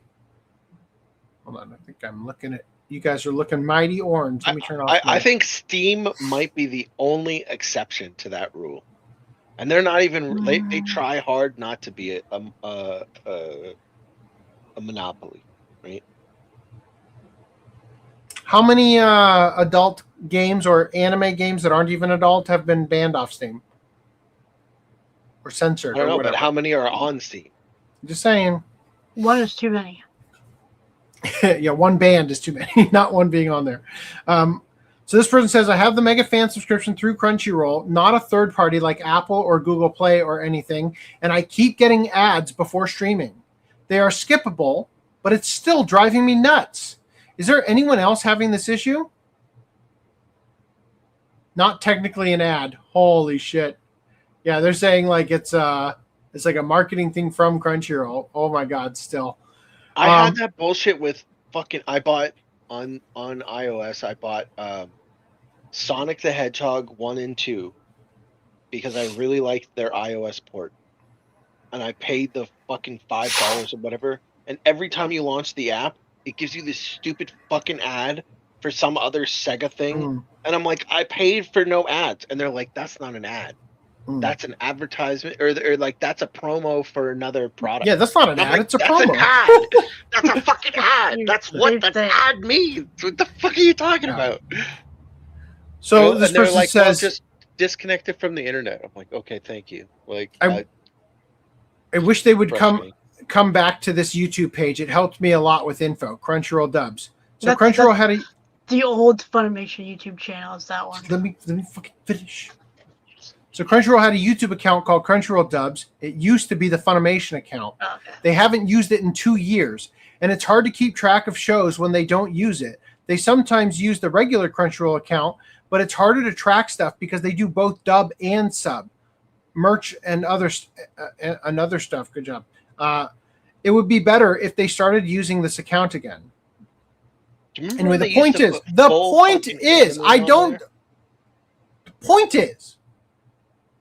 the general experience with Crunchyroll has continued to be negative. Like, that's how I did Crunchyroll just do something great? No. Do mine own eyes deceive me? I love this. It is so rare for Crunchyroll to do something that doesn't make you grind your teeth. Listen to how this is phrased. Do mine own eyes deceive me? Or do we have a consuming soon option now to add delicious isekai slop to our watch list before released? Coming soon to Crunchyroll, right? This is new, right? I'm not imagining things. Guess what? It's not new. Guess what? This is the third time it's happened, if I'm remembering correctly. This feature that people actually like keeps randomly disappearing and coming back. That is how great Crunchyroll is for everybody. Stop supporting Crunchyroll and Sony altogether. Seriously, there have been many reasons to stop using Crunchyroll in the past. Removing titles with no notice, taking away Funimation purchases, getting rid of features, insane price increases, or mistranslating AI, or mistranslated subtitles, etc., etc. But now, with them literally missing subtitles. But now, with them literally holding the ability to purchase items from their store behind a higher tier sub, do not support them in any way. Don't subscribe to them. Don't buy from them. Nothing. They do not deserve any money from customers. They've time and time again treated like shit, and it's disgusting how much of a monopoly they hold over anime in North America. They will continue to do this because people let them get away with it by paying them. This goes double for what they're doing with physical games on PlayStation. Too long didn't read? Eat shit, Crunchyroll. Thumbs up. Did I explain on podcast about what happened to me when I was watching ReZero and the singing person? Can you did? Can I do one more link and then you can tell the story again? Sony now Sony's now after our anime physicals. Are you freaking kidding me? Boycott Crunchyroll, boycott PlayStation, boycott Sony. No disc, no buy. It's that simple. We got to go into overdrive now. All right, go ahead. Why don't you just do the last one? No, it's an article. Oh, okay. Just that every time the girl sang. Yeah. Maybe I didn't say this. The girl sang. They didn't do the English subtitles. Mhm. There were no English subtitles for her singing. And I was Mhm. like, "What the fuck is she saying?" And he even makes a comment. He's like, "Oh man, the lyrics are so bad." It's like I'd love to know what the lyrics were. I can't see them. So then I had to change it to the Japanese Yeah. because that's the only you have to change the audio to change the subtitles. Yeah. Getting signs and songs subs on the English track has been like once in 5 kind of thing lately. Yeah. So I have to change the audio track, then I can change the subtitle track, and then every time you do that, it has to because it's now hard coded subtitles. It has to reload the whole fucking website essentially. And I use this audio plugin, and I've explained this before, where it increases the volume of the tab, to like 600% potentially, whatever. But whenever I do that, it always fucks up the website. It doesn't fuck up any other website, YouTube, Netflix. They're all fine with it. Just Crunchyroll. So that when you hit the end of an episode, or when you change the subtitle track and it needs to reload the fucking video, it just goes to a black page, and then I gotta refresh and go find the fucking spot again, and then listen to the stupid part with the subtitles, and then change it back to the English dub, and then I can turn the volume back up. It's so fucking annoying. And they also have a speed control. I laughed at this one. They have a speed control. Normally, you would think, oh, okay, I could put it on like 1.5 or 2x speed. No, the only speed controls they offer are, I think, 0.5 and 0.75. So you can only slow down your anime. If you want to watch it longer, we'll let you. But we will not let you watch it any faster because we want you to pay us the money for the monthly. If you can watch more anime in the month, then that's less money in our pocket. Right, Sony? Yeah, right, Sony. Fuck you. Well, man says, I paid for YouTube Premium because it had no ads on the site or in videos. Now there are ads in YouTube Shorts and in the home and sub page, despite having Premium. I have never had that happen to me. But then again, I also browse with Brave. I've never had ads before you added us to your family plan because of AdBlock Plus. Yeah, so, but when you're on your phone, so the reason I like YouTube Premium on my phone is because of background play, which I think is a BS feature that should be available to everybody, not just people who pay for Premium. But I think that I lost my train of thought. I've never had an ad pop up in YouTube Shorts unless maybe it was like a YouTube short uploaded by a business that is advertising their product, but it wasn't like a promoted ad. Right. Like an unskippable kind of, I never had that happen ever. And I pay for YouTube Premium, like I said. Yeah, Crunchyroll doesn't do song and sign subs for dubs, I do not think. Yeah. Thankfully, they still do. They do have them on the Blu-rays. Thank fucking God. All right. So, we're going to look at an article that I last minute thought, let's look at the future of physical media with. Now, it says here, Justin Savakis and the Discotheque deep dives mission to save anime from digital rot. So,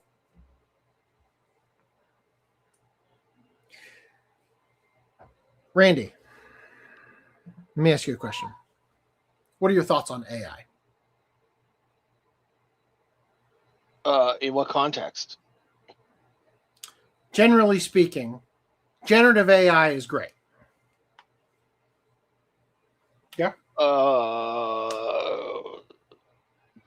50%. 50%. Okay. So here's something that I've observed. First of all, I'm gonna show you this article. I have heard that this article is clearly written by AI. And I can say for a fact that this specific image, why can't I scroll? What the fuck? AI. The website's vibe coded. There we go. This particular image is clearly AI generated, right? Holy crap! The fuck am I I wish looking at? that wild. Holy shit!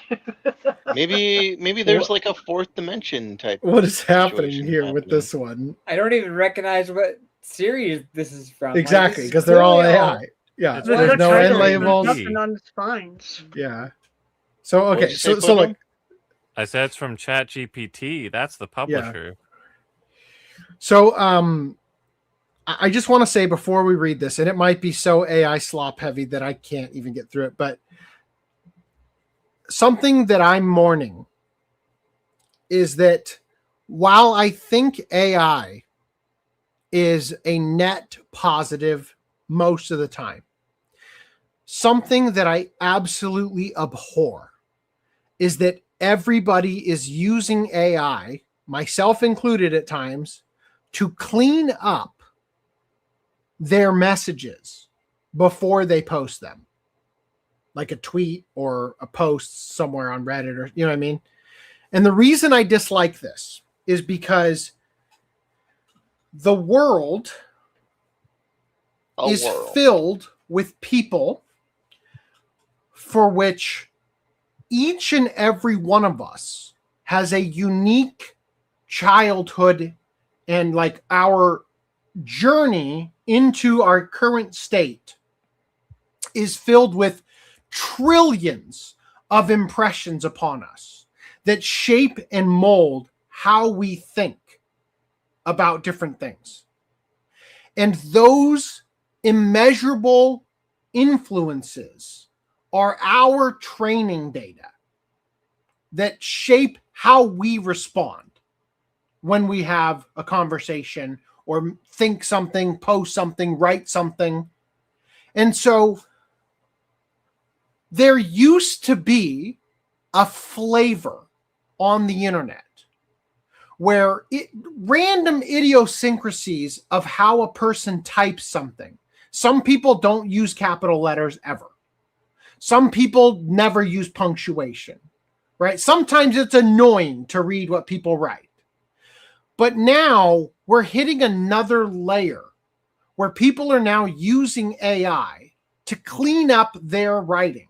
And now everything sounds like it was written with the same training data. So it's like when you hear somebody talk, and everybody has a unique voice for the most part. Almost you'll never run into somebody who has the same sounding voice as somebody else you know, right? Now it's as if whenever you read something on the internet, it's the same as listening to a video auto-dubbed on YouTube, but in writing form. Okay? So let's jump in here, and we'll see if we can stomach it. When storefronts remove listings, one company buys the discs itself. From the editorial team, also known as ChatGPT. The title does not have to be dead to disappear. It only has to become inconvenient. No! Speaking of inconvenience. No. No. No. Dear Lord. Get ChatGPT to tell her no. That is the useful anxiety behind Discotheque Deep Dives, the monthly media OCD program built around Discotheque Media's sprawling back catalog. The popular version of the story says physical media is dying, streaming won, and anyone still pressing disc is a romantic holdout. The sharper version is stranger. Sometimes the disc still exists, the license still exists, and the audience still exists. What vanishes is the route between them. In a January 23rd, 2026 post, Justin Savakis wrote that Media OCD had noticed another retailer delisting a significant portion of Discotheque Media's back catalog, including titles that were very much not out of print. You know, I just realized, I think one of you guys sent me something in the mods chat. Nice. Thank you, Footnote. I'm just remembering, didn't you guys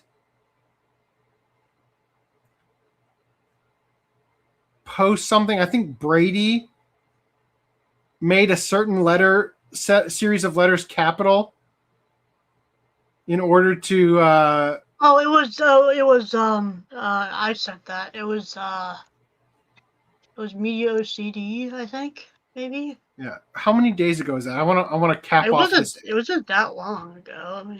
Was that in shared media? Where is this? No, it's GameStop. Find that while I keep reading. I'm looking. Thank you. While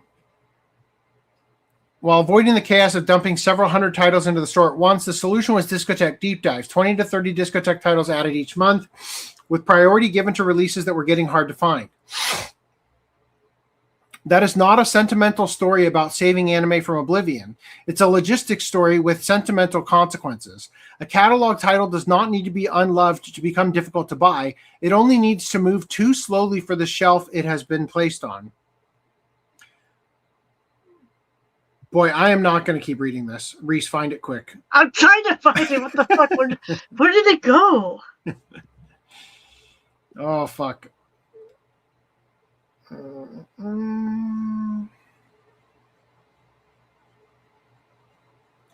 What channel are you searching in right now? I'm searching. There it is. It is in March. It's on 14th. July 14th in March. What? I scrolled right past it? It's got Peter Griffin in the chair. Oh, shit. Okay. Yeah, we're going to end with this. This would be the best. Oh, there it is. Thank you. Oh, my God. Oh! It's like we're already 4.5 hours in, and I'm not going to read this article. Anime Go. We'll sell you all the anime you want. We even have generous reward points for discounts on future orders. No membership fee required to buy, because that'd be CRAZ, right? Yeah, it's weird that they, added that they had the caps lock on CR for some reason. All right, that's a good way to end this segment. Let's get into the real show here after our massive opening. 4.5 hours. That's better than last week. Although it includes pickups, right? Although pickups were before. It included pickups last week, too. All right. Let me take this off of screen share for a second. I just need to double check this doesn't show my address. Okay, cool. Okay, do you guys remember the Beguilings? Do you guys remember the Beguilings, the Golden Fly manga Kickstarter we looked at recently? No. And I was like, you know what? The price, the price is so cheap, you might as well get it, right? Remember, do you guys recall this with the weird girl, the weird ugly? Oh, thing? yes. Yeah. So not only were they selling that exact manga at Anime Expo in the Artist Alley, even though I funded it to exist, I didn't get it. And they were selling it to people at Anime Expo. They sent me a refund of $2 and an email indicating that I had to fulfill have like a questionnaire or whatever in order to fulfill the backing, or to fulfill the order from Kickstarter. Like they needed more details from me, kind of thing. Yeah, the backer kit info. Yeah. So get this. They send me an email that takes me to the thing, and the backer kit thing says, this is a classic case of overpromise, underdeliver. And I'm like, kind of got your Visa numbers there. Yeah. I'm like, wait a minute. What? You mean under promise, over deliver, right? No.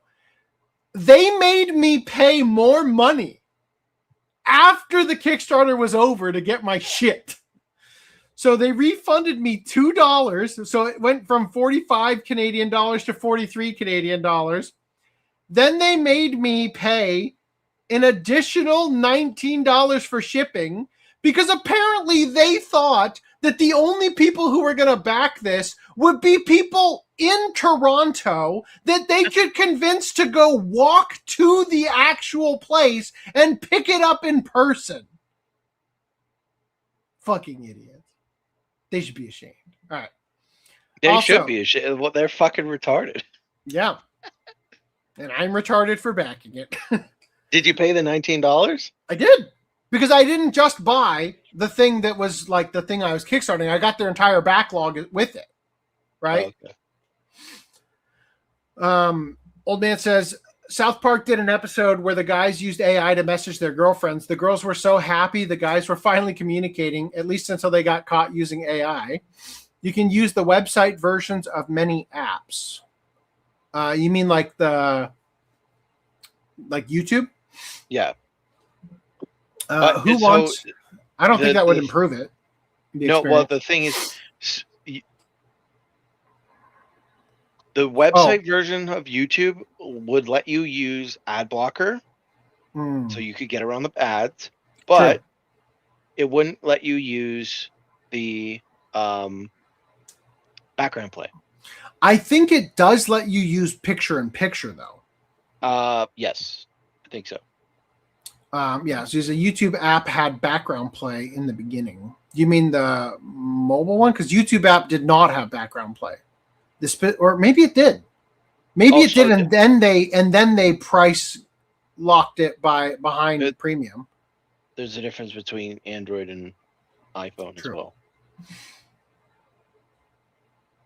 I don't know what that means. Thanks. Tenchi Muyo watch party when? Oof. We did a Tenchi Muyo watch party. That was like episode 17, 19 maybe. I don't remember. Just watch last podcast, the trailer, and just again count how many times he says Tenchi. Stan wants to know if I would fund their products in the future. Depends on what it is. I did it this time because it allowed me to get the entire backlog of the stuff that I missed from their Kickstarters. So like I'm kind of like locked in there. So now I kind of feel like I have to, and hopefully they're not stupid in the future because they, made this mistake once and it got all embarrassed and shit. Doesn't AI have all the train data we had? No. Not you specifically. No. It's a generalized. No, you have unique data because you had different parents than I had. Because you went to a different school than I went to. Also, because not you were everything surrounded you by different experience is people. uploaded to the internet either. Yeah, exactly. Anyway, so pointing out here, Tenchi Galaxy is now at 601,000. So do you still think it's going to be like a shit, terrible quality by the time these 49 days are up? And it's because I think they're on track to beat Solo Leveling Movie, right? I think if you get... it's just going to be a live action movie by the time it's done. I think if you get a fully animated 22-minute pilot episode, that would be great. I'll put it that way. I still don't expect it. Unless they pull in like $4 million, then I'd be like, yeah, you're giving me a 22-minute episode at least. I think they'll get the 22-minute episode with what they got. Boy, if they got $22 million, yeah, I think they're going to do more than a 4. If they put 22... They got 22 minutes. With what they have now, I think they'll get a 22-minute episode. If they got 22 million, I'd expect an hour. I'd expect a movie pilot. Yeah. And like, what was it? Afro Samurai was like the most expensive one, and that was like $5 million per episode. Honestly, this is freaking I don't buy that. No. Mm-mm. I bet you anything. Afro Samurai was so expensive because of Samuel L. Jackson. I bet you it cost them that money to get Samuel L. Jackson to voice the series. And then in the second stuff, Lucy Liu. I bet you that's why it was so expensive. And they just ran with it as though it mattered and was like, oh, it's so expensive. It's going to be so high budget and amazing. and they just turned it into marketing. I bet you anything it was actually Samuel L. Jackson's paycheck that took the lion's share of that. You're probably right. Which supports my point even more. Fair, but also a lot of those per like episode breakdowns are amortized across the entire series, right? So After Samurai was only 5 episodes. Sure, but still, like, for instance, you when you hire a person, right, you have to do casting. That casting cost gets amortized across all 5 episodes. The cost to buy or rent the studio stuff gets amortized across all 5 episodes. So the price that you're going to spend on making one episode one time is going to be more than making one episode 12 times, right? So now I'm not saying I'm not expecting them to spend $5 million on a pilot, but I'm just saying, like, if they hit 1 million, if they hit 2 million, yeah, okay, I'd be happy with a 22-minute pilot, or I'd expect it, right? I don't think they're gonna hit 1 million. Well, I mean, they're close. Yeah, they still have a lot of time. They slowed down a lot. Yeah, but they still have a long time, and there's still time for outlets to pick up and write stories about it and whatever. And I think it'll get more bumps. It might not get to 1 million, but it'll probably clear 800,000 pretty easily. Also, I think it's hilarious that the stretch goals, they're already 100,000 past their highest tier, and they haven't come up with what they're going to do, right? They're blowing past it. Like, they're going to double. If they get to 1 million, they'll have doubled this, right? Well, the other thing that you got to watch with stretch goals is you don't want to, like, stretch goals are good as an incentive to earn more money, but you also don't want it to be expensive and you want it to be a fixed cost that isn't going to exponentially increase with the additional backers. And you also don't want to be just having the backers pay for this extra thing that's like for instance, like, oh, well, we'll include a little figure.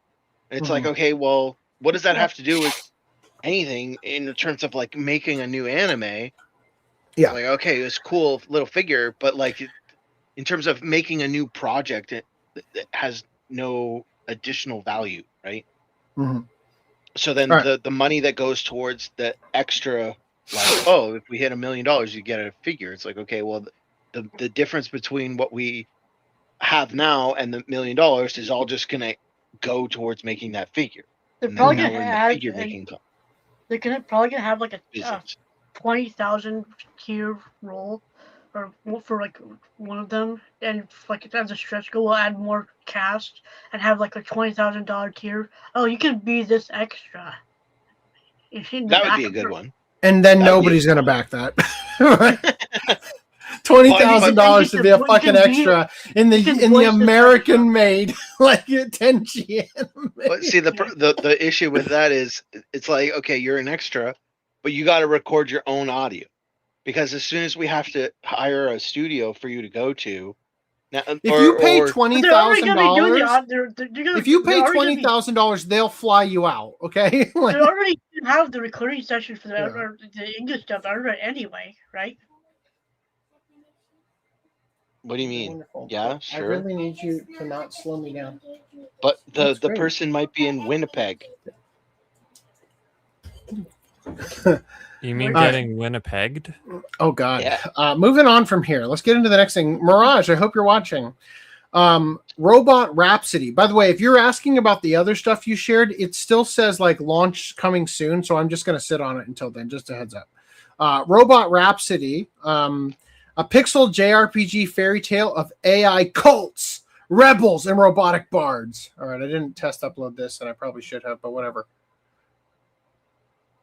We're already going to get blocked in Russia for something we're going to show tonight. And nothing of value was lost.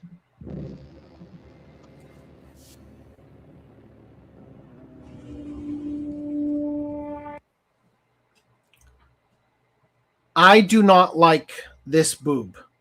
What is happening to this boob? I agree. That's bad boob there. When she lost that part of her lip, boob went with it. Her shoulder is poor, and the shadow and the shoulder make it look like her boob's like up on her shoulder. Perfect 10 framing right here. Right, little strip of. They should add a boom mic. Like just put a little pixel over there. There, it turns down a little. Is there talking? So the music, that's one of the stretch goals. No, I literally thought I heard talking. That's why I asked. Like, is there speaking in the video? No. That's cursed on the wall there. The music in this sounds like at points it's going to sound like a cross between the Final Fantasy VII like battle song and Mega Man X.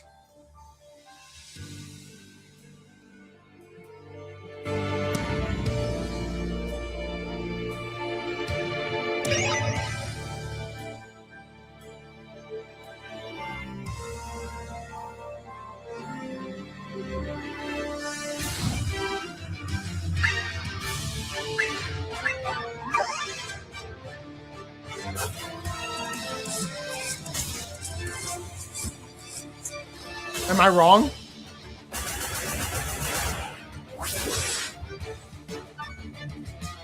Oh yeah, I did. What's up? Or does everybody just mute themselves? I'm not muted. Can you hear me? Well, I mean, like normally when you play videos, everybody gets muted. Yeah, but I'm sharing a screen instead of like so I can Okay. see my mouth. Yeah. That's why. Everybody else is muted. I don't know Final Fantasy or any. That sounds unfamiliar to me. Champion over here is trying to humor me because everybody else is muted. Thank you, Reese. Nobody wants to talk to you. I'll talk to Yeah, you, but I'm well. trying to eat pizza at the same time. So. Anyway, I'm sure that the chat will say so, right? Okay.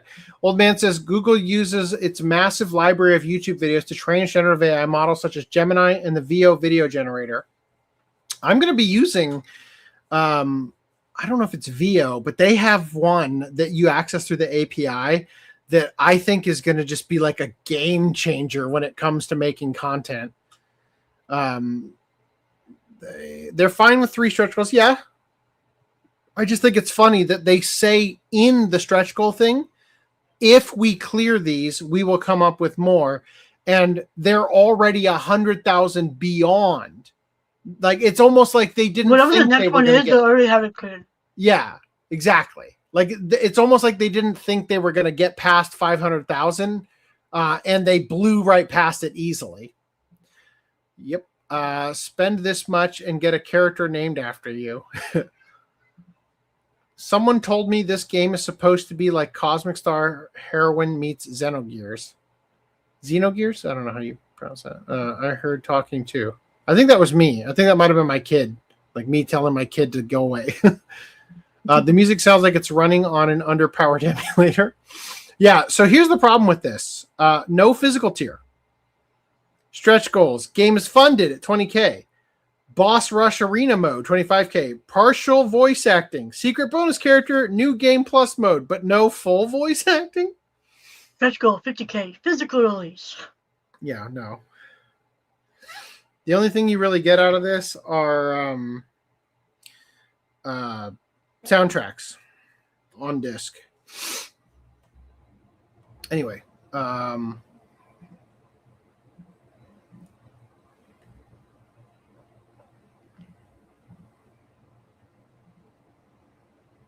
here we go. Muted. Shame. I'm not muted. You were. All right, I'm just going to open all these. I'm going to regret my life choices when we get to all these articles I got to read. Why do I feel so phlegmy today? What the fuck? Mars is in retrograde. Then he gets lowered on the totem pole because he was muted when Brad was talking to him. Damn. He wasn't talking to me. He asked Actually, a Randy's question in for Ed. retrograde. His gravitational pull is affecting the electronics right now. I'm glad that Footnum is here because we're approaching Footnum's specific land. I'm just gonna open all these. Man, I'm going to hate what I've done. There's definitely going to be some articles I'll probably skip. Okay, anyway, here we go. Games Done Quick cancels their SNK showcase following backlash over Saudi ownership. So SNK is the company that owns King of Fighters, as a reminder. The long known to be highly politicized Games Done Quick has canceled the sponsored SNK speedrunning showcase. What games does SNK sell that you would speedrun? Do you speedrun fighting games? Where's the fun in that? Doesn't SNK have like Metal Slug and a bunch of other? Do they have Metal Slug? I want to say Konami had Metal Slug for some reason, but maybe I'm wrong. Anyway, Games Done Quick has canceled sponsored SNK speedrunning showcase, and that doesn't seem like a game I'd speedrun. I feel like speedrunning games should all be 3D. Showcase less than 3 hours after it began. Oh, wow. They canceled it after it began? Saying it will return? After the stream started. I don't think while they were playing the game. Saying it will return the sponsorship money following community backlash over the publisher's ties to Saudi Arabia. Jesus.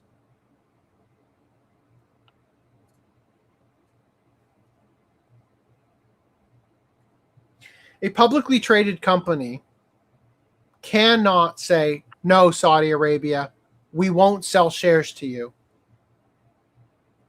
Like, motherfucker. The hilarious thing about this, I don't know anything else, but it sounds like they canceled the sponsorship. So they were probably advertising the sponsorship at the beginning of the stream and then got a bunch of flack for it and then canceled it. Precisely. But so that must be it.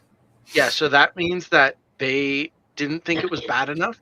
Like they didn't think the Saudi backing was a big deal, but because their audience was too woke, they got canceled for it. They backed Serves down. you right. Get cannibalized. Isn't this audience captured? Yeah, isn't this the organization that does like all of the trans versus straights or whatever, like fighting game tournaments, and there weren't enough straights, so they had to have trans people on the straights team? That's funny, but no, that wasn't Games Done Quick. Who was that? Was it the opposite way around? No. No. Okay. We covered this maybe last year, right? Anyway, shortly after announcing a partnership with SNK to celebrate the 30th anniversary of the Metal Slug series, there you go, Games Done Quick found itself facing criticism from members of its community over the publisher's ownership. The showcase went live on July 12th, but just 2 hours and 43 minutes later, Games Done Quick announced it had canceled the event. In a statement posted to social media, the organization said, "We have canceled our sponsored stream with SNK. We have heard the concerns from our community regarding this partnership, specifically the company's majority ownership by Saudi Arabia's public investment fund and the human rights concerns tied to the Saudi government. We will not, I'm sure, we will not accept the funds from this sponsorship or continue to work with this sponsor again. Games Done Quick is committed to supporting human rights and inclusivity, and we recognize that this partnership conflicted with those values. We failed to conduct the level of review our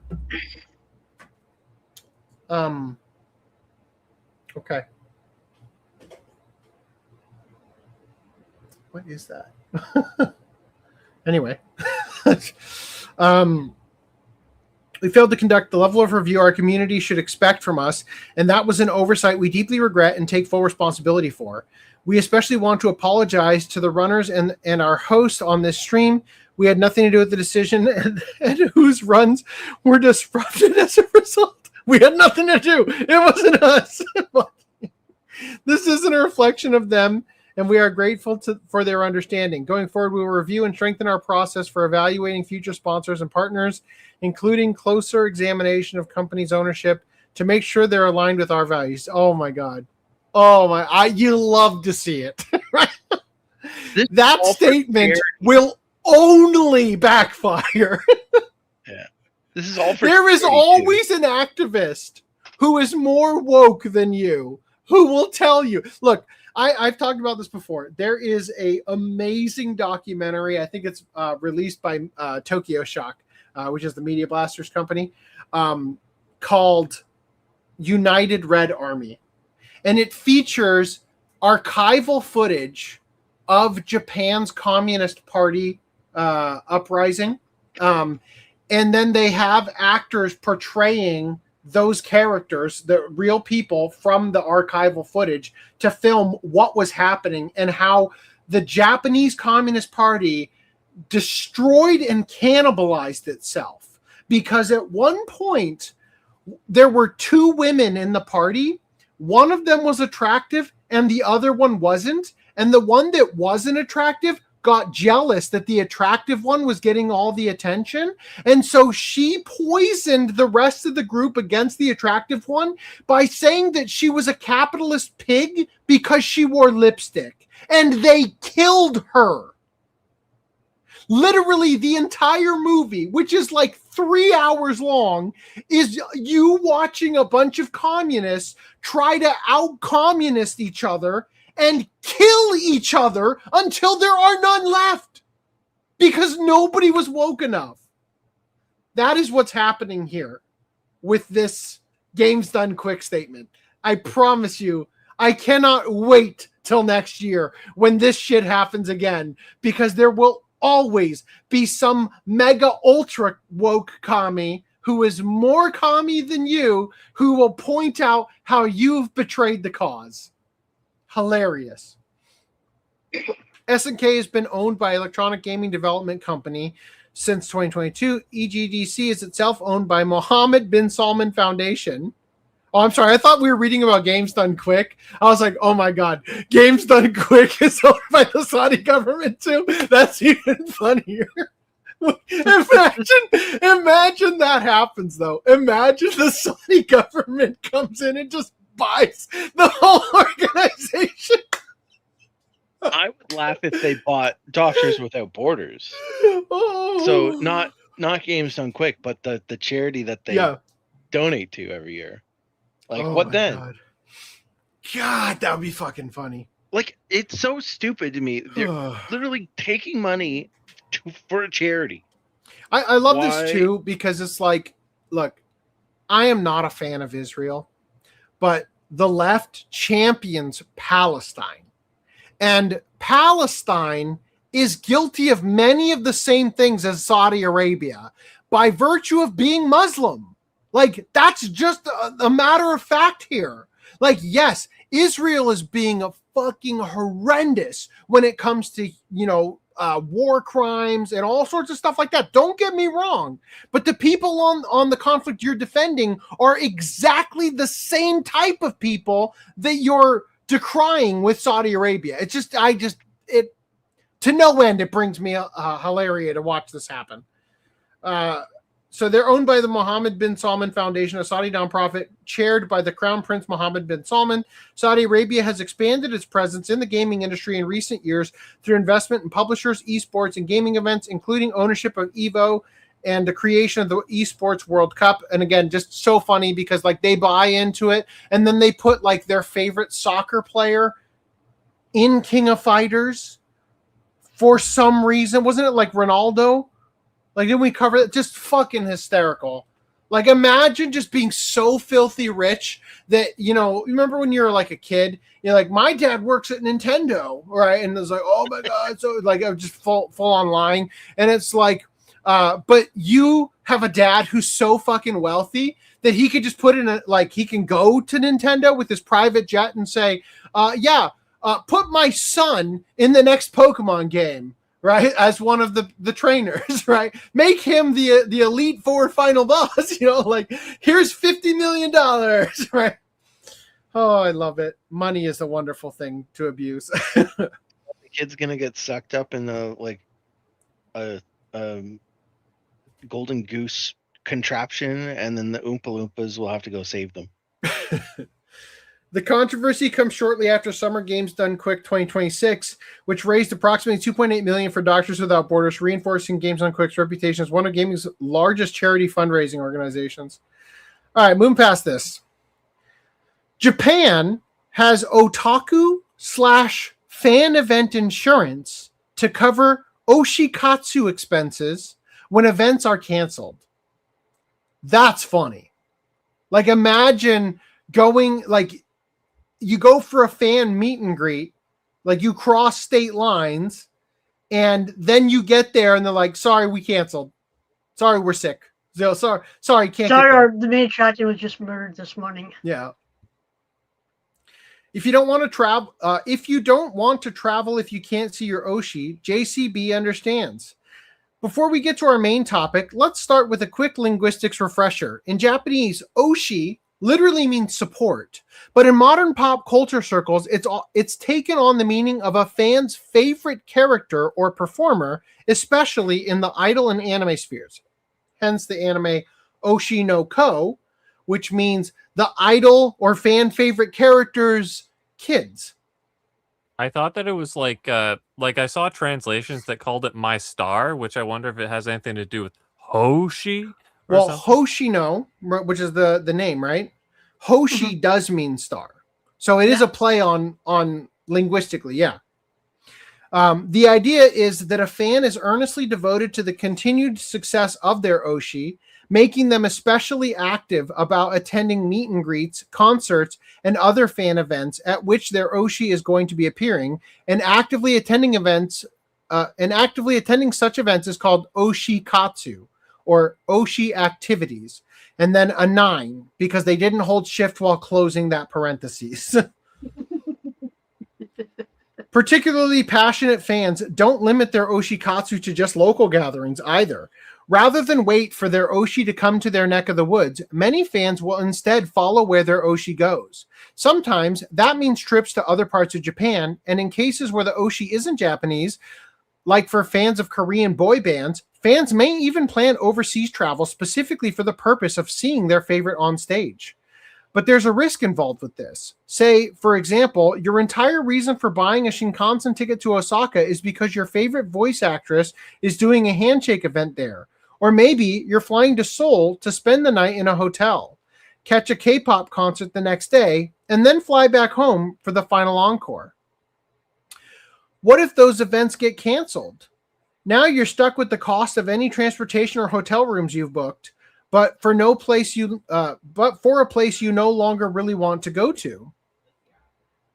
A yonkoma, or a 4-panel manga showing the crushing emotional and financial pain of a woman finding out a sudden concert cancellation means that now she will not be able to see her Oshi, but getting out of the trip she no longer wishes to take is going to cost her 30,000 yen, or $185 in hotel and flight cancellation fees. Interesting that it's left to right. This is where a Japanese credit card company, JCB, comes in. JCB offers various insurance packages, and they can now supply you with Oshikatsu cancel insurance. In some ways, Oshikatsu cancel insurance functions like regular travel insurance, covering cancellation fees should your flight, train, or other transportation get canceled or delayed, and you then want to skip the trip entirely.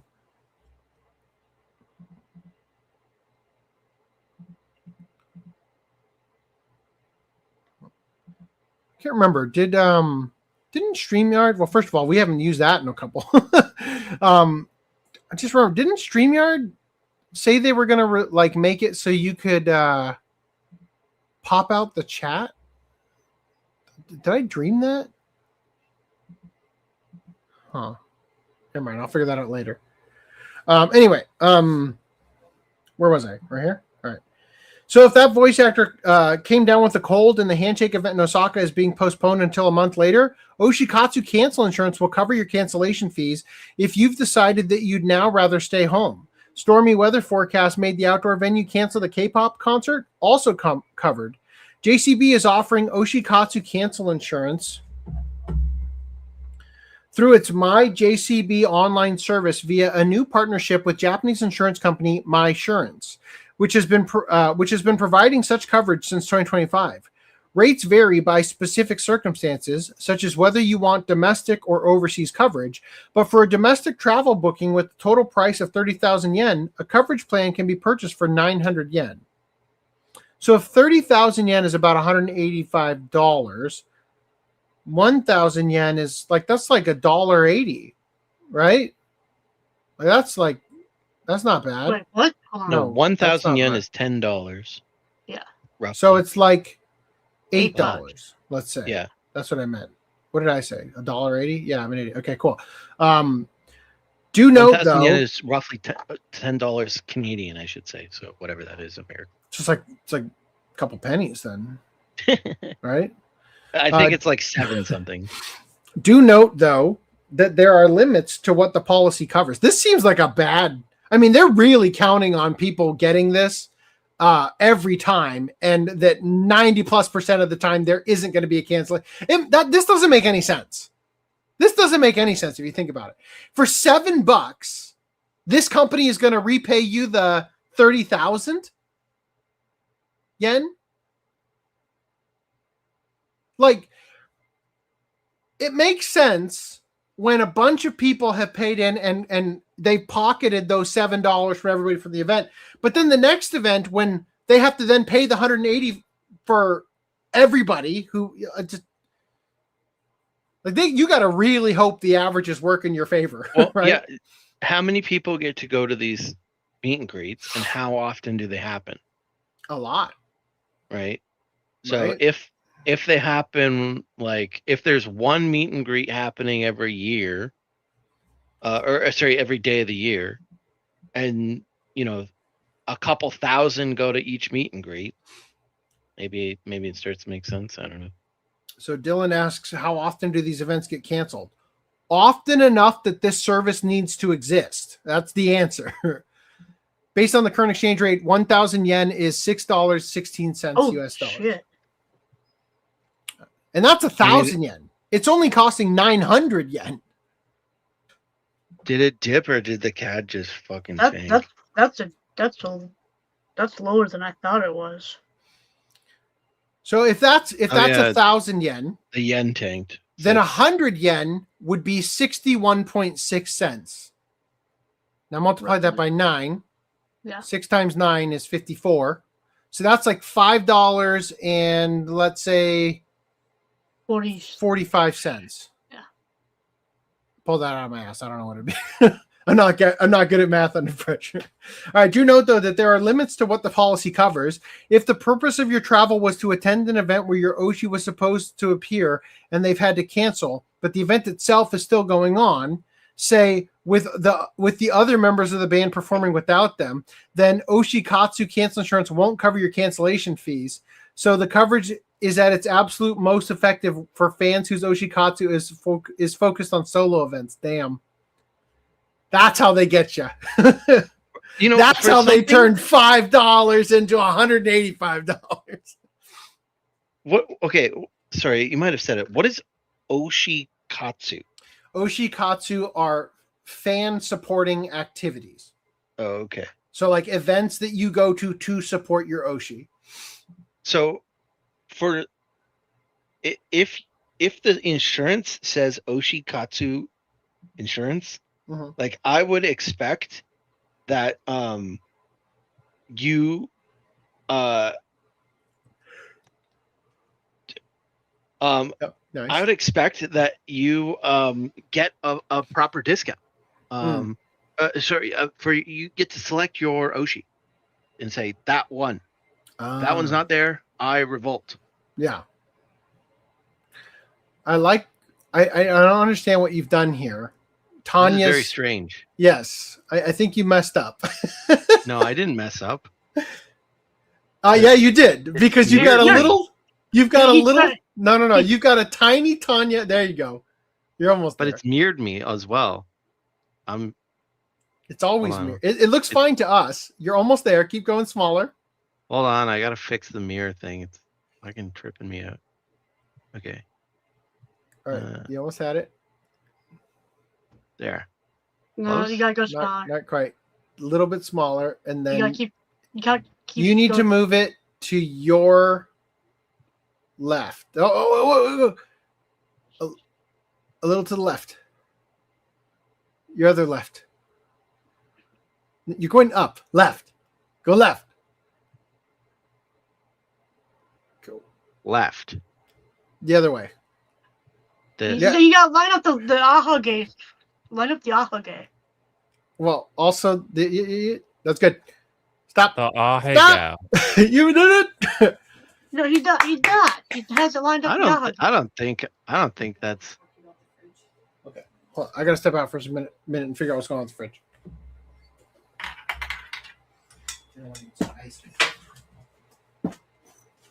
It's gotta be like this. Did you take inspiration from my image I sent? Yes. Oh yeah. You gotta go. You gotta go to your left a little bit more. Look at the shadow on right above Wyndham's corner. Well, what he actually has to do is like extend the bottom right corner, basically. Or sorry, I guess it's bottom left in his case. It's not lined up right. Yeah, it can't be. Can't be because it's not scaled right. So it has to go bigger or smaller. Yeah, the problem is that it's on a. I think that's the best we're gonna do. It's on a ratchet, so I can't be very precise with it. So Yeah, a little bit is smaller. the cannon that you're hidden inside of her face?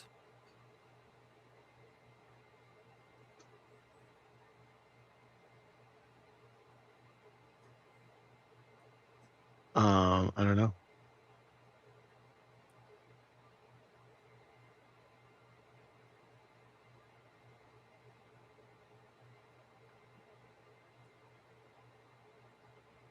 Of course, AC brightened up the whole image, so it's now slightly darker everywhere. But It's not canon anymore.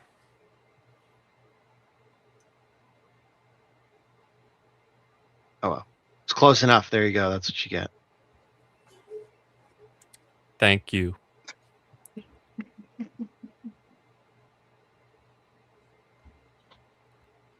I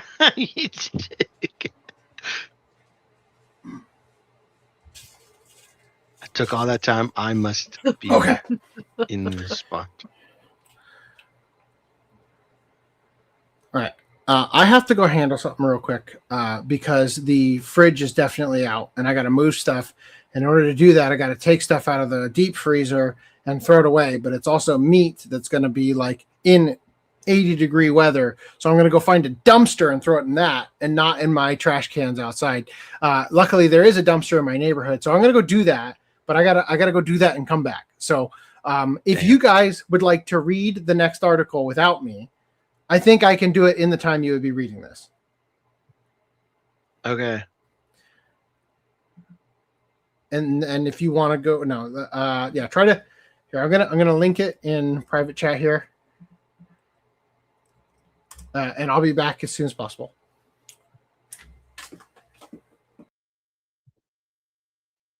Now it's ruined. All that work.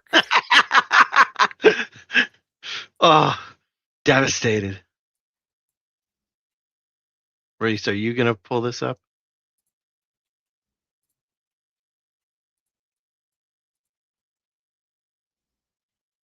Reese is not answering. Great. He's non-responsive.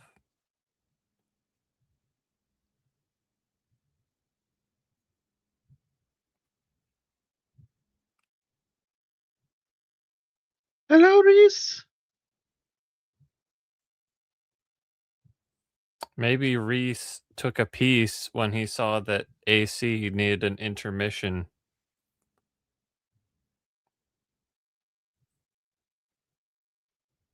Does this work? Oh, Reese is there. No, Reese is not there. That's AC screen. And What this the hell? Well, whatever. I'm just gonna read it with AC screen on the screen. Add stage. There you go. Okay. Let's start reading. So Tokyo's Gigamart lets visitors steal from a convenience store if the cameras don't catch you. Didn't we cover this already? It's 5 days ago. Maybe we covered something similar.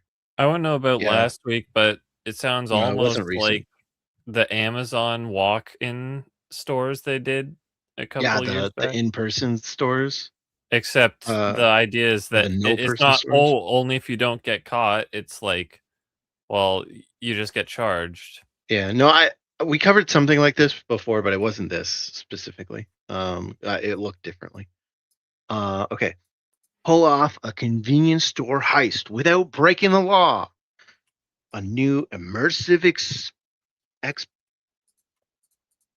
exhibition. Oh my God, I can't read. Exhibition opening in Tokyo is giving visitors permission to do something they'd never get away with in real life. Steal from a convenience store. There's one catch, though. You have to avoid being detected by the cameras, or else you walk away with nothing. Maybe we didn't cover. Maybe I just saw it on TikTok. You'll own nothing and be happy. Yeah, if you get caught by the cameras, that's kind of like real life, right? If you can get away with, if you can get away with no one catching you, you'll get a keep. Yeah, what's so different about this store? Running from July 18th to August 16th at the Azabudai Hills Gallery, the Gigamart exhibition turns the venue into a fictional convenience store filled with bizarre, oversized products and a unique challenge that puts your stealth skills to the test. The exhibition is the latest creation from the team behind TOH, an interactive installation that became a hit for allowing participants to steal items as long as they remain undetected by surveillance cameras. I bet you this links to the article that we covered before. Previous editions proved to be popular, that long queues formed with people reportedly waiting 4 hours to get in just to steal some shit. The first is a convenience store stocked with giant everyday products, from enormous bags of potato chips to oversized items. By exaggerating the familiar experience of shopping and turning it into something surreal, the creators hope to make visitors reconsider their relationship with consumerism, products, and advertising. I'm kind of shocked because, like, isn't consumerism part of the whole purchasing thing? Like, the only lesson you could get from this is maybe they should reconsider paying for products. Yeah, just to reconsider it by from now on, go and always steal things. Here, we'll do this. So you can see more images. I don't know. My question is fake. Like, if the whole point of the store is, oh, you can get it for free if you don't get caught by the cameras, it's like, well, won't the cameras be constantly on high alert then? Yeah. My question is, are you looking at this? How are you getting out of that store? If that's the quote unquote store, it's a fucking like red carpeted area with fucking giant ass, like larger than human. Would chip you even bags. want that though? Like, if you had a chip bag that big, would you be able to finish it? I don't even think they can It's get it just out the 90% door. air anyway. Like, Hi, how are you Reese. getting it out the door? I don't know. Maybe the door is not to scale, I suppose, but I like how the whole process of this is just like every store ever. You can steal it, the cameras don't catch you.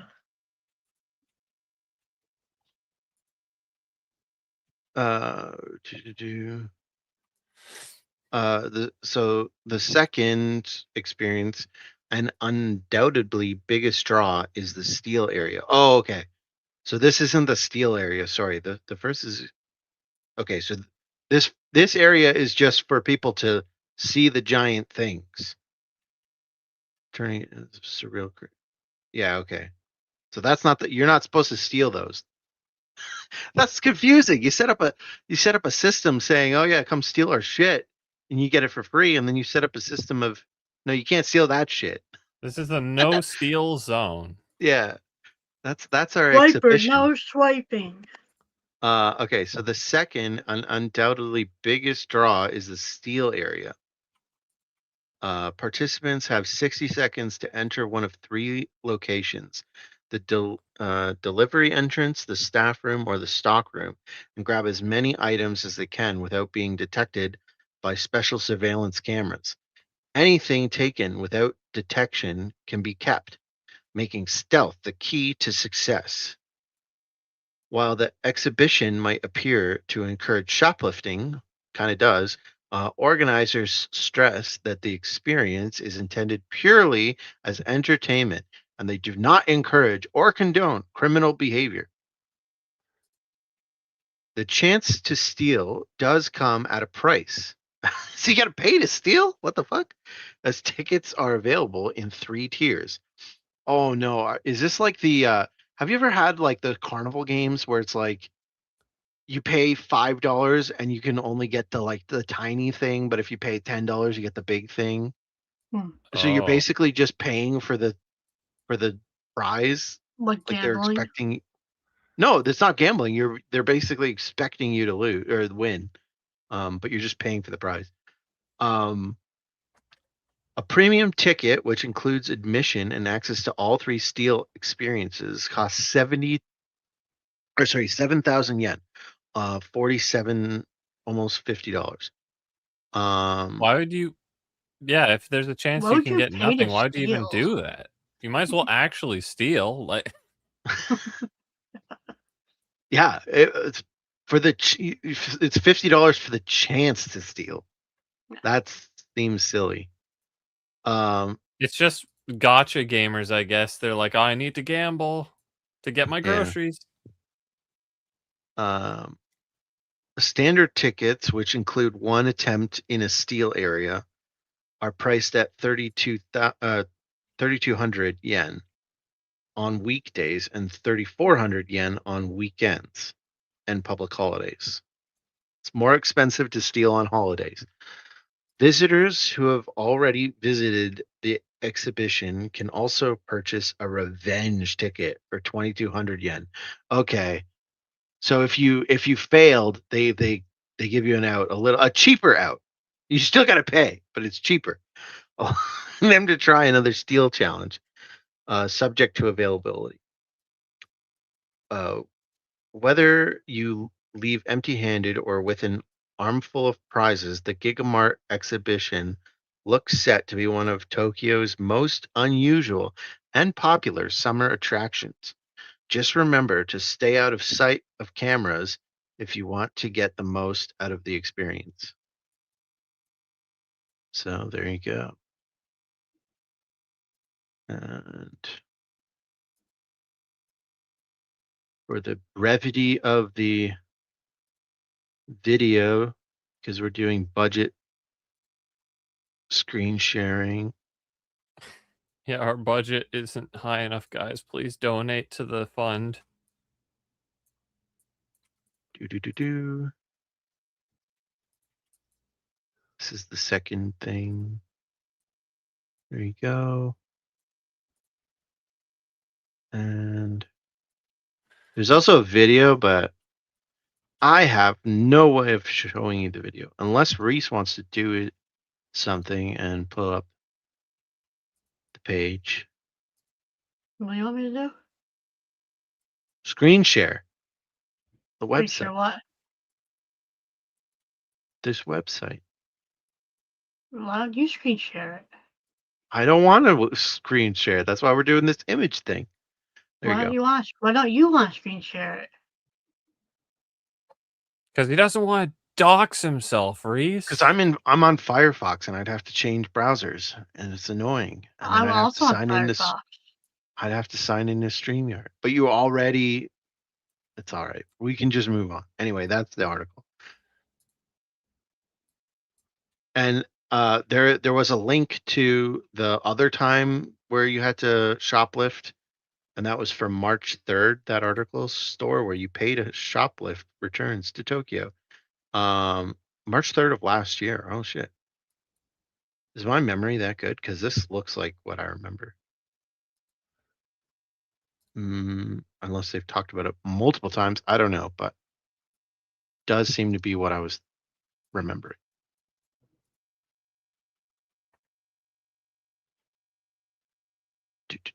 AC's freezer is defrosting, so he needs to get rid of the evidence. Can't use trash cans. That oh no. Yeah, I was like, if your fridge just conked out, like your shit in the fridge and freezer can last the night. Like unless you're going in and out. It. Yeah, unless you're going in and out of your fridge and letting the cold air out constantly. Like it should last the night. Now it might not be good in the morning, If your freezer, but it's not going to be stinky. If you keep your freezer closed, that should last. I mean, that's basically just like a big, like, obviously try and quickly take out the ice and close it again.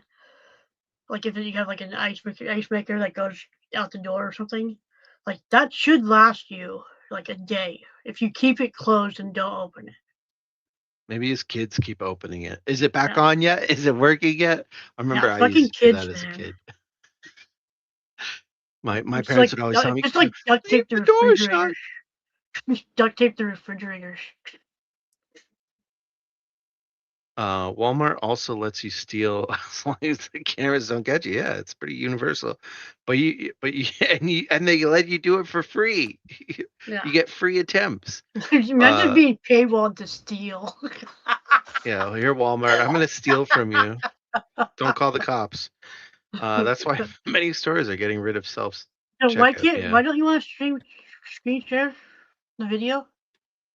He doesn't want to dox his dick pic. I'm on. You can still screen share it.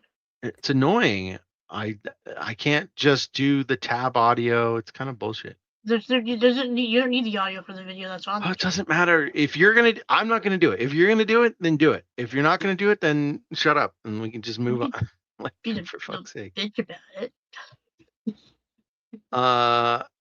To make the shopping experience more realistic, they have to put everything behind plexiglass and theft tag almost alarms. That says and alarms. theft tag alarms on everything. Theft tag. I've never heard of that before. Theft tag. The anti-steal thingies. Budget is 0. Yeah.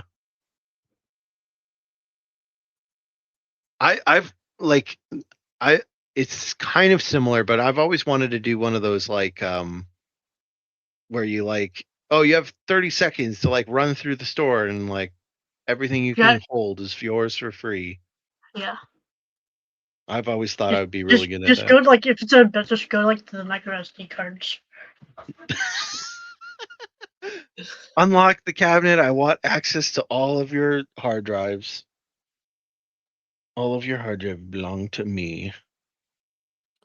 I thought AC was going to leave us with the Persona articles, but I guess not. Well, what's the next article? You want to do that one too, Randy? Oh man, I fucked up the timestamps here. Live action Persona adaptation. Is that Dude, literally I the hope it website? has that one picture that's been going around online. At least share the fucking page, Reese. Come on. Hold on. What, the one that we just looked at? No, the live action one. The I'm Persona. trying to find the doc. Jeez. What? Here Where it are is. we? I sent you to Streaming, private chat. Okay. streaming, live action. Are we reading this whole article, or are you just talking about it? I'm looking at the thing, at the website. I just sent it in private chat, and I wasn't talking to I'm you. looking at it! I was talking to Footnum. Footnum, do you know what's going on, or Footnum's not here either? God damn it! What? Train wreck. Do you know what's going on in this Persona thing, or are we reading the article? Is that the idea? Well, here's the thing. Like in concept, it might be a weird show. That's all I really know because it's like any of the other You're not live actions. understanding I what don't I'm fucking care. saying. I don't care about which studio's doing. Are you talking English? Like, Footnum, listen up. Do you know enough about the topic to talk about the topic without reading the article, or are we reading the whole article? Objectively, We don't- no, but like I feel like the subject you don't even need to read the article, especially if it says Netflix. Jesus Christ. Okay, let's begin topic then. Go ahead. Speak your piece. I mean, now that it Oh, says we'll not start set with in the- Japan, we'll I start guess with the they're title. just going to make their own original Live Persona action idea. Persona adaptation to be produced by Netflix, probably not set in Japan. Okay, now, Footnum, go ahead. I mean, if it says probably not set in Japan, then, well, unless they pull a Death Note where it's like, oh, we have the entire cast, but now they have English names or something like that. Once again, that'll be really stupid. Like, you can't have 1 foot in and 1 foot out. Like, at that, either go all like authentic or no authentic. You That's don't what I want think. like Joey Wheeler being the protagonist I would from pay Brooklyn? to see Joey Wheeler being the protagonist. I mean, you could, Actual Joey Wheeler, though. yeah, if you have actual Joey Wheeler, Brooklyn accent and all. you could justify putting him in anything. But I mean, like, so in this case, the other thing is that, similar to, what's it called? Similar to the One Piece or whatever, there's a couple characters that would be kind of like wouldn't translate well to live action, especially the mascot characters, which I hope they have the picture in here. But also like the enemies. Some of the enemies look retarded. Oh, they don't have the picture. Okay, I'm gonna send it. So for reference, in the mascot character, let's see. In Persona 4, they have Teddy, who's this giant cartoon ass looking Teddy. Like he's wearing a Teddy suit, but like what are they gonna do for the live action? Have him have no lip flap, and then when they reveal, oh, there's a person inside of it, how is it gonna be a surprise? Like everyone's literally gonna expect that. But in the anime, well, yeah, in the anime and the game, like I'm pretty sure he has a lip flap and everything. And his eyes move. He blinks and all this crap. So I don't know how they're gonna convincingly do that without it looking like some weird CG garbage. And then Persona 5, they have Mona, which is Well, he like could be what do you call it? An animatronic like furry suit, whatever the mascot suit. Just put a little person in a costume. There it is. That's all I got. Put Reese in a costume. Old man says, I can't imagine a live action Persona 3. They put the gun to their head and pull the trigger to activate personas. Yeah, they'd have to sterilize that. How far are you guys into this article? We haven't read any of it. We didn't read it. speculating. We're just Excellent. talking about it. Excellent, because I have highlights that'll make this go way faster. Good thing I didn't read it. All right. Live action Persona adaptation to be produced by Netflix, probably not set in Japan. Variety is reporting that Netflix is in the process of developing a live action streaming series based on the hit RPG originally published by Atlas and now part of the Sega corporate family. Which was supposed to jump over here. Wait, what? Okay. I don't know why that was blue. Let's pretend that wasn't in there. It's unknown whether Netflix will be keeping the setting for its Persona in Japan. What in the fuck are these? Highlights are all over the place. Where the games take place, with Variety's report showing 7 of the 8 executive producers are non-Japanese, though a shift to the US or another Western country seems likely. It's also worth remembering that when Netflix opted China. to set its... What? It's going to be in China. When Netflix opted to set its Death Note live-action adaptation outside of Japan, the decision didn't go over well with those familiar with the source material. Boom. Or actually, it's going to be in Saudi Arabia. Hold up. I think. found it. Wait, no, I there's could more, see it being in America, but there's more to the Persona stuff. Okay. Netflix is reportedly developing a live-action television adaptation of Atlas's... What the fuck are these highlights? Christopher Monfett has reportedly been attached to the series writer as a series writer, executive producer, and showrunner. Netflix declined to comment when contacted by news site Variety, and no casting/release window or story details have been announced. It's also currently unknown which Persona game the adaptation will be based on, or whether or not it will instead tell an original story set within the franchise's universe, which seems insane to me because every one of the games is like wildly different, right? Yep. So like, what even would be the point? They're literally going to have to make their own fanfic to Yeah. make a system that works. Many That's what I suspect would do. this turn of events to only be a matter of time, and considering how infamous live-action adaptation of games and anime are, critics believe the show will ultimately flop. All right, I found the image as to why at least Persona 5 will not work in live action. Oh, That's cursed. yeah. God, I hate it. Thank you for sharing. I'm gonna vomit. You're welcome. All right. Yeah, so this was in the doc from last week and possibly even the week before. I think it was just last week. And my highlights, I don't know if you guys can tell, but They must have Some- updated the article I don't know. since then. Oh, you know what happened? Okay, here's what happened. Remember last podcast how I said because I have the highlighting extension is now something that I can control with Claude Code and it can do the highlights for me. So what happened was, in order to speed through the actual show, because we had done such a long opening discussion, I said, I'm running out of time. Make all the highlights for the important stuff. So it applied highlights on top of the highlights I already had. So if you see here, if I click on this and remove this, what the fuck? I don't know if you can see that before, but it was highlighting like this was still highlighted. This was highlighted separately. Like you can see it here. See how it's like starting to highlight at the word live action? It's very hard. It doesn't really come through. See how Death Note here? Yeah, okay, that does. So it's doing this weird stuff where it's like highlighting sections. Fucking goddamn it. What a pain in the ass. This is why you should have been on the show last podcast. Anyway, so we're going to touch back on Persona when we get to Games News, which I also skipped last podcast. Hopefully it's not a shit show there. Okay. Do you have anything else to say about the Persona show? He's not going to watch looking it. forward He to doesn't it. watch live action adaptations anyway. Right? Correct. Yeah, got it. Okay. Yeah. Don't worry, Reese.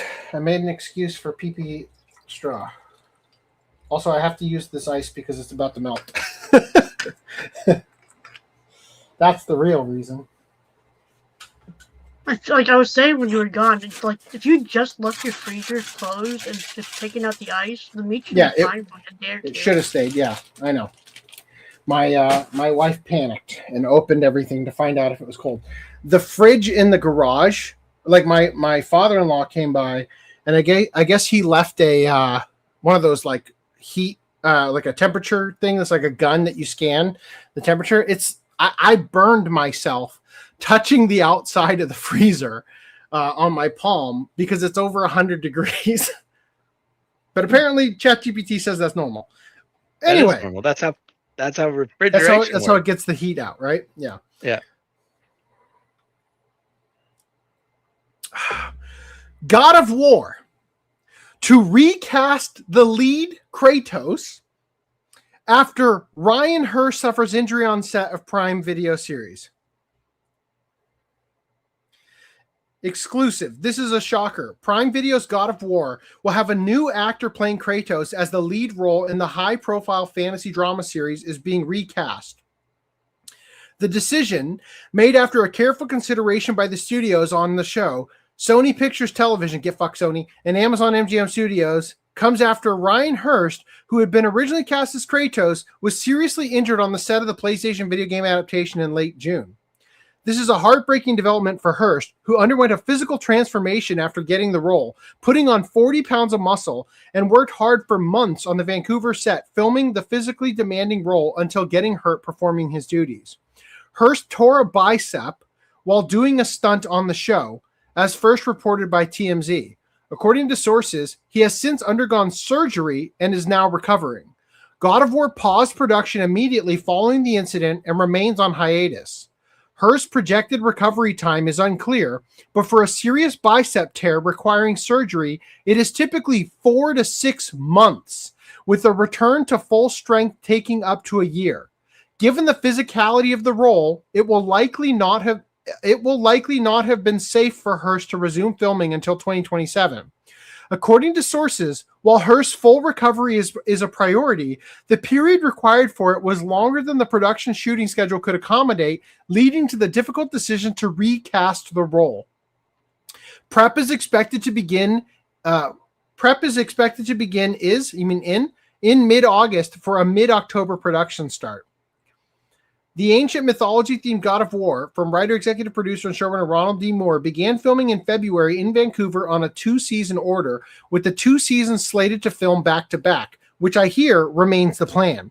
According to sources, 4 episodes had already been fully completed at the time of the incident. They will now be reshot with the new actor who will take over the role of Kratos. A pricey... Elliot Page, please. Please. CGI buff Elliot Page. No, I cannot. Stop coming in here with that. No. No, you can. Okay?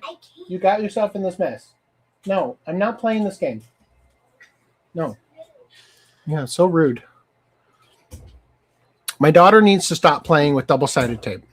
I need to take it away next time I go out there. She came in here like, I need help. I'm taped together. Anyway. 4 episodes had been fully completed at the time of the incident. They will now be reshot with the new actor who will take over the role of Kratos, a pricey and lengthy proposition given how many months the show had been filming. With the co-lead, Atreus, played by a child actor, Callum Vinson, it would be hard to use much of the existing footage as kids grow up fast. Holy shit. Oh my god. Just gotta start all over from scratch. Everybody. There are so many easier ways to go about this. So many. Pick up filming now with a new actor. Go back to the old footage, digitally replace the face with the new actor. Have him redub the lines. Boom! You don't waste all that footage. That's it. That's all you gotta do. It's not hard. Or have the new actor be the body double, have Hurst come back and do the face stuff for the rest of the series, which doesn't seem as good of an idea. How physical is this role going to be that doesn't work? I don't understand. I just think it's absolutely hysterical that because there's a kid in this show, they are legitimately worried that kid's going to get too old. Are they going to have to recast the kid too? What's up? I said, how do you think he injured himself? Did they actually get like mythological creatures for authenticity for once? I don't know. Crazy, right? I have to imagine this is an overreaction, and they just wanted to replace him. That Could be. too. Or he had an Because- unfortunate gooning accident. As soon as they found out Yeah. he was Republican. He was Is he? jacking it too hard. He looks fat as fuck in this picture, honestly. Like, The picture, it looks so bad. he looks like his Thor self because this is the guy who voices Thor in the game. I'm looking to see if the TMZ article has footage of him getting hurt, because I gotta see this thing. Do you think when they put out the Blu-rays, they'll include those 4 completed episodes? I'm with sure them? that they won't, but god damn, I would pay extra for it. Right?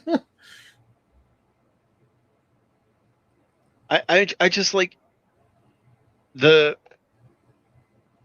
torn bicep is a 4 to 6 month recovery, so they're going to be with a year before you get your strength back. So he Yeah. can't do the physicality. So sure. that kid's going to be a year older for episode 5. Yeah, but I mean, you could work around that. What's his name? The guy that played Hawkeye. Sometime, like, 1 year, like have a increase some Jeremy bullshit Renner. plotline 1 year later. Yeah. They're Jeremy just Renner. They're just gonna go film the LaFay episodes. Some bullshit plot thing comes up at like they insert at the end of episode 4, and episode 5 comes back 1 year later. They're gonna film Jeremy- like one of the gods is gonna come in and just like use a growth array on the kid, and he's like, oh, and he ages up a year. That'd be fucking funny. Go ahead, Jeremy Renner. What? Jeremy Renner played the character Hawkeye. in the movie Tag with a broken arm and in a cast. I thought you were going to talk about the part where he like had a freak accident hitting a snowplow or whatever recently. Yeah. Yeah, I think it was related to that. Was it? I think it might have been. Jackie Chan finished Rumble in the Bronx with a broken foot is all I'm saying. If you're a man, that bicep. You don't even need that bicep. People have done it before. Like you can, if Yeah, I there's don't something think that you need be to, like a God of War with a cast on. Like, I don't think that's gonna mesh very well. they have So stunt when doubles for when a you tear a reason. bicep, I'm picturing those like videos you see with a guy like pumping iron, and then all of a sudden the bicep goes whoop, like because it snaps. Oh. Like it pulls apart from the bone or some shit. Yeah. They have What body if they doubles. rewrite the show so in episode 5 he's like, "Oh boy, I tore my bicep." Oh, Yeah, and they then could they pull a rewrite Star I it. used to Wars. be a guy like you until I tore my bicep. The highlight I put for this in the description was God of War appears to be mortal. Star Wars had Luke get his face mauled by that snow beast because he got into the car Wampa, accident. right? And Harrison Ford and Yeah. Indiana Jones had his chin whipped, even though that was a previous like carpentry accident thing. Didn't know that one. I learned that in shop class. Yeah, shop class in Canada? For Hearst, Yeah. don't you guys have like lumberjack class or something in Canada? That'd be fucking funny, actually. I mean, we didn't have that, but I might. just spent 4 years at lumberjack school to go lad. What'd you get your PhD in? Lumberjacking off, right? Oh, you got a master's in jacking off lumber. Master Jacker over here. All right. For Hearst, the recasting news comes as he faces an extensive recovery in what was supposed to be a great week for him. Oh no! Hearst is in Christopher Nolan's The Odyssey, which opens Friday. Don't worry, I've got the perfect replacement. Best actor I've ever worked with, Elliot Page. God of War follows father and son Kratos and Atreus as they embark on a journey to spread the ashes of their wife and mother, Faye. Through their adventures, Kratos tries to teach his son to be a better god, while Atreus tries to teach his father how to be a better human. The cast also includes Mandy Patinkin as Odin. That doesn't sound like a man's name. Ed Skrein as Balder. This is the guy who plays God, what's his name? From Alita. Oh. He's the guy in Alita that gets his face cut off at the end of the movie. Isn't he also Ajax in Deadpool? Yes, yeah, he is. Max Parker as Heimdall. Olafur Dari Olafsson as Thor. Well, that sounds appropriate. Teresa Palmer as Sif. Alistair Duncan as Mimir. Jeff Golka as Sindri. And Danny Woodburn as Brock. From Pokemon. Recasting... What? Recasting the lead of a series after an injury is unfortunate and extremely rare. Under similar circumstances, O'Shea Jackson Jr. in February 2020 replaced Winston Duke as lead of Apple TV's Kevin Durant drama Swagger when Duke was injured on set early into season 1 production. Meanwhile, Netflix shut down production on its series Cowboy Bebop for 7 to 9 months after lead John Cho sustained a knee injury during filming in October 2019, which required surgery and extensive rehab. With the pandemic factoring in, the series resumed production 11 months later with Cho. God of War is co-produced by Sony Pictures Television and Amazon MGM Studios in association with PlayStation Studio Productions and Moore's. Blah, blah, blah, none of that matters. Wow. Damn. All right. Wait, before we move on. Keep going. Go ahead. Joker, it's time to goon. I'm ready. Ta-da. You got to extend that and have a girl come out of the back of that.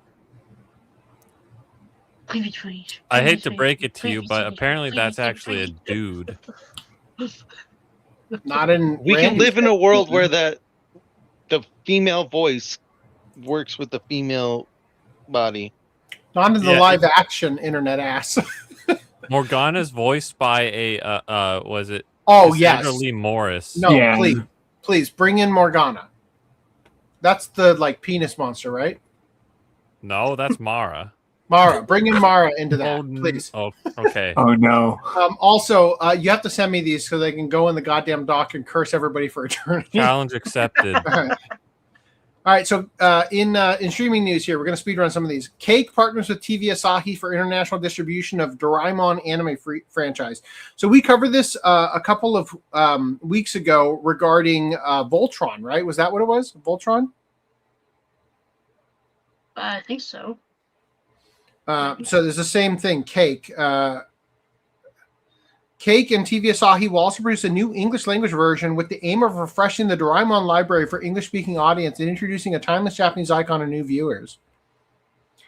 I don't know about physical media.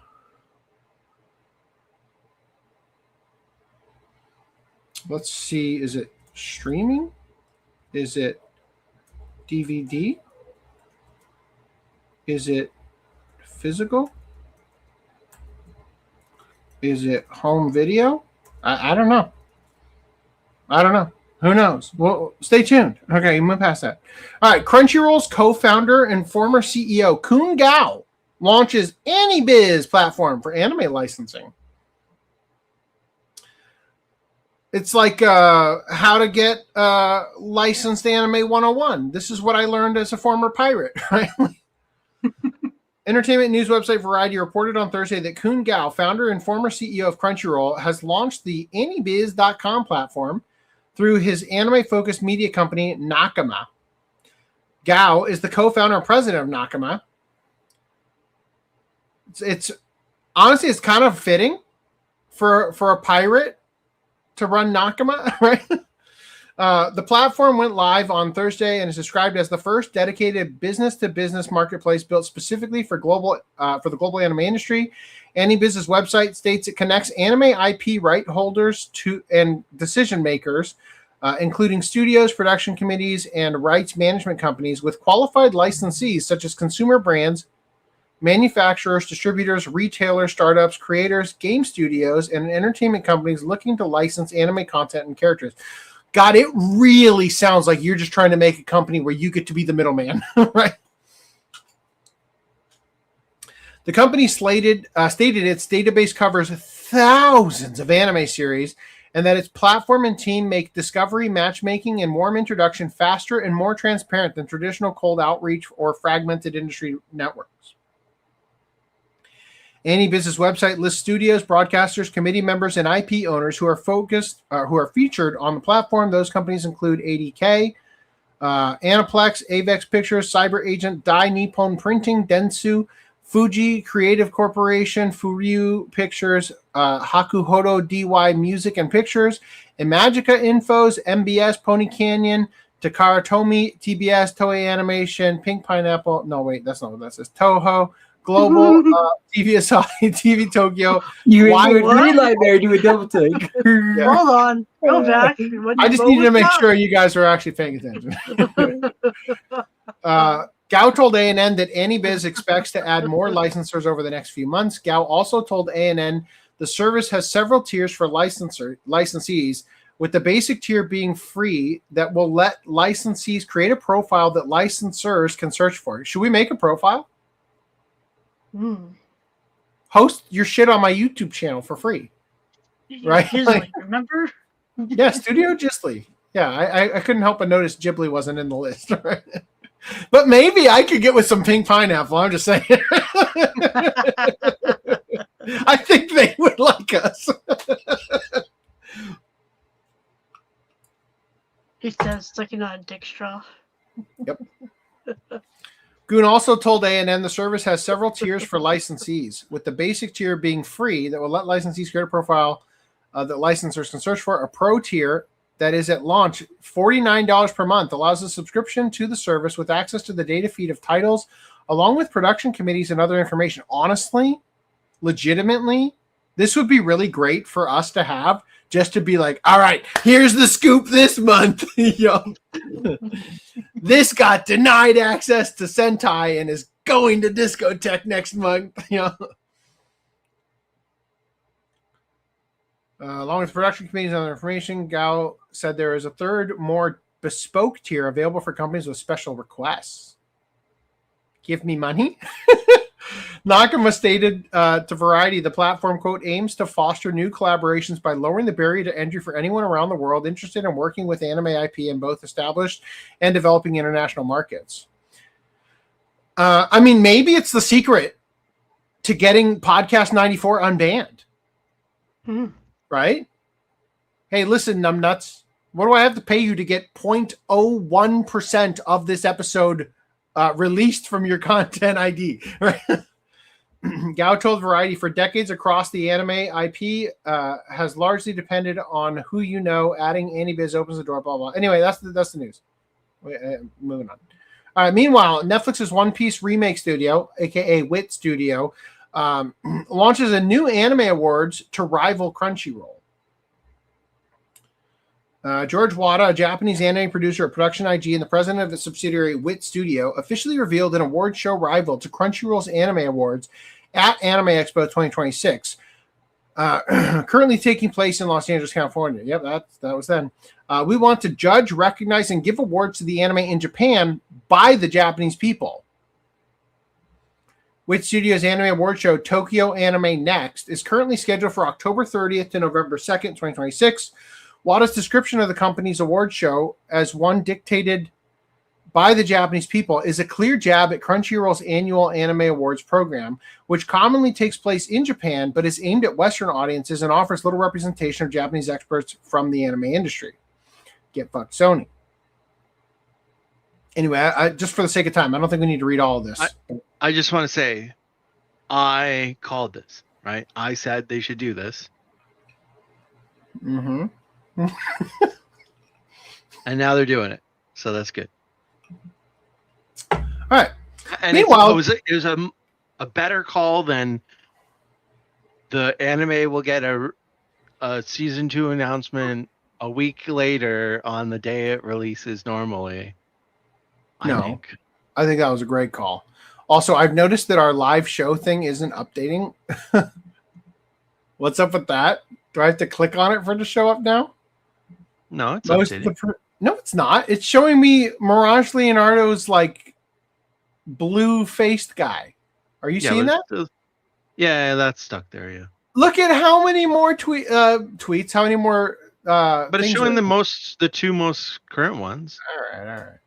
Most of Persona games would be censored in the West if they became live action. What if the entire reason you get a Persona greenlit is to do a live action Mara, and the director uses his actual dick in green makeup? That'd be fucking fun. Speaking of which, God tier level. you can see the Mara video in the Discord. I don't know if you can show it on podcast though. Where is it in Discord? Let me check it. Take a look. You shall see. Also, Randy can have his choice of female jumping out of Morgana. If I put bikini, it does not let me. In the mods chat. It's in the mods chat? Oh God. The funny thing is I gave it the original image of the actual character or persona, and it said no. But when I told it to make the image live action, and then I put it through, it was okay. It's like that's right.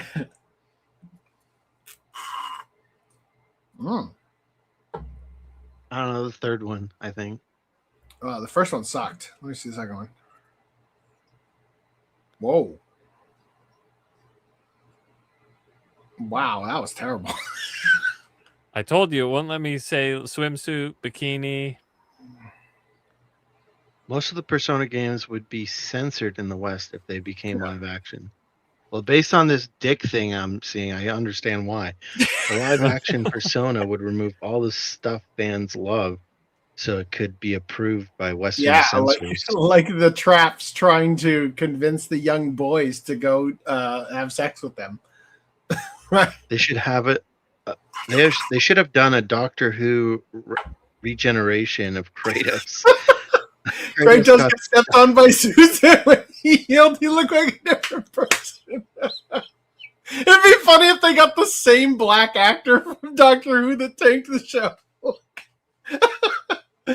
They could have used a stunt double and put the actor's face on. Yeah, exactly. Like, there are so many solutions to this that I don't buy the story. Like, in each one of these, look, I don't care how expensive their VFX is. It is not more expensive to film 4 new episodes and start over from scratch, right? Like, there's no way that it's actually cheaper to redo the first 4 episodes of the series than it is to just go ahead and face replace. Now, it's possible, and this is the hard part, it's possible that they filmed more than 4 episodes. It's possible that when you film things, you don't always film in sequence. Now, with a show like this, they might be trying to do more a little bit in sequence just because you have a child actor who's going to grow, right? But normally speaking, like when they filmed Lord of the Rings, they filmed all the scenes that they needed in Lothlorien at once, right? They just get all of them out of the way. Then they do the next location, right? Across 3 movies, right? But so it's possible that there were only 4 episodes that were fully finished, and they had footage for 10 episodes ready to be used. They just need to get more shots out of the way. Anyway, Japan to spend billions helping Crunchyroll and others expand overseas using AI translations. What's this? Crunchyroll, they're calling for you. Well, I feel like we've gone back and forth with Crunchyroll on their AI usage. I feel like this is a gift being offered but not accepted type situation. We'll see. Japan's Ministry of Economy, Trade, and Industry is preparing to distribute $11.5 billion or $71.1 million US dollars in subsidies to 15 major entertainment companies as part of a new initiative aimed at accelerating the global expansion of anime, manga, and games overseas, with AI-powered translation being a key role in the initiative. The funding is intended to help companies localize and distribute anime, manga, games, and other Japanese entertainment to international audiences more efficiently. With a major focus on AI-assisted translation, among the companies selected to receive the fundings are Shueisha, that's an American company, Bandai Namco Filmworks, American, Bandai Namco Music Live, American, Crunchyroll, Pony Canyon, Avex Pictures, Toei Animation, TMS Entertainment, Kadokawa, King Records, HappyNet, YoStar, Imagica Infos, QDOP, and Orange Ink. Participating companies will use AI to assist with translating subtitles, manga, promotional materials, and other localized content. You'll be funny. You'll be really fucking funny, U.S. government, Japanese government, if instead of giving them, what was it again? $71.1 million, you just paid for their ChatGPT subscription for like a few years, right? I do not understand why they need this. Also, they could just pay for the translators. Yeah. Like $71 million across 1, 2, 3, 4, 5, 6, 7, 8, 9, 10, 11, 12, 13, 14, 15. That's like $5 million per company almost. You could easily pay for the translators, right? It's a lot of translators. Now, to be fair, presumably, if they're investing this in AI, the idea would be that it would be a one-time investment, and then the AI would be self-sustaining after that. But still, $5 million is a lot. Will get you a lot of translation. There work, is no fucking way there are 37 people watching on Twitter. What in the hell is going on right now? The only person interacting with us from Twitter has been Stan Allen. Come on. You guys don't exist. Prove me wrong. Participating companies will use AI to assist with translating subtitles, manga, promotional material, and other localized content, helping reduce both cost and turnaround times when releasing titles overseas. Human oversight is still expected to play a role in the localization process. The initiative is part of Japan's broader strategy to strengthen the international competitiveness of its entertainment industry by lowering localization costs and speeding up releases. The government hopes Japanese content can reach global audiences more quickly while generating additional overseas revenue. God, man, Crunchyroll, you're taking too much time to release your simulcast. They need to be the same second we release. Use AI, right? That's what I hear. Yeah. The initiative is part of Japan's broader strategy. I read that. I think the announcement comes as AI translation tools continue to improve rapidly, though their growing use remains controversial within parts of the anime and manga industry. Some companies have already begun experimenting with AI-assisted localization, while translators and creators have raised concerns over quality, nuance, and potential impact on human translation jobs. Fuck them at this point. Meanwhile, India's 150 million anime fans are representing a massive untapped market for Japan. In a study paid for by Rahul Parini, I'm sure. A new survey commissioned by Hakuhodo estimates that around 150 million people in India actively watch Japanese anime. Despite the massive audience and rapid growth, spending on anime remains modest, suggesting significant room for future expansion. Advertising giant Hakuhodo released the findings after surveying anime viewers between the ages of 15 and 39 across 8 major Indian cities: Delhi, Mumbai, Bengaluru, Kolkata, Hyderabad, Guwahati, Nagpur, and Kochi. I have cancer from all those. According to industry experts, India now has approximately 150 million active anime viewers, making it the third largest anime market in the world by total viewing time. The audience is also continuing to grow rapidly, increasing 16% year over year. Look, no. This is precisely why the Electoral College exists.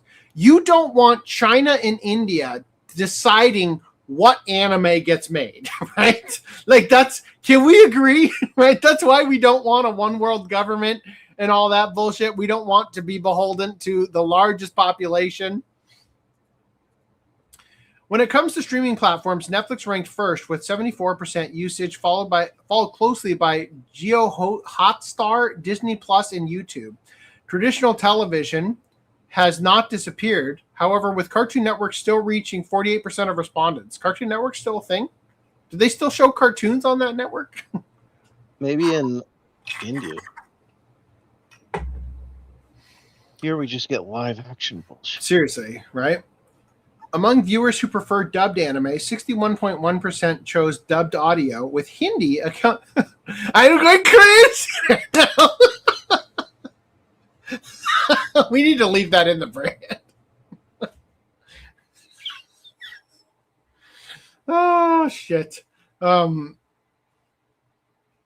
With Hindi accounting for 73.1% of those viewers, subtitle users, meanwhile, overwhelmingly preferred English subtitles. Among employed respondents, the largest group reported spending 1,500 to 2,000 rupees, approximately 2,500 yen to 3,400 yen, on anime-related purchases over the previous 6 months. Jesus, those are rookie numbers. Focus more on the California-based anime collectors because I dwarf those numbers. Students and homemakers most commonly spend 500 to 1,000 rupees, approximately 850. That's like no money. What did we just say? 850 yen.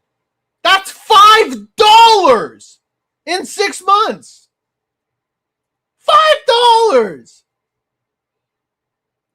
We're bragging about this? What an untapped market. Gotta get that $5. Holy shit. Overall, most respondents reportedly spending between 500 to 2,000 rupees over 6 months, regardless of employment status. According to the report, that represents only around 0.3% to 0.4% of the average household's monthly income, suggesting significant room for future growth in anime-related spending. God damn you parasites. Hakuhodo argues that India's expanding economy represents a major opportunity for Japanese companies, particularly if they continue developing revenue streams beyond streaming, such as merchandise, live events, and other fan experiences. The most popular anime merchandise category was apparel, including t-shirts and hoodies, followed by stationery, accessories, and bags/backpacks. Well, somebody's got to fucking buy them. Jesus. Collectible products such as figures, plush toys, and acrylic stands were considerably less popular. God. Yeah, chase that India market. God damn. All right, a 15-year-old used ChatGPT-generated malware to attack Bandai Namco's streaming service. Kind of funny. So a 15-year-old high school student from Tokorozawa in Saitama Prefecture has been arrested on suspicion of obstructing business after allegedly carrying out a series of cyber attacks against Bandai Channel, Bandai Namco's subscription-based anime and tokusatsu streaming service. The teenager illegally accessed Bandai Channel service multiple times beginning in November 2025, canceling the subscriptions of more than 46,000 accounts and forcing Bandai Namco to temporarily suspend the service. Look, 15-year-olds are stupid as fuck. If you can get in there, what you do is you change it so that their subscription money goes to you. Don't just cancel. What do you cancel them? Idiot. Fucking idiot. Make that money go to the OCA podcast. How about that next time? Investigators say the student had been teaching himself programming since around the 4th grade of elementary school. After analyzing Bandai Channel's communication data and discovering a vulnerability in its system, he allegedly used ChatGPT to help create custom malware used in the attacks. Bandai Namco reportedly blocked his access after detecting the attacks, but the suspect allegedly continued by changing his IP address around 30 times, allowing him to repeatedly regain access and continue canceling memberships. Following an investigation into communication records and other evidence, Tokyo Metropolitan Police identified and arrested the student in June 2026. He has reportedly admitted to the allegations. Police said that the suspect told investigators that he was not motivated by resentment toward Bandai Namco, but instead attacked the service simply because he had succeeded in gaining access to a large number of user accounts. And this is why normal people don't have access to nuclear weapons. Although he obtained members' email addresses and usernames during the attacks, investigators say they have found no evidence that the information was misused. Wow, how convenient. I'd have misused it. All right, in theater release news, Avatar Aang, The Last Airbender is getting a limited theatrical release after all. While many fans had hoped the film would return to theaters after Paramount shifted its streaming last year, the release will be far more limited. Instead of a nationwide rollout, screening will take place only in Los Angeles and New York. The film will screen from July 24th through July 30th at AMC Empire 25 in Manhattan and AMC Burbank Town Center 6 in Los Angeles, with 3 showings scheduled for each day. Avatar Aang, The Last Airbender will also screen on at this year's San Diego Comic-Con. Even a limited theatrical release allows Avatar Aang, The Last Airbender to qualify for awards consideration, despite debuting primarily as a Paramount Plus exclusive. That's it. That's the news. Yeah, regardless, like, what a big fuck you from Paramount. It's like, we released it in theaters. Yeah, the whole, like, this isn't even news. They're forewalling it. When they release this in theaters, there is a distinct chance that they will also buy out the theaters so that nobody can actually go see it. And the entire point of doing it is entirely just for awards consideration. Meanwhile, Cosmic Princess Kaguya is getting a special format edition release. So this was a Netflix original anime, was it not?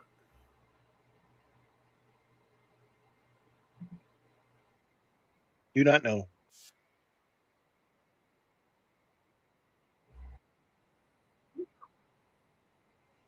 It was exclusive to Japan. Hold on.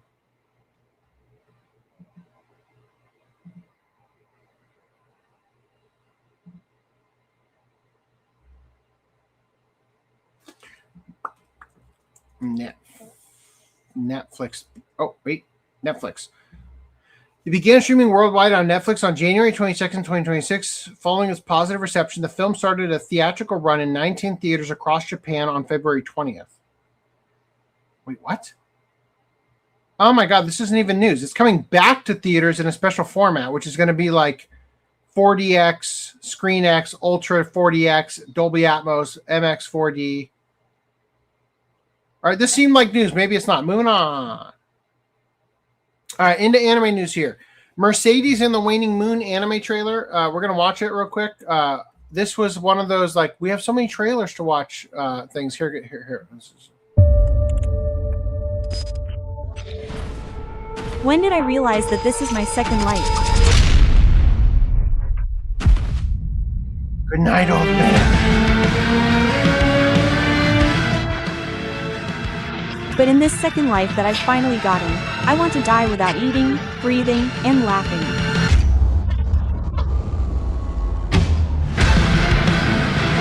Right now, I'm just a child with nothing. But this time, I'll finally grab the proof that I live. I'll lie. I'll give it my all in this second life. It won't end like this. Wow. Okay. Anyway, Bang Dream Yume Mita anime releases new trailer. Fairy visual. All right. This just looks fucking weird. Let's watch this real quick. 30 seconds. It's everyone's little sister, Viola. Oh, I see.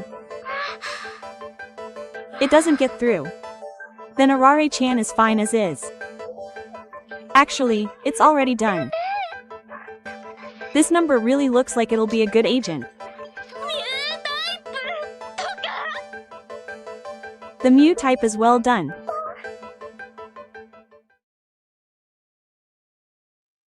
The fuck is that? Right? Am I right? This is fucking Bang Dream. What's going on? The little sister Chan is a pervert. I don't know, whatever. Moving on. Noa-senpai wa Tomodachi 2 anime has been announced. Speed reading. Noa-senpai wa Tomodachi. So that's Noa-senpai is my friend, or is a friend. Follows Rihito Otsuka, a young salaryman at a game company who works under art director Naosa Otome. A high-achieving career woman revered by her peers for her work ethic, Otsuka witnesses Otome's hidden side of friendship blooms. Oh, wonderful. Let's say there it is. She has like a very lacy boob top. Anyway, moving on. Speed running. Promise me the Spotlight manga gets TV anime. If you can really make me the center, then we can get married. Meet Mizuki Natsuno, the least popular member of the nationally acclaimed idol group, Melty Strawberry. She has an eternal fan in Koichi Okuda, who is always pouring heart and soul. His heart is always pouring heart and soul into supporting her. Period, without a space. Normally, a fan would never get to interact with their idol beyond the stage, but one thing led to another, and Koichi now finds himself living together with Mizuki in his own house. He vows to make her the new center of Melty Strawberry, sparking an unconventional tag team between a devoted fan and his idol. Together, they attempt to elevate Mizuki's career from obscurity to stardom. Oh shit, that's a different experience than I thought it was going to be. Anyway, moving on. Okay, Kizuguchi Tohotai TV anime adaptation announced for January 2027.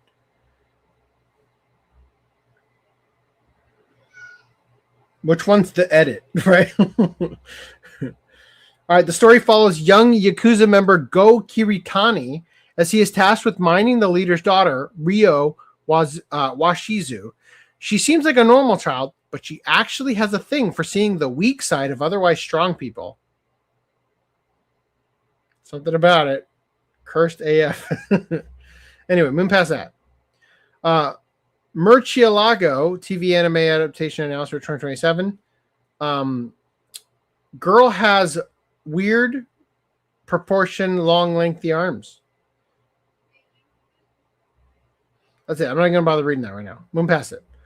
Fate Rewinder anime announces April 2027 premiere. Not going to read this either. Just look at that. We'll have times later. It's already 6 hours. Let's keep going.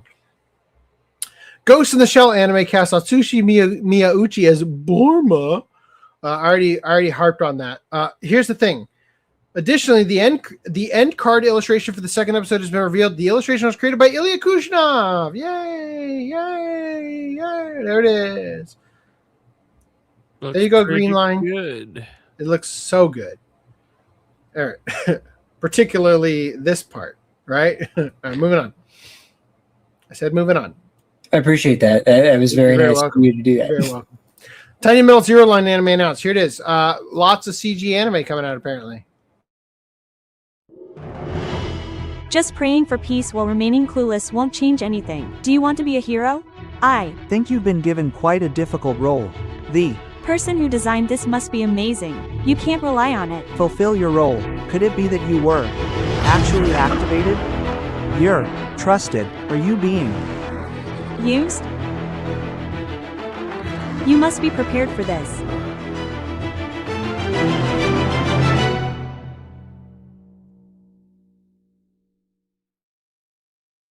I mean, to its credit, it doesn't have the choppiness that you usually see. It kind of reminded me of Sandland. Anyway, it reminds me of more of a video game than an anime. Yes. Magical Buffs, the support caster is stronger than he realized. Releases its first trailer we're not going to watch. Anyway, moving past that. S-rank Boken-sha de Aru Ore no Musume-tachi wa Judo no Father Con Deshita.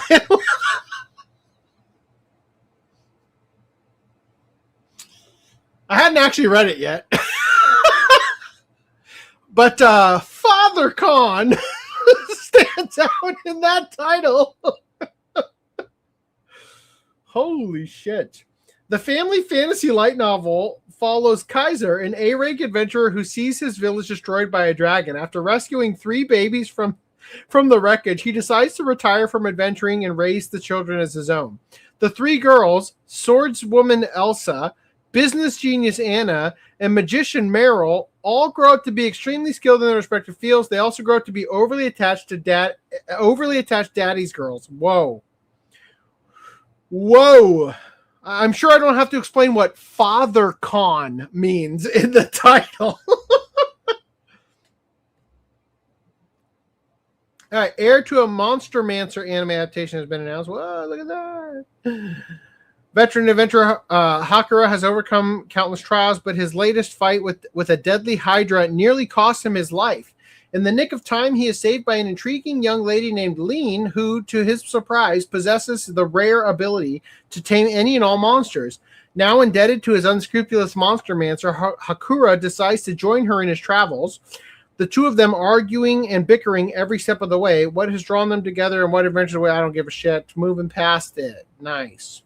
The Eternal Fool's Words of Wisdom anime announces January 2027 premiere. Okay, I'm going to not watch this in its entirety. We're going to just go ahead and watch the ending because it was funny.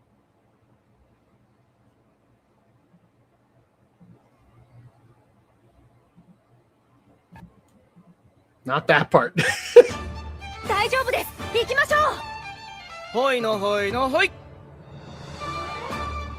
I lied. This is the wrong one. Wait. Fuck it. I don't know. Skipping it. I think it's this one.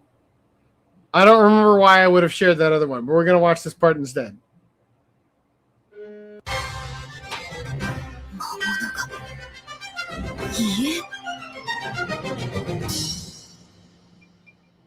破壊より創造、生み出す喜び。Do it yourself. Yep, that's it. Do it. DIY the anime. Moving past it. We're making great time. You're welcome. Are we? Are we really? Well, considering we could have been stuck on these and we're not. Magic Repo Man anime unveils a new teaser visual. Tell me if you've seen this anime or heard of it before. I'm going to read it to you. If there's one thing you can never have enough of in a world of RPG-style swords and sorcery, it's magic points. Whether you're fueling spells, techniques, or showing off an incredible ability, you've got to spend those points to do real damage. But what if you run out? Lent is part of the up-and-coming party known as the Sky Piercers, and thanks to his unique gift, he can loan massive amounts of magic to others. No MP, no problem with Lent around, except now that his companions have become formidable heroes, thanks to his skill, his usefulness is questioned. Kicked out of the group, Lent is furious until he discovers a hidden power to his gift. Now, with his adorably devious fairy partner, he's going to claw back every last scrap of magic from his former party with interest. I can think of like 5 on the top of my head. I mean, this seems like redo of the healer to me. Especially when I see how well endowed his former party members are. Am I right? Damn. All right. Blade and Bastard anime releases first teaser trailer. Let's watch that real quick. Here it is.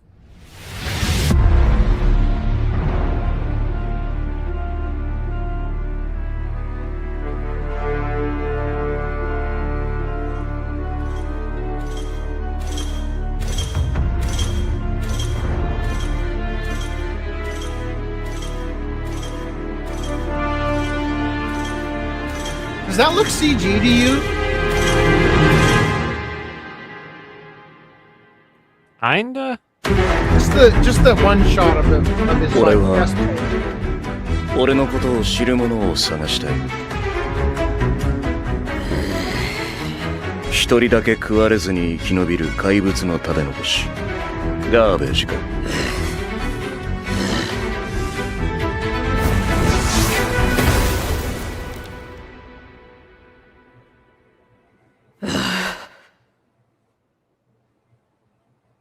好きにしろよ。迷宮から離れる。逃げる。離れられぬからこそ冒険者なのだ。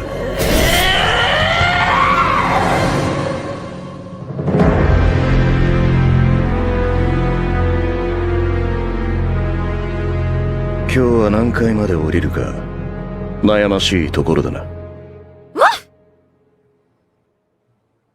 Okay. The Bugle Call anime announced for 2027. Okay.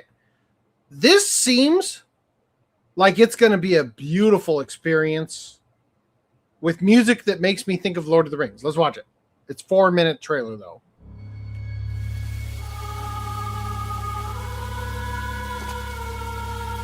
Tell me if you have had enough.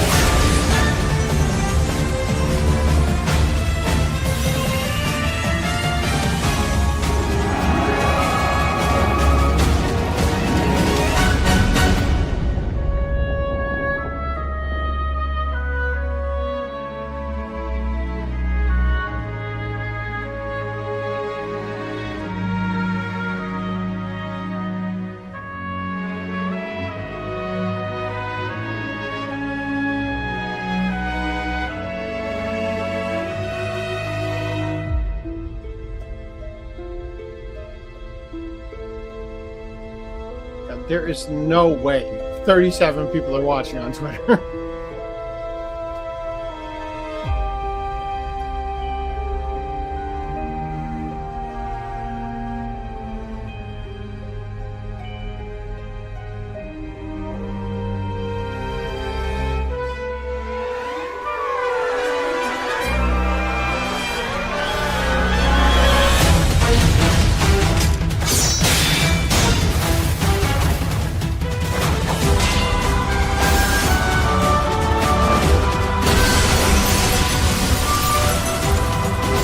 Damn!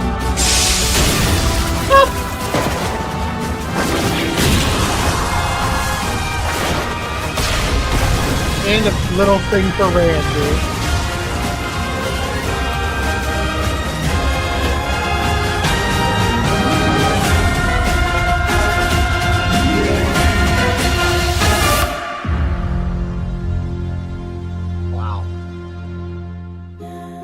Weird. The other thing was called Blade and Bastard, and they had Darth Schneider show up in this one. Any thoughts? Any thoughts? It was good, right? You're like, whoa, I'm so hyped. It's like more Lord of the Rings than that Lord of the Rings anime, somehow.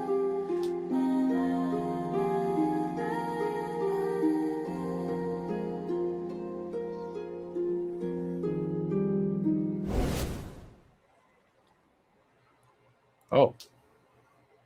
A meatball. All right. Moving past this.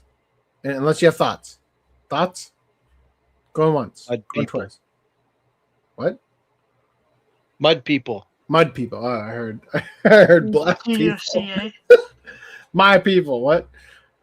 All right, move past this. All right. Yanni Neko creator's harassment case resurfaces following anime airing. Following the airing of the anime adaptation of Chainsmoker Cat, online discussion has resurfaced around a 2023 harassment scandal involving Satsudo writer Chichi Yukinaga. What is Satsudo?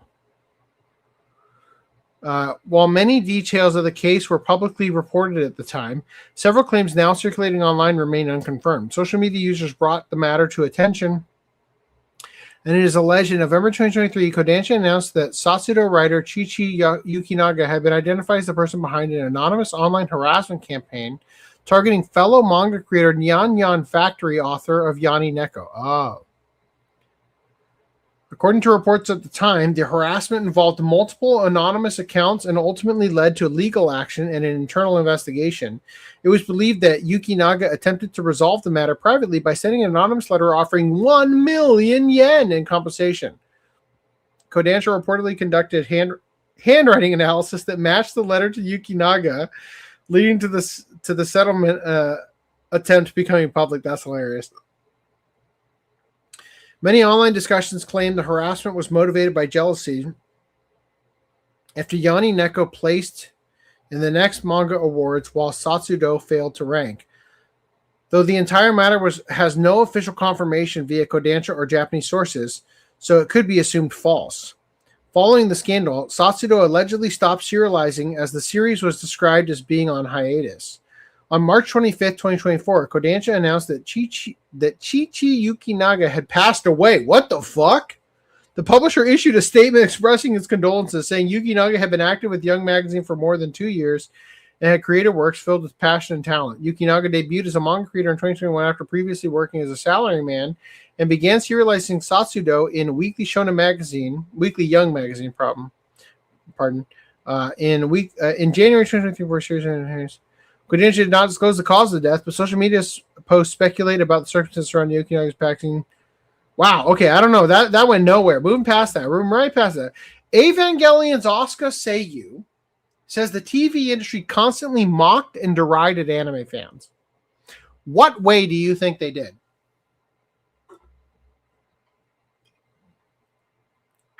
By laughing at the script of 3.33. Let's find out. I haven't read it. Neon Genesis Evangelion voice actress Yuko Miyamura, who voices Asuka Langley, says appearing on mainstream television in the 1990s was often humiliating, with voice actors treated like curiosities and anime fans portrayed as social problems. In a column published by Japanese online magazine Hanasone, Miyamura described growing up during the late 1980s when anime was beginning to expand beyond children's programming, but devoted fans were still widely viewed as strange or socially undesirable. She recalled that anime merchandise stores, we need to go back to that. Make me undesirable again, right? She recalled that anime merchandise stores such as Animate or Animate, I don't know, were often tucked away in old buildings rather than placed on major streets, and that she felt pressure to keep her own enthusiasm for anime hidden. Miyamura began working as a voice actress in the mid-1990s, just as anime was moving further into the mainstream through major hits such as Studio Ghibli films and Neon Genesis Evangelion. However, she says mainstream television continued treating voice actors and their fans with contempt. Quote, whenever we were invited to appear on popular TV variety shows, us voice actors were treated as some kind of rare creatures. We were viewed as novelty and spoken down upon. They made fun of our otaku fans and treated us discriminatorily. Miyamura recalled one occasion when television media came to cover her public radio program under the pretense of producing a feature about a growing popularity of anime radio. The completed segment was instead framed around techno addiction, portraying otaku culture as a social or psychological disorder. She also described being invited onto a well-known television show whose proposed format openly mocked her fans and the anime community. Quote, I remember I was taken aback, thinking, wow, does everyone in the TV industry have such a bully mentality? Miyamura initially rejected the offer and agreed to participate only after the production team promised to completely change the concept. According to her, they ultimately broke that promise and forced her to follow the original plan during filming. Quote, I felt like I was tricked. It was so horrendous. I actually asked them to shelve the recording. Back then, appearing on TV was a constant trauma for me. Despite the experiences, Miyamura says that she is grateful that attitudes towards anime have changed substantially. Celebrities and television staff now openly discuss their love of anime, while voice actors have gained greater recognition and respect within mainstream entertainment. Quote, recently, there have been many celebrities and TV production staff who openly talk about their love of anime. Thanks to them, voice actors have established their status, and I've been fortunate enough to work in places where I'm actually treated with respect. Whoa! God, that was brutal. Okay, moving past that. Cells at Work creator reveals depression, PTSD, and family-related trauma during career. Yes, enjoy those. They're nice. All right, cool. Akane Shimizu, the creator of Cells at Work, recently shared a pair of candid posts discussing hardships she experienced during her manga career. Shimizu described creative conflicts during the production of Yellow Flame, explaining that she felt trapped by circumstances at the time and struggled to reconcile her own creative strength to the direction being pushed for the series. Do you guys remember the inspiration for Cells at Work for this creator? No. Oh. Younger sister, terminally ill, or something shit like that. No, that was Umaru-chan. Oh, fuck. I think you're right. Anyway, disregard that, but also keep it in the front of your mind. Why is this highlighted? Oh, okay. Yeah. This was also part of the thing from last podcast. All right. Thank you. Thank you for trying to help me when I was scrambling COD code. Regarding Yellow Flame, because of issues involving a previous editor and the situation at the time, I was personally in a very cornered state. I had convinced myself that if I didn't follow my editor's direction, I wouldn't be given the support needed to maintain a proper production environment. During that time, I spent about 2 years repeatedly explaining that stories centered around overwhelmingly powerful characters didn't suit my style as a creator, but we never seemed to be on the same page. It became such a painful experience that there was a period when I even considered quitting drawing altogether. Even after changing editorial departments, I still haven't completely escaped the effects of that period. I'm gradually trying to rediscover a style of creation that better fits my strengths. If I ever have the time, I'd like to draw a manga someday about the behind the scenes story of its production.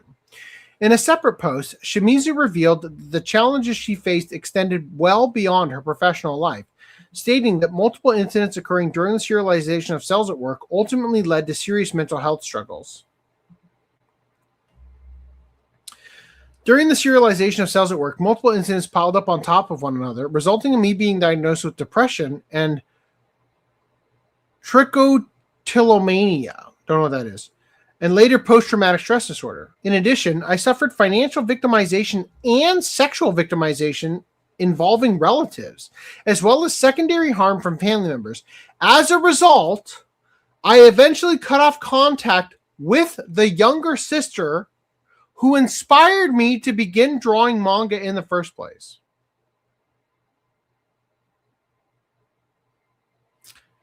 Just saying, in my mind, Umari-chan's story applied, but I mean, Umaru-chan's was, his sister was dying, died, right? And then she died, and then he's like, I don't want to, do this anymore. At least this one's still alive, but it's like, get out of my life, bitch. But she molested me. Right? That's what it sounds like. I don't know. I interpret it as molestation instead of the financial part. The events of that time still remain a major wound in my life even now. I hope to gradually talk about what happened, little by little, while staying within a range that won't cause unnecessary controversy. Although manga creators occasionally discuss deadlines, health issues, and workplace pressures, it is far less common to see an author publicly speak about such a wide range of personal and professional difficulties. Shimizu's comments suggest that there may be more details still to come, as the creator indicated she hopes to continue sharing her experiences in the future. So, my sister molested me, so that was the inspiration for Cells at Work, so we can see the internals of when you get molested?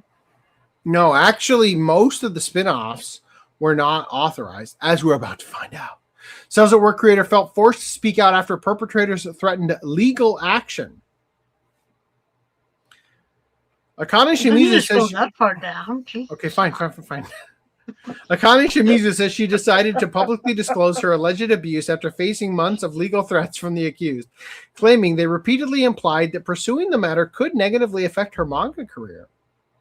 In a recent post on Twitter, Shimizu said the alleged perpetrators have, for approximately 6 months, repeatedly threatened legal action while suggesting it could have consequences for her work.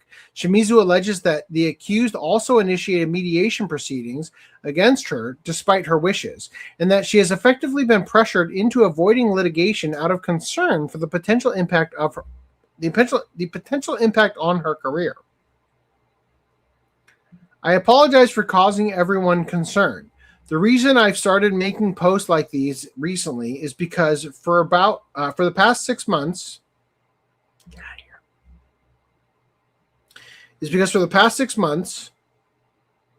I have continued to face threats of legal action from the perpetrator side in a way that implies it could affect my work. Even regarding the sexual assault case, the perpetrator side filed for mediation against my wishes. On top of that, they argued that, quote, the victim should be prohibited from contacting the perpetrators, and the victim should be prevented from contacting them, effectively shifting the disadvantages onto me. Even in a situation like this, I am told that considering the impact of your work, it would be better not to let this proceed to a lawsuit. And the reality is that I am forced to accept this situation without recourse. The people involved in these disputes share a common way of thinking when it comes to the impact on my work and the use of my legal procedures. Because of that, I believe it is possible that I will continue to face similar treatment in the future. I am posting this as a record of events in order to avoid misunderstandings of unforeseen circumstances. I may end up causing a commotion, but I intend to continue sharing what has happened little by little. The statement is the latest development in Shimizu's ongoing allegations, which she first made public earlier this month. She has accused multiple individuals of sexually assaulting her, stealing large sums of money, and subjecting her to prolonged abuse. The accused have denied the allegations. All right, last one. Cells at Work creators' allegations spark wave of mangakas sharing their own stories. I don't trust any of these I don't trust these highlights anymore. Apologies. We're gonna rush through it. Following recent allegations by Cells at Work creator Akane Shimizu against her former editorial department, numerous manga creators have begun publicly sharing their own experiences with editor mistreatment, unpaid royalties, and unhealthy working conditions. Shimizu previously accused her former editorial team at Kodansha of repeated mismanagement, a lack of professional support, and editorial treatment that she says contributed to severe mental health struggles during the serialization of Cells at Work. Kodansha later issued a public apology acknowledging several of the issues she raised. How about a public check? How about give me a big fucking check, right? Since then, several other manga creators have come forward. Kaya Tamaru, author of The Girl, The Shovel, and The Evil Eye, alleged that overseas ebook royalties went unpaid for over a year and said editors ignored repeated warnings about deteriorating health, ultimately leading to a 6-month hiatus after their weight fell to life-threatening levels. They remain on medication today. Izuku Fujiya, known for Slime Slayer, From Zero to Black Steel King. Have you heard of any of these, by the way? Explained for the first time why her manga Sayonara no Parade was left unfinished. Quote, various disputes with the editorial department between 2016 and 2019 made it impossible for me to continue the series, both mentally and because of the work environment. I hope Miss Shimizu's story will help improve the treatment of manga artists. Manga artist Kyuta Minami also reflected on Shimizu's revelation, saying, quote, I used to resign myself to the fact that I was treated this way because I wasn't a bestseller and that it was just the way things were. But if even Shimizu continued to be treated so badly by her editor after achieving such success, then there really is no hope. The fact that she's still alive and continuing to create manga is a miracle.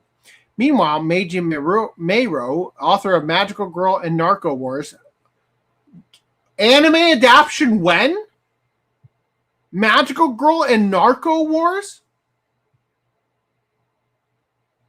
I want to see an anime about a magical girl cleaning up the streets from the drug dealers. That sounds amazing. She described it was a cultural psychological pressure from editors. Quote, I was repeatedly told by past editors that I was inferior to other artists and would end up a loser. There was a tendency back then to try and force artists into a mold and emotionally corner them. These accounts have collectively renewed discussion about the working condition of professional manga artists and the relationship between creators and editorial departments. While Shimizu says she is currently in talks with Kodansha and has already solved issues regarding credits on certain spin-off works, the number of creators now sharing similar experiences has drawn wider attention to a long-standing concern with Japan's manga industry. So I don't know where it went, but I definitely read an article that talked about the creator of Cells at Work not being consulted about the spin-off series like Cells at Work Black and all that stuff, Code Black or whatever it is, and that she didn't get credited, and they just briefly mentioned it there. But anyway, the author of Elfen Lied, Lin Okamoto, revealed the strangest and most absurd anecdotes that he has experienced with his editors over the more than 20 years of career.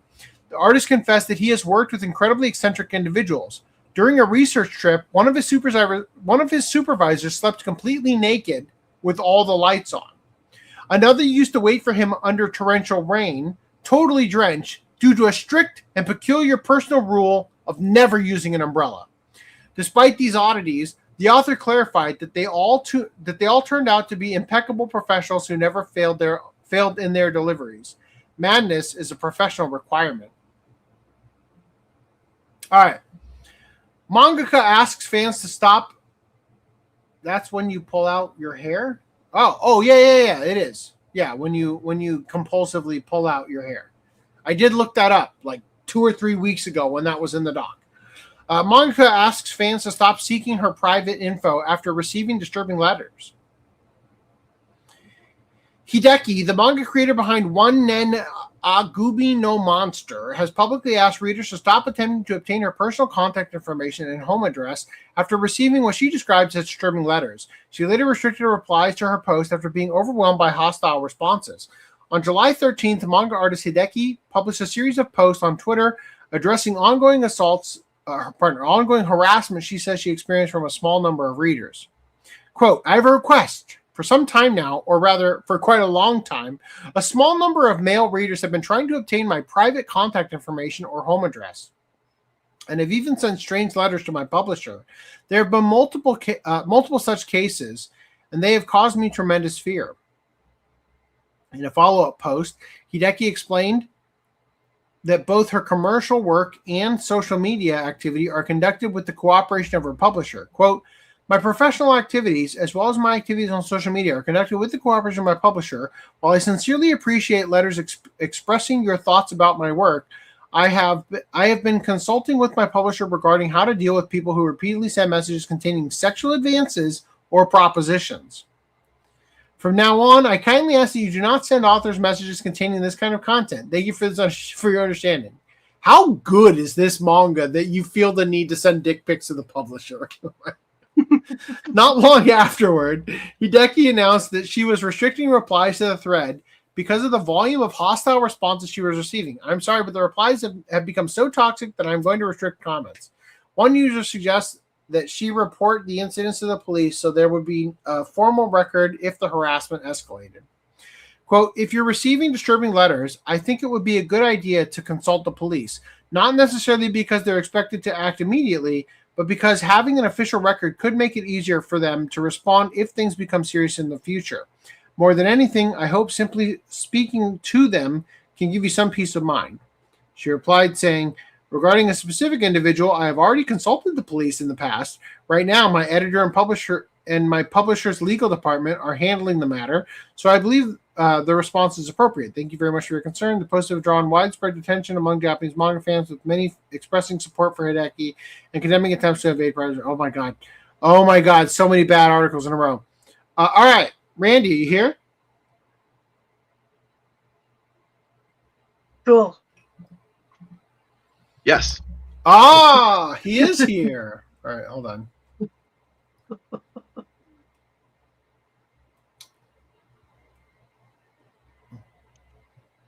I downloaded it. Where the fuck is it?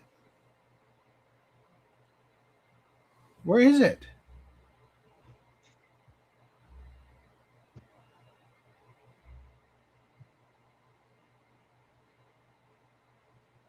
Fuck. Okay. Doesn't matter. We can do it the other way.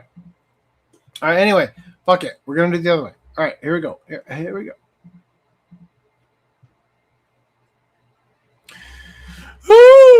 Okay. Good night, Poon Poon creator says AI attitude help. Anti-AI attitude helped push his manga hiatus.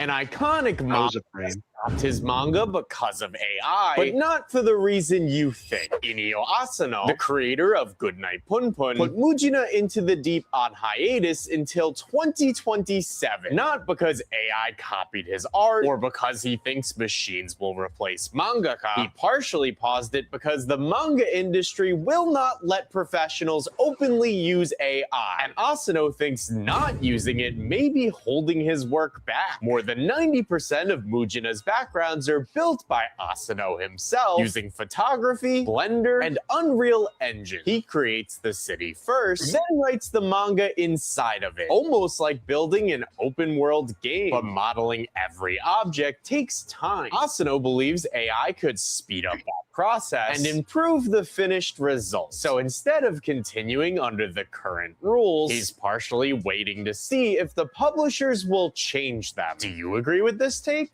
An iconic mangaka. I feel like AI could have read your fucking script better than you did. So Fired. What? Oh, then go ahead. Okay. I don't know why I don't see anything on screen right now. But anyway. I stopped screen sharing.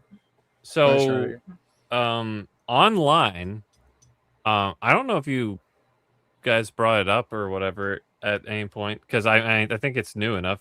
The whole leaflet, like making the VTuber avatars with AI thing. So there's been a huge discourse in that field, and one of the artists, like artist VTubers or whatever, was actually analyzing the whole situation, and they're like, well, you got these tools like a symmetry tool, and I hate this because it's like, well, shouldn't you pay 50% less if you're doing 50% of the work, right? And people are using Clip Studio, and they just take the 3D model and then they trace it or whatever. It's like, so there's all these like gray areas where it's like, oh, it's okay to do it here, but it's not okay to do it here. And this, I think, is a perfect example of that, because bro literally just makes Blender whatever. And are they saying that he like basically traces it or whatever, or does he actually render it out? I mean, he probably renders it out into a filtered image. I mean, he builds, as we see here. During an appearance on the Japanese talk show Weekly OCA, Asano discussed how he creates the manga's environments using Blender and Unreal Engine. More than 90% of its indoor and outdoor backgrounds were created in 3D by Asano himself, using purchased assets where available and personally modeling anything. There's another thing. Assets, textures. I've seen so many mixed medium, like art, quote unquote artworks or whatever, where it's like, that is just a texture on this part. I mean, the rest of it's real, but it's like, so at what point is it like, oh, that's stealing? So I'm sorry, but I have to do this. If my shirt is pretty much Tanya's color, right? Like that's the hair color. What were you saying, Venom? Wow. I'm saying, yeah. So if you have a texture that you got from like, I don't know, Google, maybe an asset store or something, is that stealing someone's work? Is it because you're not drawing that? It's paying for the person's work. I find it hilarious that a lot of people will rationalize their position on copyright and AI and theft based on what they personally do, and then just draw the line right outside of what they do. You know, like, oh well, but and then also have like contradictory rationale when you talk to them about it. Like, oh, I hate AI because it steals artists' work. Okay, well, do Do you draw everything? Yeah, I draw everything. Well, do you color everything yourself? Yeah, I color everything myself. Okay. Do you use a tool like Photoshop? Yeah. Did you pay for Photoshop? Oh, no, I don't pay for Photoshop. I stole that. Oh, so you get to steal that? Oh, when you're for Photoshop. yeah. Well, you're a good one. There you go. When you're making your design and you want a texture on your design, did you make your own texture, or did you just go to Google Images and download a texture? Oh, I just went to Google Images and got a texture.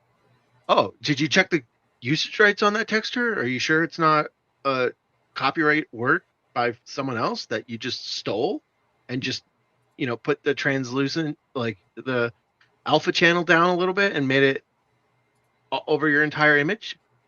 Oh, no, well, it's just a texture. Yeah. No, so I didn't generate that, Randy. I was involved with the process. So when AI scrapes the internet for images to use, that's stealing. But when you do it, it's good. And it's hilarious. YouTubers do it all the time too. They're like, oh yeah, copyright, so important.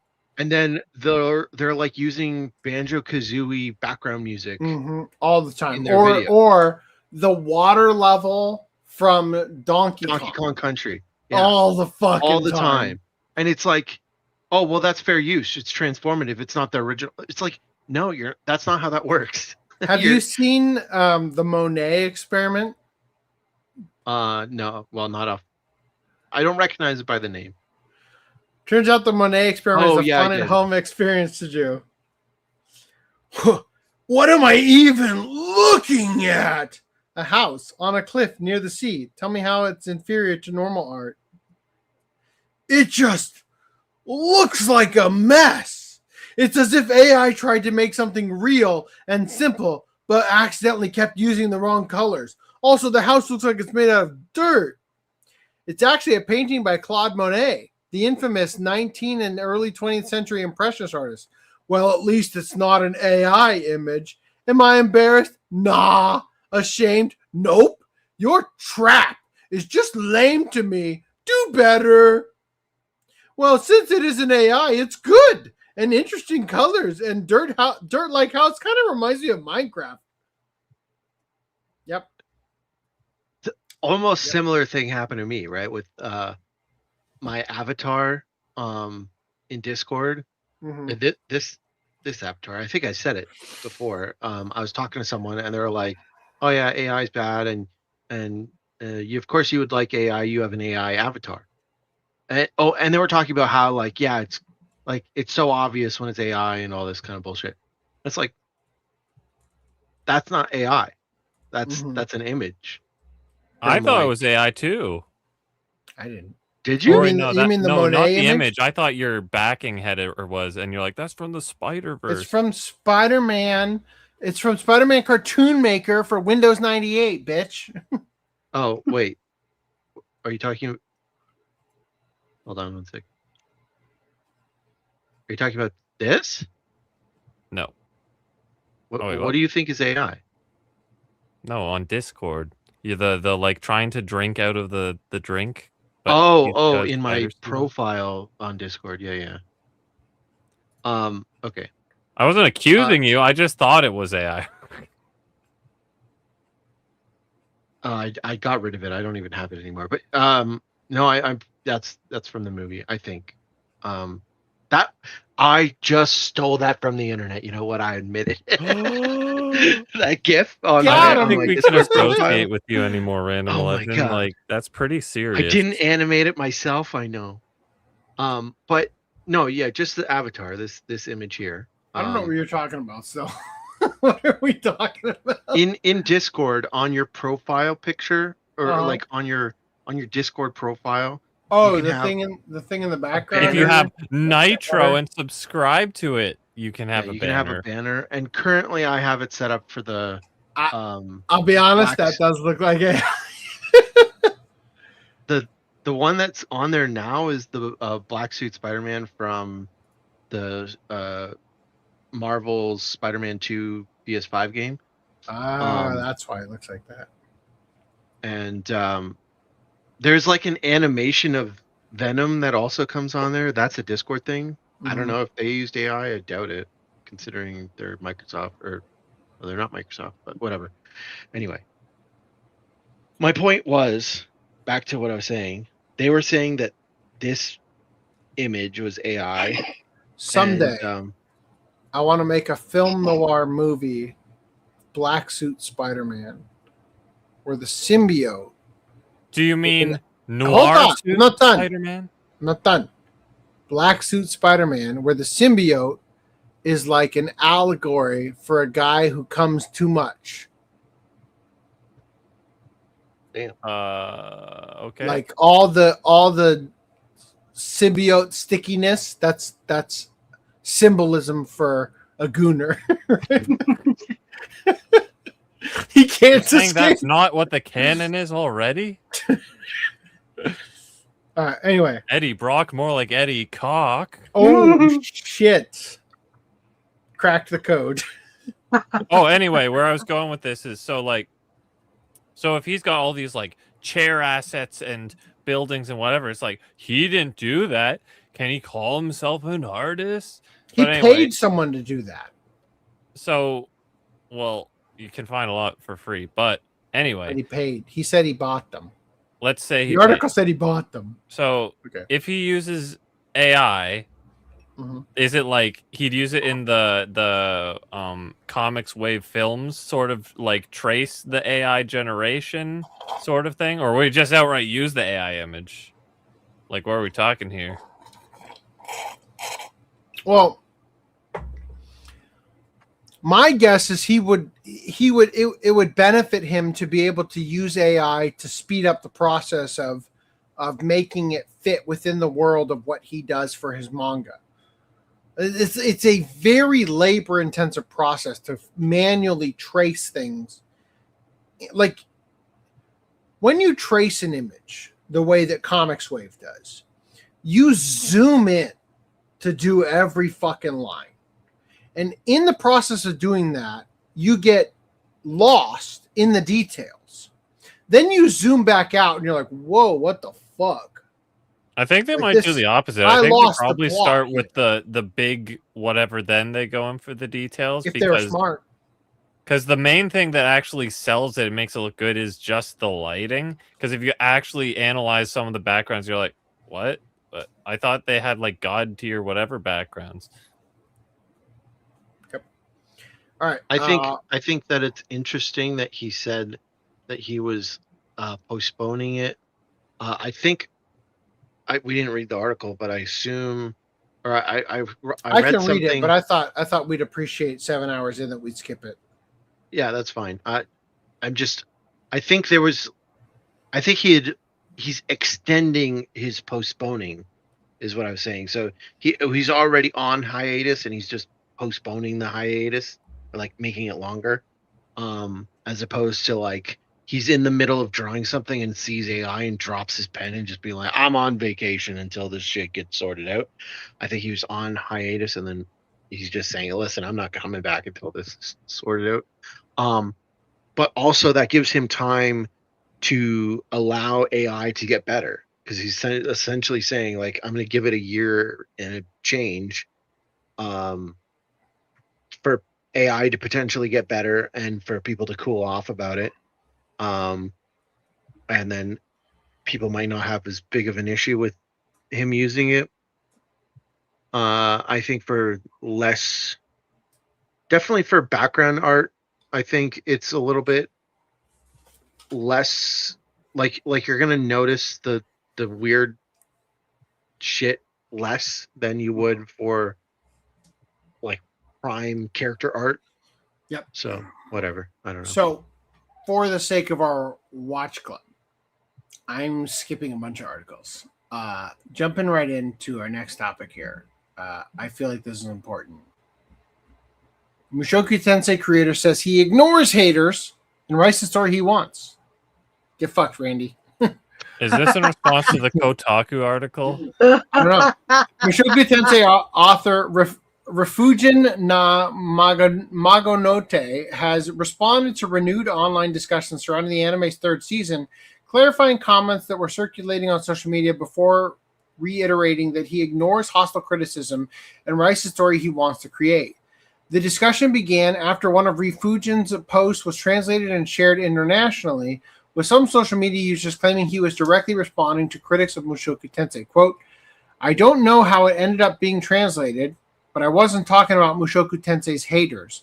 I was talking about not lashing out at people who are saying nice things to me because of something written in a book. Please calm down. In response, one fan posted a lengthy message encouraging Refugian to not to be discouraged by criticism, particularly from overseas audiences. Brother, please hear me out. We're on your side, especially overseas. You don't need to worry about the voices of people in Europe or America. I heard you were considering ending the series. It honestly made me angry. Why let yourself be bothered, brother, by people who hate your work? Please ignore the haters. You don't need to care about what overseas viewers think. I want you to keep creating works for the fans who have supported you all this time. And for your Japanese fans, I hope you'll continue drawing lots of manga and writing lots of light novels. We'll fully support your work. You're not alone. Your fans will always be by your side. Please don't let Mushoku Tensei end with season 3. I want preparations for season 4 to begin right now. Don't worry about slander or harassment. You should freely create the works that you want to create. That's what's most important. Don't pay attention to the harsh criticism surrounding this anime. There are many critical people on Twitter overseas who have no interest in understanding the work. And I hope you'll continue creating harem anime like Mushoku Tensei. Oh, good. I'm sure many more fans will enjoy them in the future. And why are you making him sound like Batman? I don't know. Batman? Yeah, Batman, specifically from like College Humor Batman, where they're riffing on Christian Bale's like rendition. So he responds, like some Chinese master bullshit. Please, dear God, I would love it if Batman sounded like that from now. So he responds saying, "Thank you, but even without anyone telling me, I ignore most of what the haters say, and I'm going to write the work that I want to create myself. I've always done that, and I've always said so. I don't get to decide whether season 4 gets made, but if they tell me it's happening, I'll do everything I can to help." His response is, "Since blah, blah, blah. That's it. Moving on." I think that it's crazy he's still working on it. When is the show ever going to end if it's still getting made right now? Well, no, he's doing the. I think he was talking about the sequel series, and that's ending. So. Okay. Yeah, I was gonna say like also the original like light novel done. Like the main series has been done for quite a while now. Yeah. Okay. I support him. I don't like the show, but I support his willingness to make it. Go ahead. All right, moving on. I'm skipping the next couple articles, moving right into Persona 4 Revival, announces the English cast. I can't trust any of my highlights anymore. Fudum, this is your cue. Protagonist is Nazay Tarsha. Isn't that the guy who uses the Dexter's dad as the profile image? Not sure. And Dexter's dad was actually darker skinned. Remember we did that? All right. Anyway, so yeah, all the voices have been replaced. All right, that's the news. What a shocker! We're totally shocked. Who could have foreseen the series of events? Mappa animates Persona 4 Revival in-game cutscenes. I included this. The trailer features Abby Trott, best known as Nezuko Kamado in Demon Slayer Kimetsu no Yaiba as the English voice of the idol character. All right. I'm using this as an excuse to play the beginning of this trailer in English. Hi, my name's Rise Kujikawa. Now that I'm getting the hang of school, I want to go out more and see the sights. But I get recognized a lot. Okay. As a notice, that's not Laura Bailey. It isn't Laura Bailey, but it doesn't sound that bad. Persona 4 Revival trailer for Rise Kujikawa has bathing suit scenes cut. No! Japanese version of the trailer shows this with Mappa animation.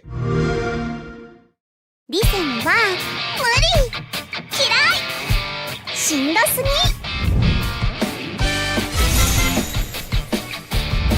これからはもっといろいろ遊びに行きたいなって思ってるの。 Yeah, that's it. Deleting those. They've been in the brand for 2 weeks now. Thank you. All right, moving past that.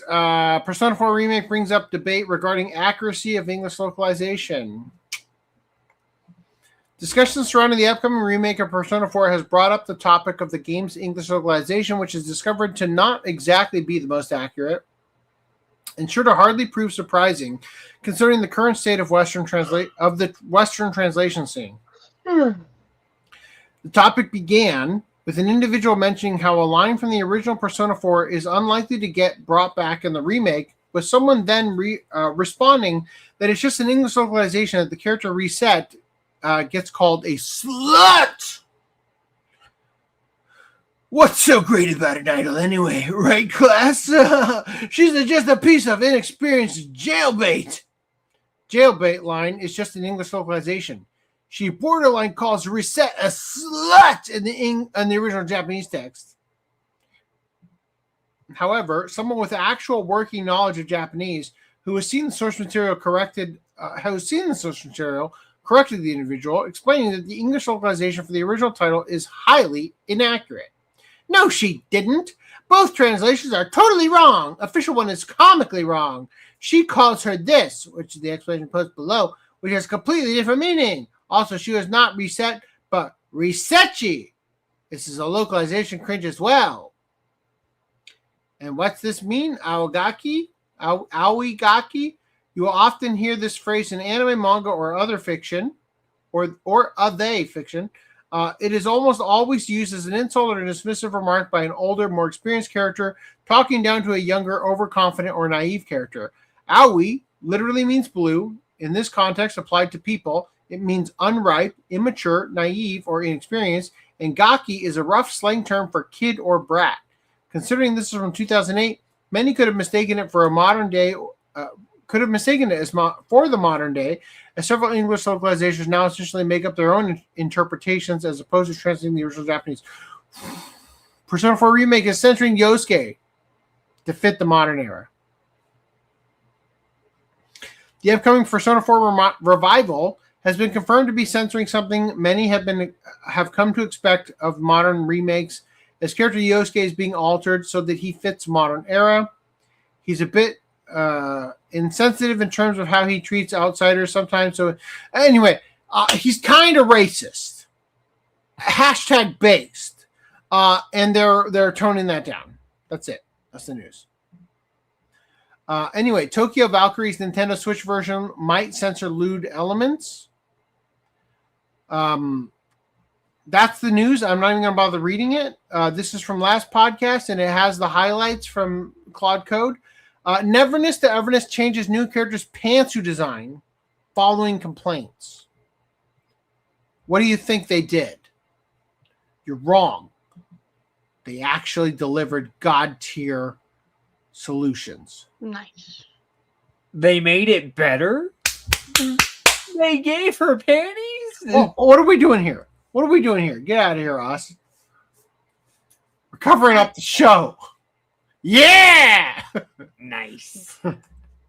Rare win there. Nice. More rare wins to come. Oh, nice. Monster Girl Stardive Summer Update adds cute swimsuits. Here we go. My wife couldn't look away. That's how good it is.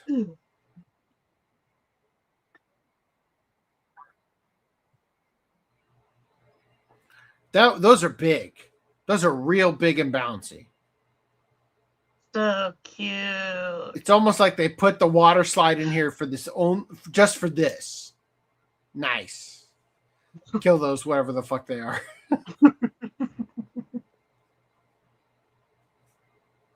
Anyway, all right, moving on. Moving on for time. 7 hours in. It wasn't supposed to be like this. Wuthering Waves praised for swimsuit wetness transparency. Ooh, nice. It went from this to this. Oh my god. Amazing. Oh, there's videos. I didn't know that. I didn't test upload them, but fuck it. What is going on Twitter? Impossible. 36 views. No. Comment one fucking thing. They're all bots. They're all flocking to the word communist. Commies. Yeah, honestly, maybe. Blow the shit out of them, though. There it is. You get wet. That's what happens. God tier level. Oh yeah. Oh, dude, I wanted this skin so bad, but I ran out of polls for this character. I don't have her. I got another character instead. They gave her an ass crack. They gave her a plumber's butt in her swimsuit. Oh, it dries off after a little bit. That's a bug. Oh yeah, when they sit down, they leave a wet flop for their ass. Attention to detail. Attention to detail. Oh, let's not go that far. All right. That's great. Ladies and gentlemen, I have another thing to share with you. Fortnite is now allegedly allowing sexier skins with a new DC collab. Nature is healing. Now, I don't know what to say about this because I've heard some posts got deleted, so I can't show you. But I have heard that this skin has gone back and forth as to whether or not they're doing the uncensored with underboob, right? But this is from the official Fortnite Twitter account. And I see underboob. Just saying. Nice. Lovely, lovely underboob. So previously, this is what we were getting. Terrible. No underboob. Not nice. Nobody likes that. This does not spark joy. Yeah, this is all right. Let's watch the video. Goodbye, Russian viewers.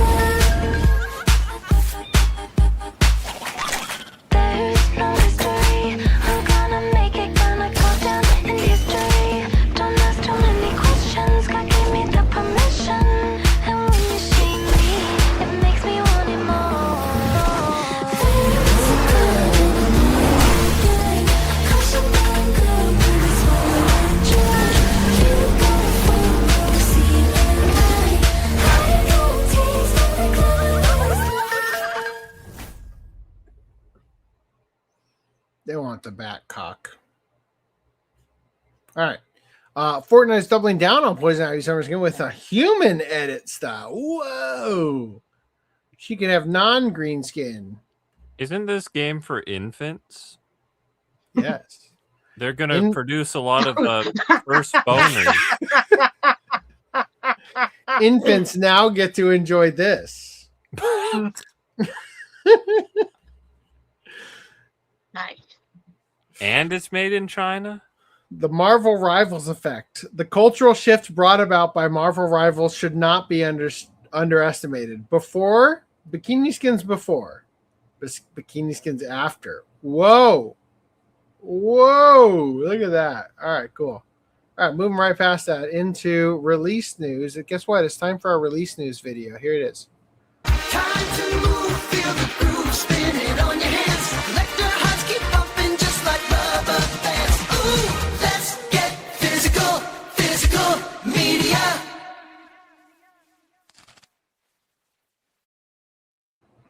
All right, so Mirage Leonardo shared that Seven Seas Ultraman. Where did Randy go? He dipped. The feet were too much for him. There must have been too much feet. No. He did say he would leave at 2:00. So I thought he said no more 5:30 a.m. times. All right. Seven Seas licenses Ultraman by Kazuo Umezu. The classic manga. Kazuo Umezu.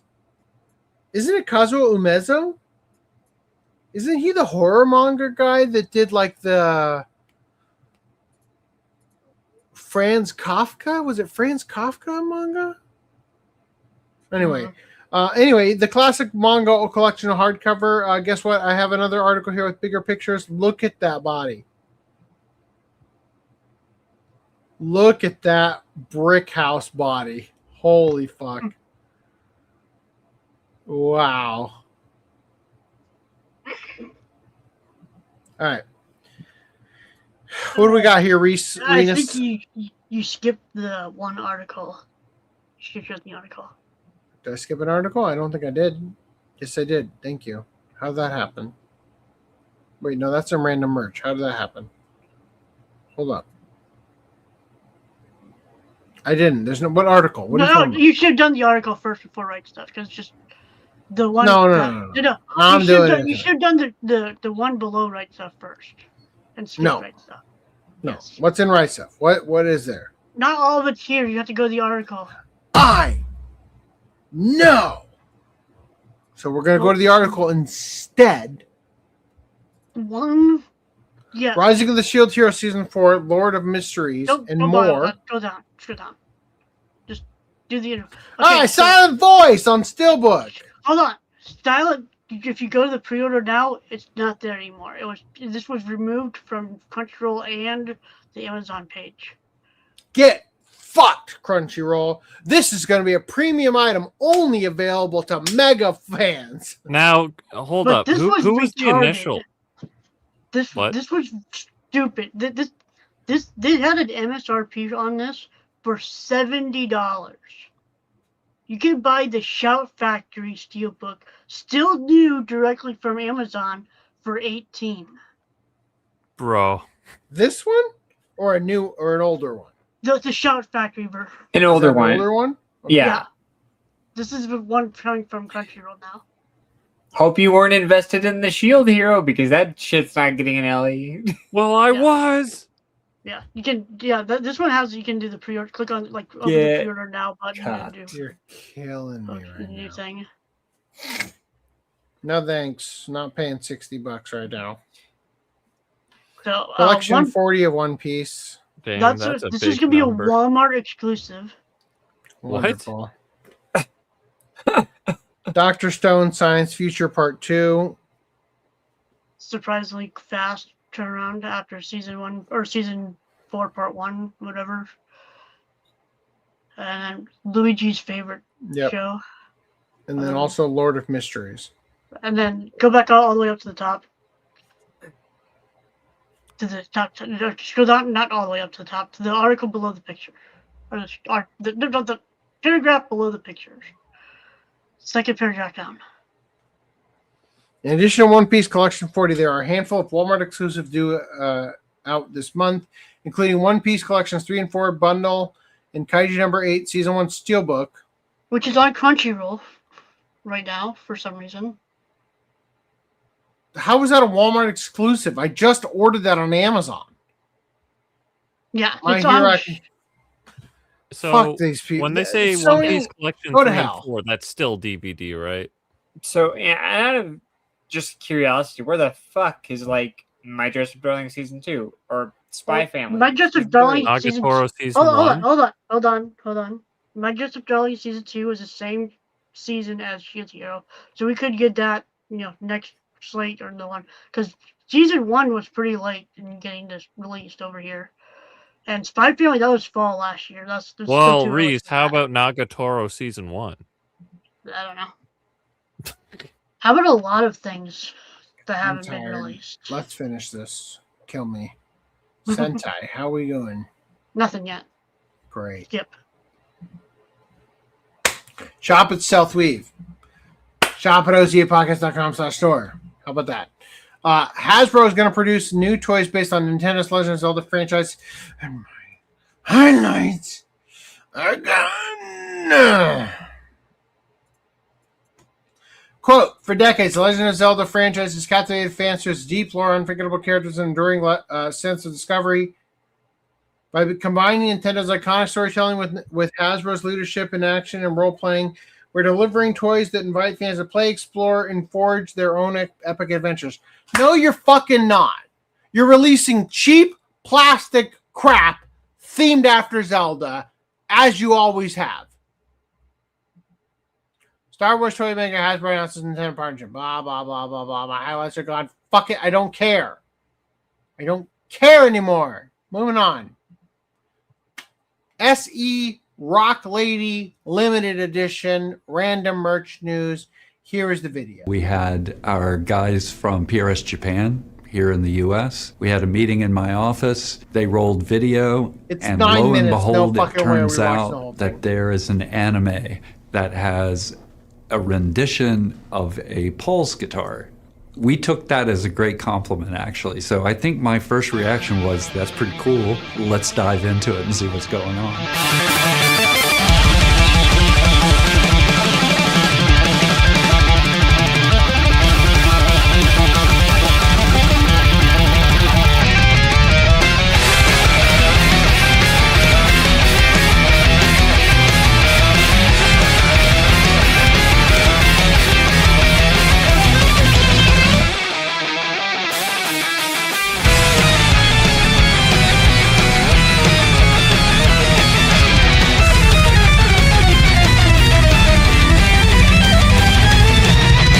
PRS SE Rock Lady Limited Edition is a guitar that is based upon a Japanese anime called Rock is a Lady's Modesty. It features a character named Lily who is exploring music, discovering, enjoying making sounds with her friends. This isn't just a show that has a guitar for us, but the fact that Konami and Bandmade have created the opening music for the show is incredibly cool. It makes it real. It takes fiction and brings it into reality.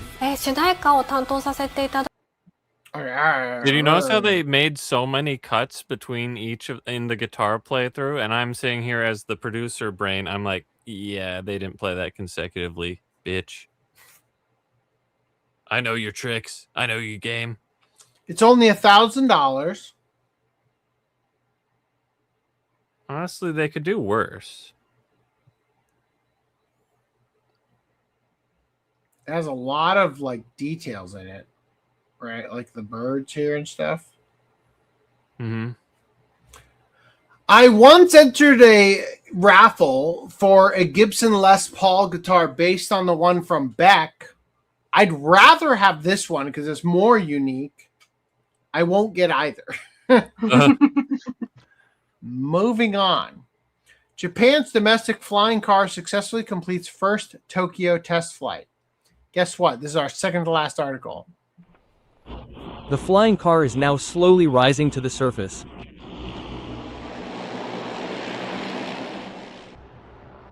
Today, the first domestically produced flying car test flight was held in the Tokyo metropolitan area. It was operated remotely and autonomously, and traveled 150 meters around the surrounding venue in about 3.5 minutes. A test operation of the landing terminal was also carried out, and participants experienced the process leading up to the landing, including facial recognition check-in and security checks. The company is working on commercializing flying cars, and plans to operate passenger flights for several weeks to several months in fiscal 2027, including oil collection flights in the waterfront area and a round-trip route from the Tamagawa River to Haneda Airport. Why not just use a helicopter? Oh, he's done. To be fair, I think the difference is having a bunch of the propellers versus one is that if one fails, you're not screwed completely.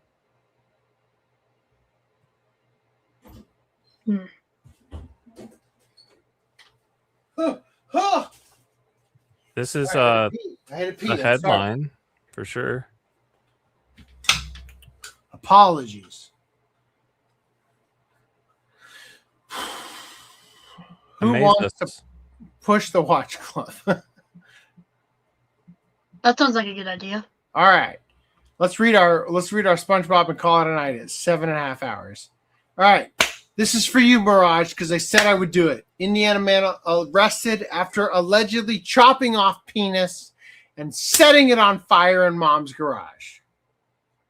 How old is this guy? This guy's nose is comically thin.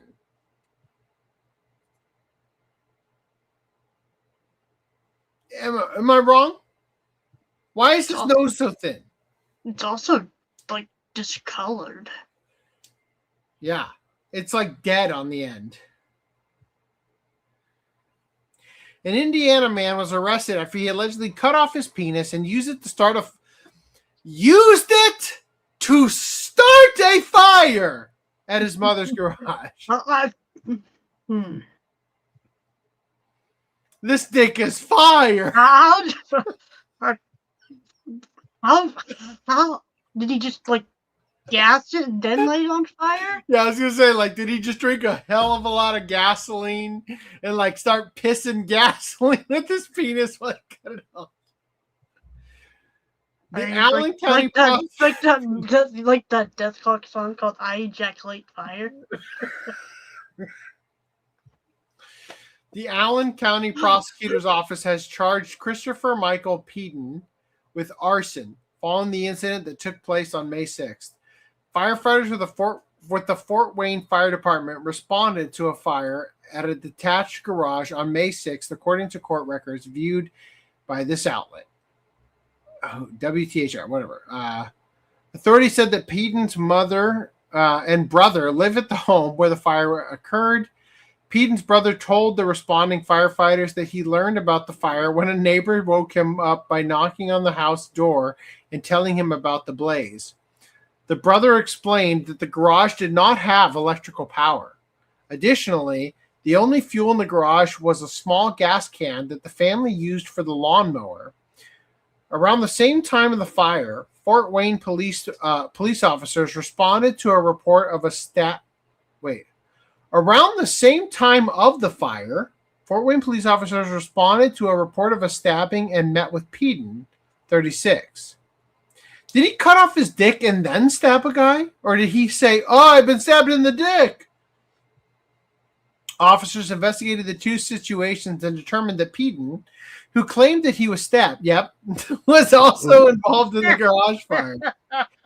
Peden was then taken to the hospital, and he allegedly told officers that he was stabbed somewhere in the downtown Fort Wayne per court documents. However, Peden allegedly later changed his story and told officers that he went into the detached garage at his mother's house at around 2 a.m., detached his penis with a kitchen knife, then claimed that he poured gasoline on the severed genitals before he set them on fire on the floor in the garage. Gas it. Firefighters collected evidence from the fire, which included a red plastic gasoline container, 4 lights, and a kitchen knife. Peden was then arrested and charged with arson. His initial court hearing took place on July 2nd, and a judge set his bond at $10,000. They just collected the gas can and the knife, not the dick. The dick burned beyond recognition. It's all ash, cremated. Cremated. A surety bond was later posted on July 7th, according to online records. It is not currently clear if Peden has entered a plea or retained legal counsel following his arrest. The Allen County Prosecutor's Office told us they have no additional information to share as of the time of publication. Authorities have not shared many details about the incident, including if they believe Peden had a motive in setting the including whether or not they believe Peden had a motive in setting the fire. The investigation into the case still remains ongoing. Peden is next scheduled to appear in court for a hearing on August 31st. Holy shit! What an awful ending to this. All right. I apologize for another 7.5 hour stream. Let's end it. I can't put me out of my fucking misery. 7 comments. Where did that come from? Japan invented the helicopter in 2026. Grab your popcorn. This is the best article tonight. I'm so sorry, Mirage. Mirage, I think you overhyped this one. One is more efficient. Plus, helicopters fall slowly. Honestly, it seems to me Like, you've added more points of failure to a helicopter. Now, granted, having 1 or 2 points of failure on the helicopter already seems dangerous, right? Like, because, like, oh, if something's going to fail, it's going to be the blades, right? To keep you up in the air and you're going to crash. But it just seems also dangerous to have, like, 10 different, like, rotors and one fails, and then you're like, I'm going down. one fails and they all just like a domino effect all the way around it. I feel like would be more of a hazard, honestly, having all like more rotors. This car might be louder than a helicopter. No wonder it started to fire. Yep. All right. I got to end it here. I'm sorry, guys. It's been too long. I thought I could do it. I thought we could get through the show quickly. I failed dramatically. Picking an outro. Reese is here. We can't use that one. Damn right. Oh, fuck. What do we do? What do we have? Do I have anything? One. It's only like it's really short. Yeah, there it is. 5 seconds. Here we go. Good night, everybody. Sorry.